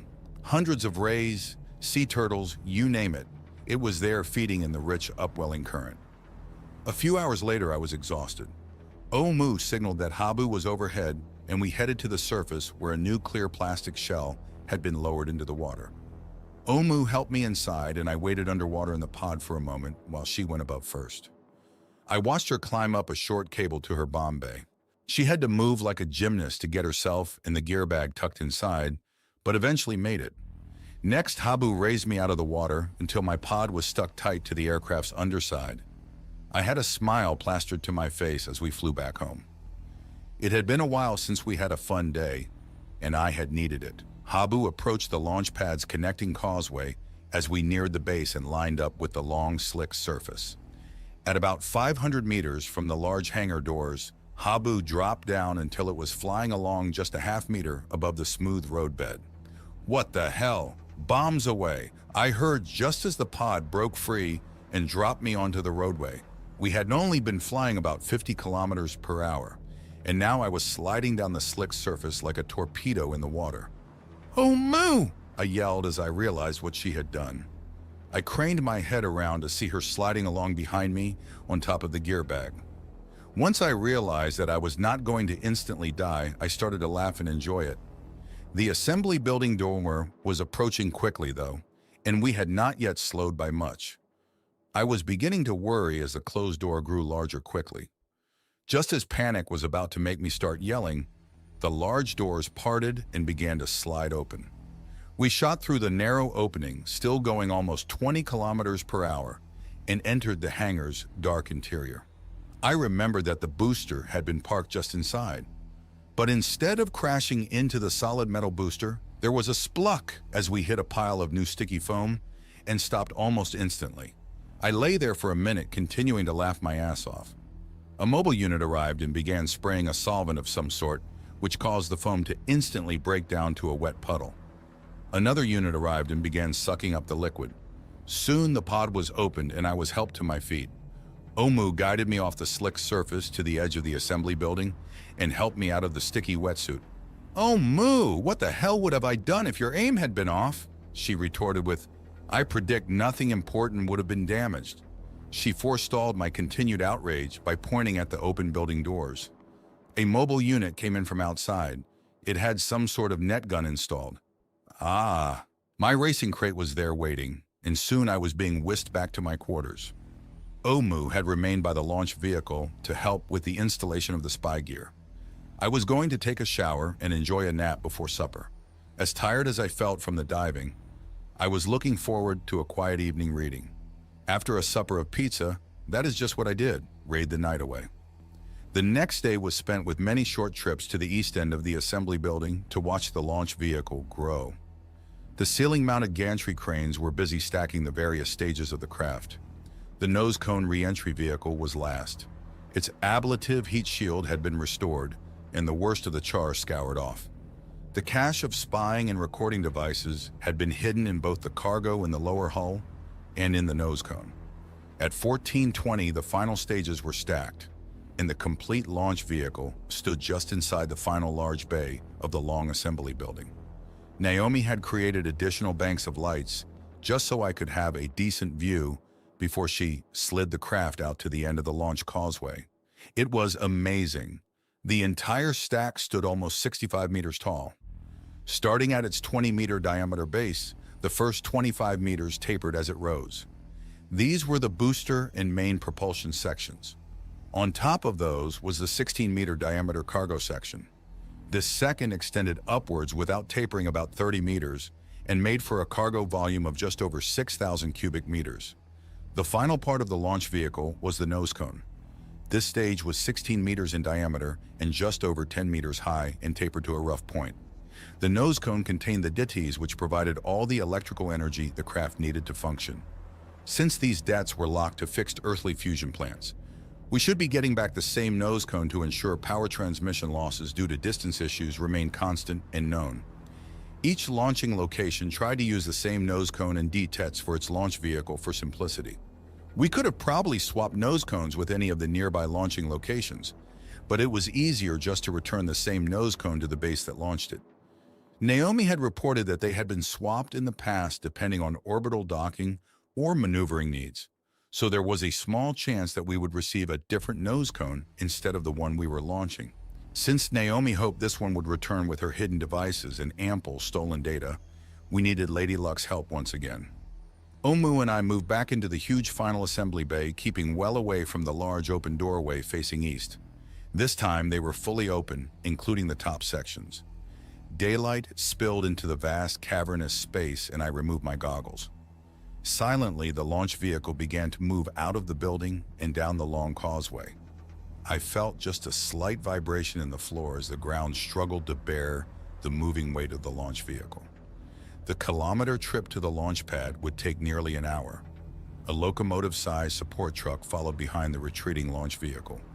This would keep the rocket's upper stage topped off with hydrogen reaction mass and provide other services while the launch vehicle completed its short wait at the launch pad. As the massive rocket moved further away, I asked Omu from where I could view the launch. "Well, I guess you could go back to your quarters and watch the launch on your view screen," she replied. I barely kept the foul expression off my face. "Or maybe we should fly over to the peak of Cerro Crocker and view the launch from there," she asked with a smirk. "Yep, option 2. Let's get going then." My little crate motor cart swiftly brought us back to my quarters. Naomi had constructed a new hardened stealth suit, and I would be wearing this for the launch, so I changed clothes and put it on. Once I was dressed in my new light version of a battlesuit, Omu led me to a large building north of the main assembly hall. It was an aircraft hangar, but the craft we approached was not Habu as I expected. "No Habu?" I asked. "No. Habu might be noticed and investigated. It is reasonable that the master AI closely monitors all launches to its location, so we will be taking one of the base's aircraft. You may recall that this craft was the one that delivered the spider-like cleaning units to the antenna farm on top of Cerro Crocker during your first mission to that place." Yes, I did remember. Up close, this aircraft was big. It had to be the size of a city bus. For propulsion and lift, it had 4 large swiveling jet pods instead of ducted fans. We climbed into the back through a large open cargo ramp and door. Inside, there were no creature comforts, and everything was very utilitarian. This made sense as I was probably the first and only living creature to ever ride in the thing. Instead of seats, Omu strapped me to a sidewall rack with a tether. While she was doing that, a pair of the Spider mobile units boarded the cargo hold and took up station along the opposite wall. I asked about them and learned they were our cover for the flight to the mountain. They would be spray cleaning some of the equipment while Omu and I hung out and watched the launch. "You will want to pull your hood on tight. This will be loud," she warned. She was right. This aircraft absolutely screamed. I doubt noise insulation was high on the list for machines that could filter out any noise, or simply turn off their auditory sensors. The second thing I noticed as we began to climb was the lack of windows. Omu relayed the aircraft's outward sensor data to my hood's imager, and I was able to see a decent pilot's view of our flight. Even with the hood on and sealed, my teeth rattled from the noise and vibration. I tried to sub-vocalize to Omu, but gave up rather than risk biting off my tongue. 4 minutes. I heard in my head and I felt heavy as the aircraft accelerated. We banked a few times and the air pressure changed as we climbed. A few minutes later, I felt heavy again as we slowed and flared into a hover. There followed a not-so-gentle bump, and the shrieking noise finally started to die down. "I'll have to thank Naomi for designing Habu as she did. This aircraft sucks in comparison," I grumbled. The aircraft jolted as its landing skids half retracted. I almost lost my footing. "What the hell?" "Shh," Omu whispered to me. "If you piss the aircraft off, it will strand us up here." She then left me standing there and exited the aircraft via the opening rear hatch. I looked towards the non-existent pilot's compartment. Was she serious? I decided to not tempt fate and mumbled a quick, "Sorry, aircraft," as I followed her outside. We had around a half-hour wait until the launch. The distance from this peak to the launch pad was around 25 kilometers. We would be able to access the magnified feed from the nearby tracking camera sensors to have close-up images to go with our distant view. Omu had set up a small camouflage parasol, and I unpacked the cooler and a reclining lawn chair. It was a beautiful afternoon. The sun was well off to the west and the skies were clear. The breeze from the southeast would blow any irradiated particles off to the northwest. I pulled my hood off and popped open a bottle of ice-cold beer from the cooler. Omu dug into a pack and produced a small Tupperware-like container. When she popped it open and I saw what was inside, I laughed. She handed me the container and I enjoyed salty pretzels with my beer. The time passed quickly. 1 minute, John. I chugged the rest of my beer and pulled on my suit's hood. The built-in view screen was showing 2 close-up views. One was from the assembly building's cameras, and the second was from the tracking telescope 100 meters away from our current position. Both were focused on the launch vehicle. It was sitting over the flame diverter openings at the end of the long pier out into the ocean east of the island below us. We should have named the launch vehicle Dragon, as there was a small jet of steam or smoke coming from its nose cone. I looked closely and saw that it was coming from a small flare stack which was safely combusting the venting excess hydrogen from the nose cone's tank. Omu started a 10-second countdown, and I saw the flare extinguish as the tank began its final pressurization. The locomotive-sized support unit had begun to pull away from the launch vehicle and was moving back towards the assembly building down the slick pathway. When Omu hit 0, there was an orange flash as the solid fuel in the booster's large pancake stage lit off. The 65-meter-tall launch vehicle began to rise on a tower of flame. The flame impacting the ocean below was blowing out steam and smoke in all directions around the pad support columns. Where we were viewing it was still silent. I tried to do the math and came up with over a minute before we would be able to hear the launch. The rocket continued to rise on a fiery column. I checked the time and saw the clock had hit T plus 25 seconds. 5 more seconds, and the booster stage would cut off and drop away.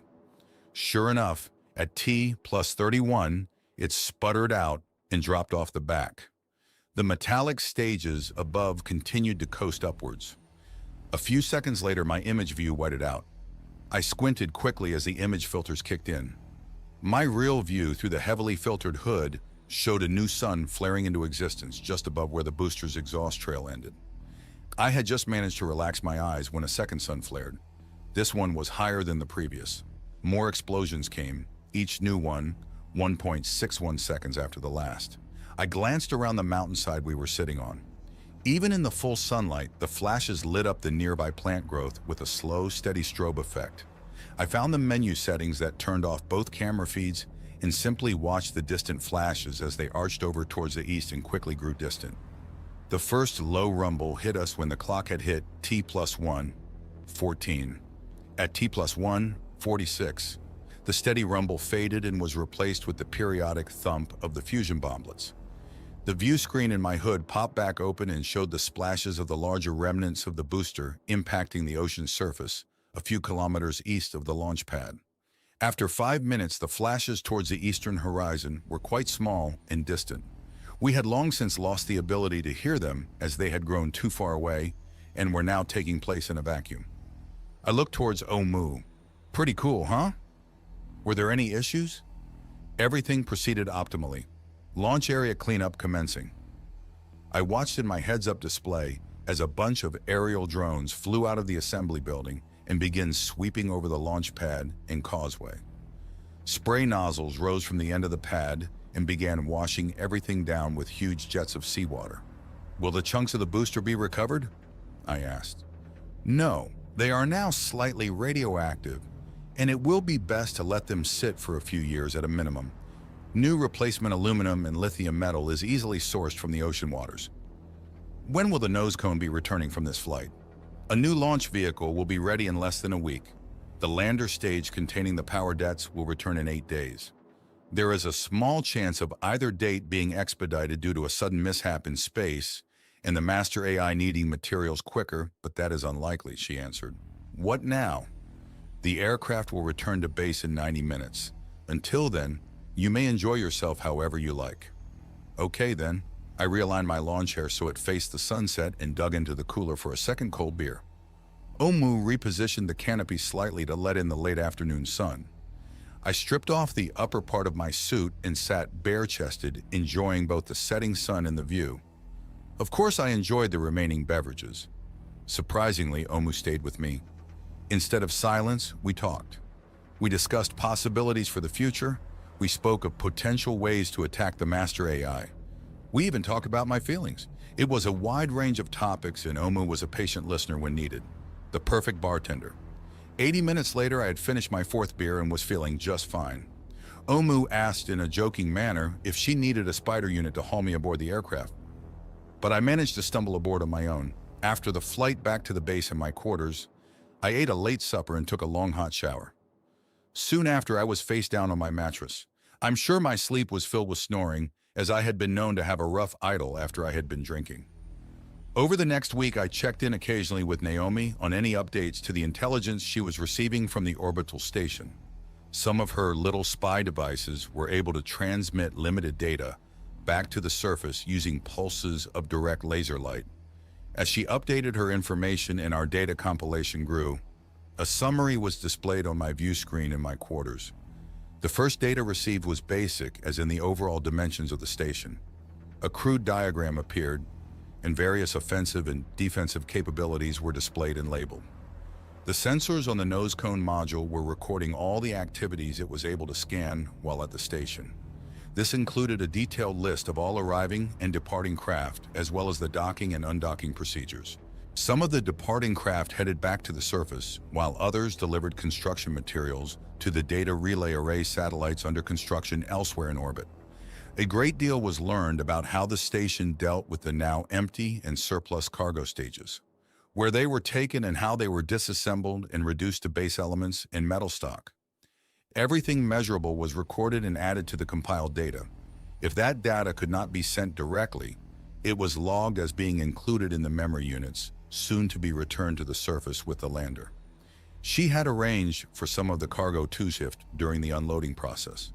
This caused bits and pieces to be released into the spaces nearby.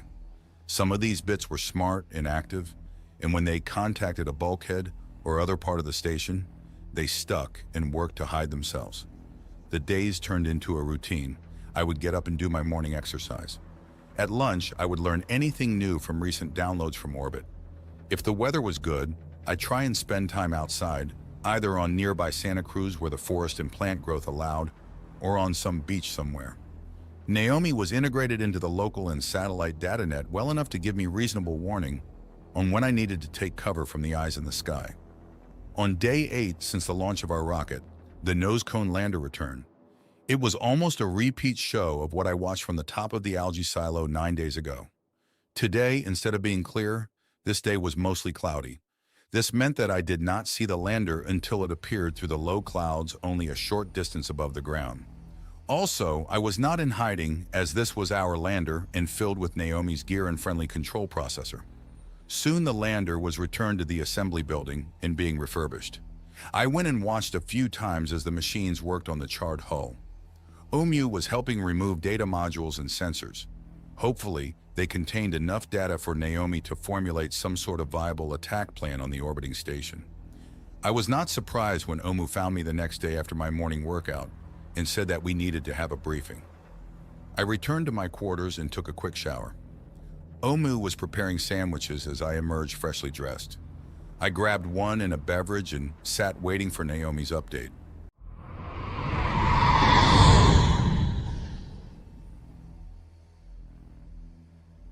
The view screen flickered to life.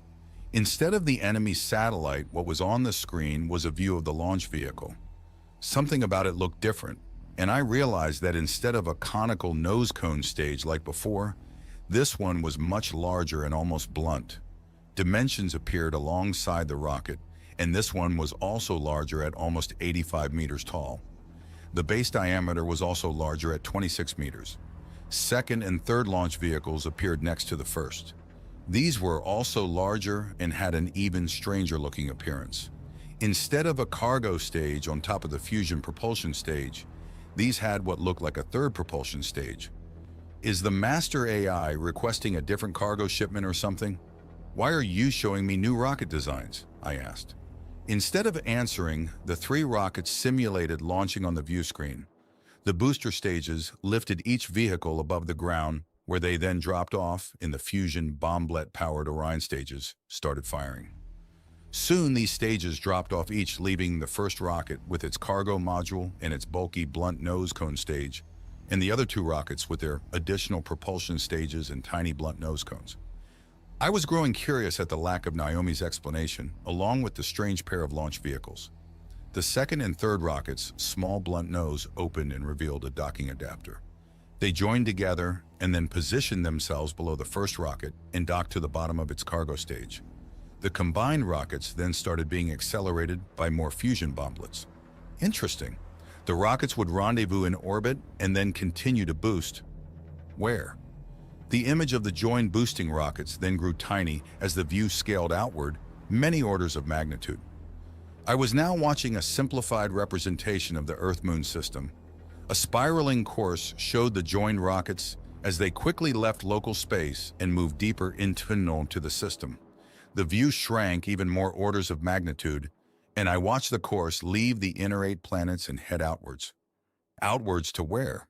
Another star? I had had enough. Just what the hell are you showing me, Naomi? John, now that we have access to this launch facility, I have developed another alternative option for you to consider. Though this new option is extremely risky, it currently offers slightly less risk than continuing on towards your original goal and attacking the Master AI orbital satellite. She paused a bit before continuing. I propose that you flee this solar system entirely and head out into the vastness of space and settle on some new world around some distant star. My mouth actually dropped open. At that moment, I could have been knocked over with a feather. You want to build a starship? Can we even do that? I asked. Yes, John. I believe I can continue to produce cargo launch vehicles and launch them to the enemy space station on the same schedule as is currently happening. At the same time, I can increase production at the facility on a short-term basis to construct the 3 vessels, as shown on the view screen. Once the trio of orbital escape craft is ready, they would be launched simultaneously instead of a normal cargo launch. They would dock in low Earth orbit, as shown, and then depart local space before the enemy AI could attempt an interdiction. I thought about that. What Naomi was suggesting would be an incredible amount of hard and fast work. The facility was geared to mine resources, construct launch vehicles, and send cargo to near orbit every few weeks. To add to that schedule, the construction and preparation of a starship, while also not interrupting the regular launches, would be an enormous undertaking. How soon could this starship be ready to launch? Approximately 3 months, 6 normal cargo launches, or 5 launches, and then the Starship trio in place of the 6th cargo launch. Once we launch the Starship, the Master AI would be on to us, so the 6th cargo launch could be skipped. How could you build a ship capable of carrying me to another star in such short a time? And how long would we have to spend traveling? I asked. Both questions lead me to believe that you misunderstand your status for this voyage.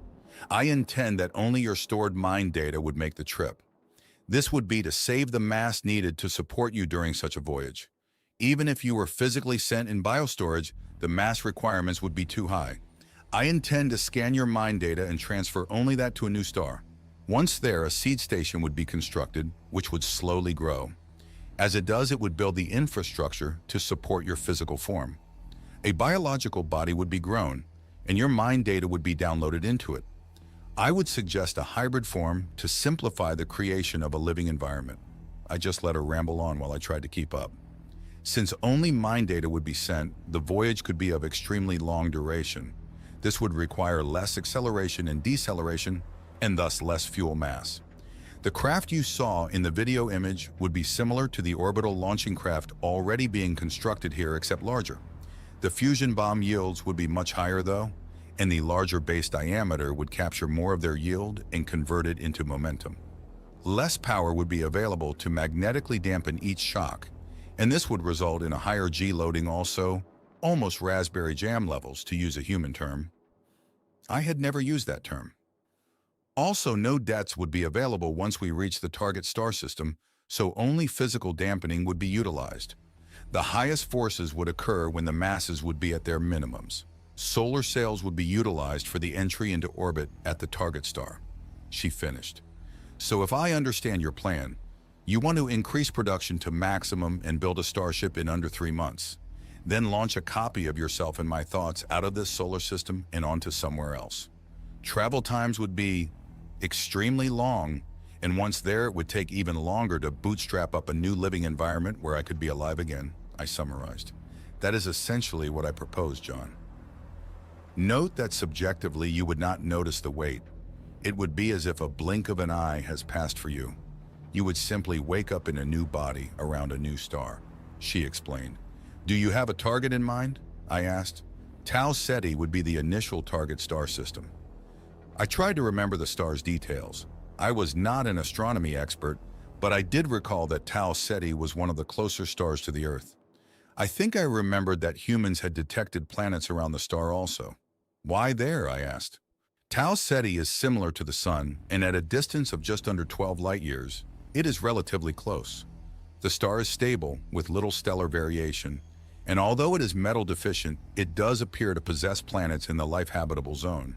The primary reason, though, is that it lies almost perpendicular to the course the assemblage will be on as it passes through the Sol system. This would increase the likelihood that the master AI would take minimal action to interdict our escape to the Tau Ceti system. Would there be life there? How could we take enough samples along with us to create even the smallest of biospheres? I asked. Naomi paused before answering. There would be challenges and some sacrifices would need to be made. Hearing that, I could not help but imagine living in a large dead cave or something with only a bit of moss or lichen as a companion. But there would be no mosquitoes. That would be a plus. Of course, life could already be there, and it could either be paradise or the worst toxic hellhole imaginable. What would be our chances of success? I asked. I estimate well into the teens, John. Wow. Great odds. Not. It made me realize how low our current plan's odds must still remain for this new option to be considered. Still, I was intrigued. I would be colonizing an entirely new star system. Tau Ceti was mankind's first extrasolar planetary settlement, known as Aurora in Asimov's fictional universe. Or it had been the colony world of Plateau from Niven's known space. It had been the center of the hegemony government in Simmons' Hyperion universe. I let myself drift in the fantasy and excitement of the plan for a moment. How many years do you estimate the journey would take? I asked, wondering what the Earth would be going through while we were gone. Naomi hesitated again. I had long since learned that this was because the answer would likely be distressing to me. Just under 100 millennia, John. At first, I did not process the millennia part of her answer and thought 100 years. That was not so bad. Then it sank in. She was talking nearly 100,000 years. Jesus, why so long? The interstellar vessel's speed would be limited due to our hasty direct exit from the Earth's surface, John, and lack of propulsion bomblets. The maximum achievable rate of speed would only be around 35 kilometers per second, or 0.00012 C. Hell, that was like only twice the speed as the Voyager 2 space probe. Talk about taking a slow boat to China. Wouldn't the enemy be able to intercept us? I asked. It would be unlikely the master AI would even try. Our course would clearly be away from this planetary system, and the master AI would also quickly deduce that we lack the energy to alter our course to possibly interfere with the oncoming assemblage in any way. Also, to produce intercepting weapons or crafts would be a diversion to its current activities. I suspect it would instead focus on ensuring that no more such rogue elements remained on the Earth after we leave. I'll say, I can only imagine the scorched earth efforts it would make after we revealed ourselves. Still, Naomi, we would be traveling an awfully long time. A lot could happen with the aliens here on the Earth in the meantime. Yes, John, that is the primary threat. As they continue to expand on this world and develop, it is only logical that they would begin to colonize the nearer stars. My initial thought was to reject the idea, but if the enemy satellite proved to be too tough a nut to crack, maybe it could be a fallback plan. So attacking the enemy AI is hopeless? I asked. I continue to calculate extremely low odds of success at this time, John. Note that I am still evaluating the data retrieved from the recent observations taken by the cargo vehicle.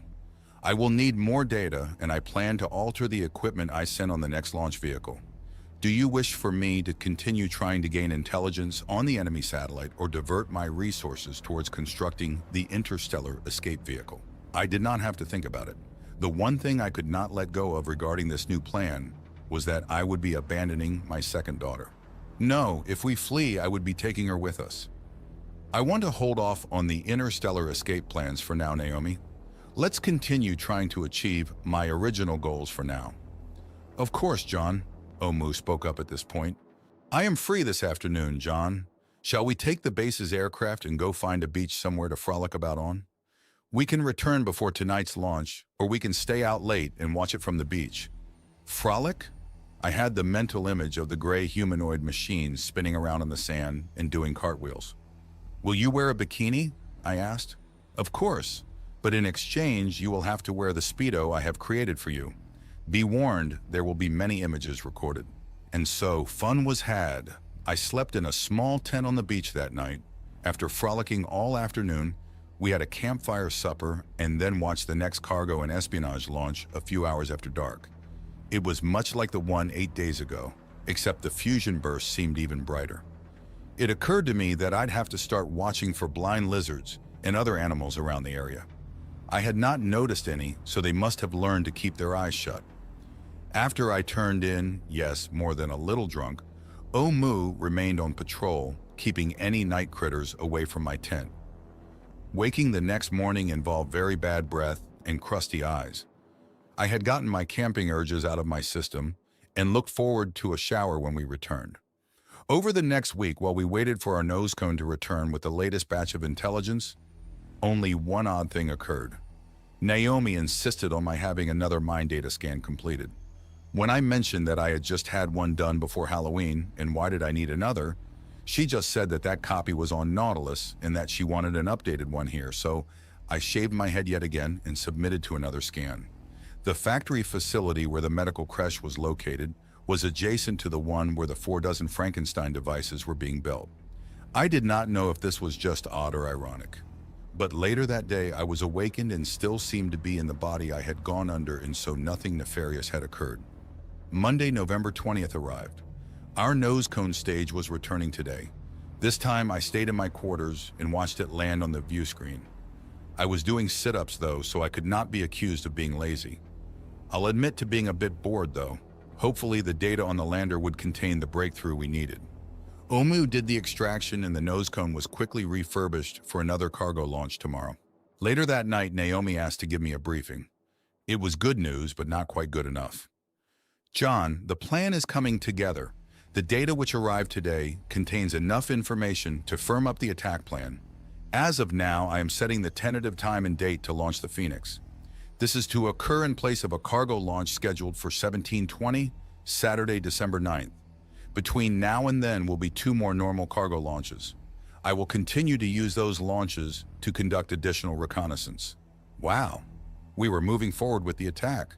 Naomi, all this reconnaissance and spying you are doing up at the orbital station, isn't that risky for us? Yes, extremely risky. However, we need the intelligence. I have been attempting to obscure any links to this location, should one of my spy devices be detected, however, Naomi said. How have you been doing that? Simply by delaying risky movements or surveillance attempts until another launch vessel has arrived and is undergoing active cargo transfer. For the most recent mission, my units operated under the shadow of a cargo vehicle which originally launched from southern China. For the surveillance I intend to conduct after tomorrow's launch, I will time it so that it occurs after an Indonesian cargo vehicle arrives, Naomi explained. We discussed some of the details of the plan. Naomi gave me many of the generalities, but not the specifics which might be changing after the next reconnaissance missions. She did confirm that preparations she had made over a decade ago in Kings Bay would be utilized. One of these involved a diversionary missile attack. Another involved the facility there sending a message to the master AI that might trigger some sort of virus. The launch on the 21st went off without a hitch. This was the 3rd launch since we had captured this launch facility, and would also be the 3rd attempt at learning new data by our careful but risky infiltration of the space station. I would spend time reviewing the data on the view screen in my quarters. Our diagram of the space station was now very detailed. Most of the exterior areas had been well mapped. These included the cargo handling and rerouting areas. The fuel depots and some of the power handling modules had been well mapped by the thermal and electrical scanners. Naomi had a very accurate layout of the various communication systems. These were located all around the station and handled data transmissions to both the field bases in direct line of sight as the station passed over, but also to the relay satellite network. We also discovered that there were many antenna arrays tracking distant objects in the solar system. I asked Naomi what these could be. From the motions of the tracking mounts for these antennas, it appears that many of them are located in the asteroid belt or in the Trojan points of Jupiter. These would likely be mining operations or the original bases from which the attacks on the Earth were launched 9 centuries ago. It is likely that at one of these locations remains an interstellar capable transmitter. As I have told you before, once it becomes aware of our attack, we will need to ensure that the master AI does not utilize these transmitters to warn the assemblage. The Earth remains vulnerable to kinetic attacks launched from the Ark ship or any defensive ships traveling with it. Also, it appears that 2 of the locations the space station's antennas are focused on are the leading and trailing Earth-Sun Lagrange points, also known as the L4 and L5 points. It is these 2 locations that may hold the key to confirming much of our attack strategy. I am hoping the results of the next 2 reconnaissance missions can confirm my suspicions about the master AI and its interest in these 2 points. Naomi would not go into more detail until she had more data. We would just have to hope for a good haul of data when the nose cone segment returned on Wednesday. 2 days before the lander's return, I was sent on a short mission.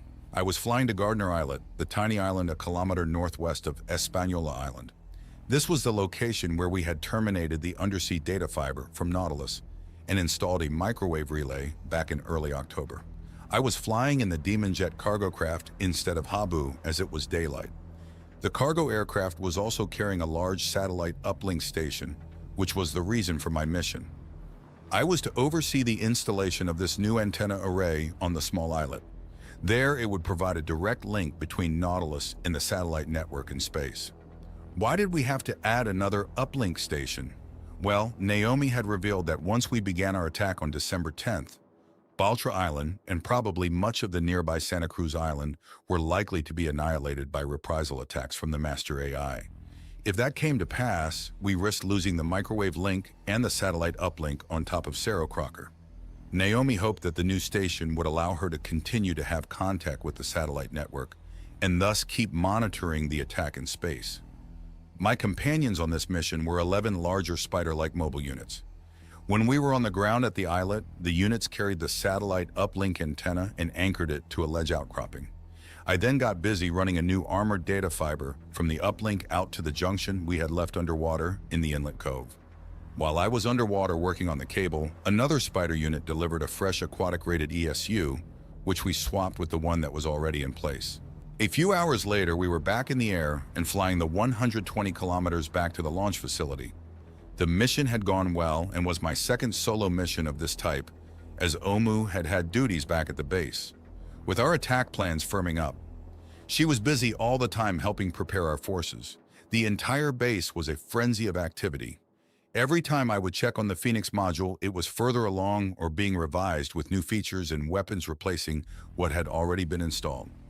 I was not sure how all of them worked, but the general impressions I had were that many of the module's devices were different ways to attack and subvert the master AI, while others were subterfuge and diversionary weapons. It even contained a small fleet of communication satellites. Naomi wanted to maintain communications, and we had to provide our own network, as we would likely be locked out of the exiting net once the attack began. The next cargo launch would also contain small satellites. These would be released in low orbit while the cargo module was being boosted to the higher orbit of the space station. The new satellites were stealthy, and we hoped they would avoid being detected for the long week until the launch of Phoenix. Naomi and I had a brief argument about my role in the upcoming attack. I wanted to do something. She was adamant that I be back on board Nautilus days before the final launch. In the end, I had to side with her. There was no way to get me up to the station in any timely fashion. Phoenix would be packed full with the devices Naomi had been building, and even if there had been room, the launch would be harsh to living creatures. No, the best thing I could do was stay out of the way. The production facility was such a beehive of activity that I tried to limit my inspections just to prevent the fast-moving mobile units from having to slow to avoid me.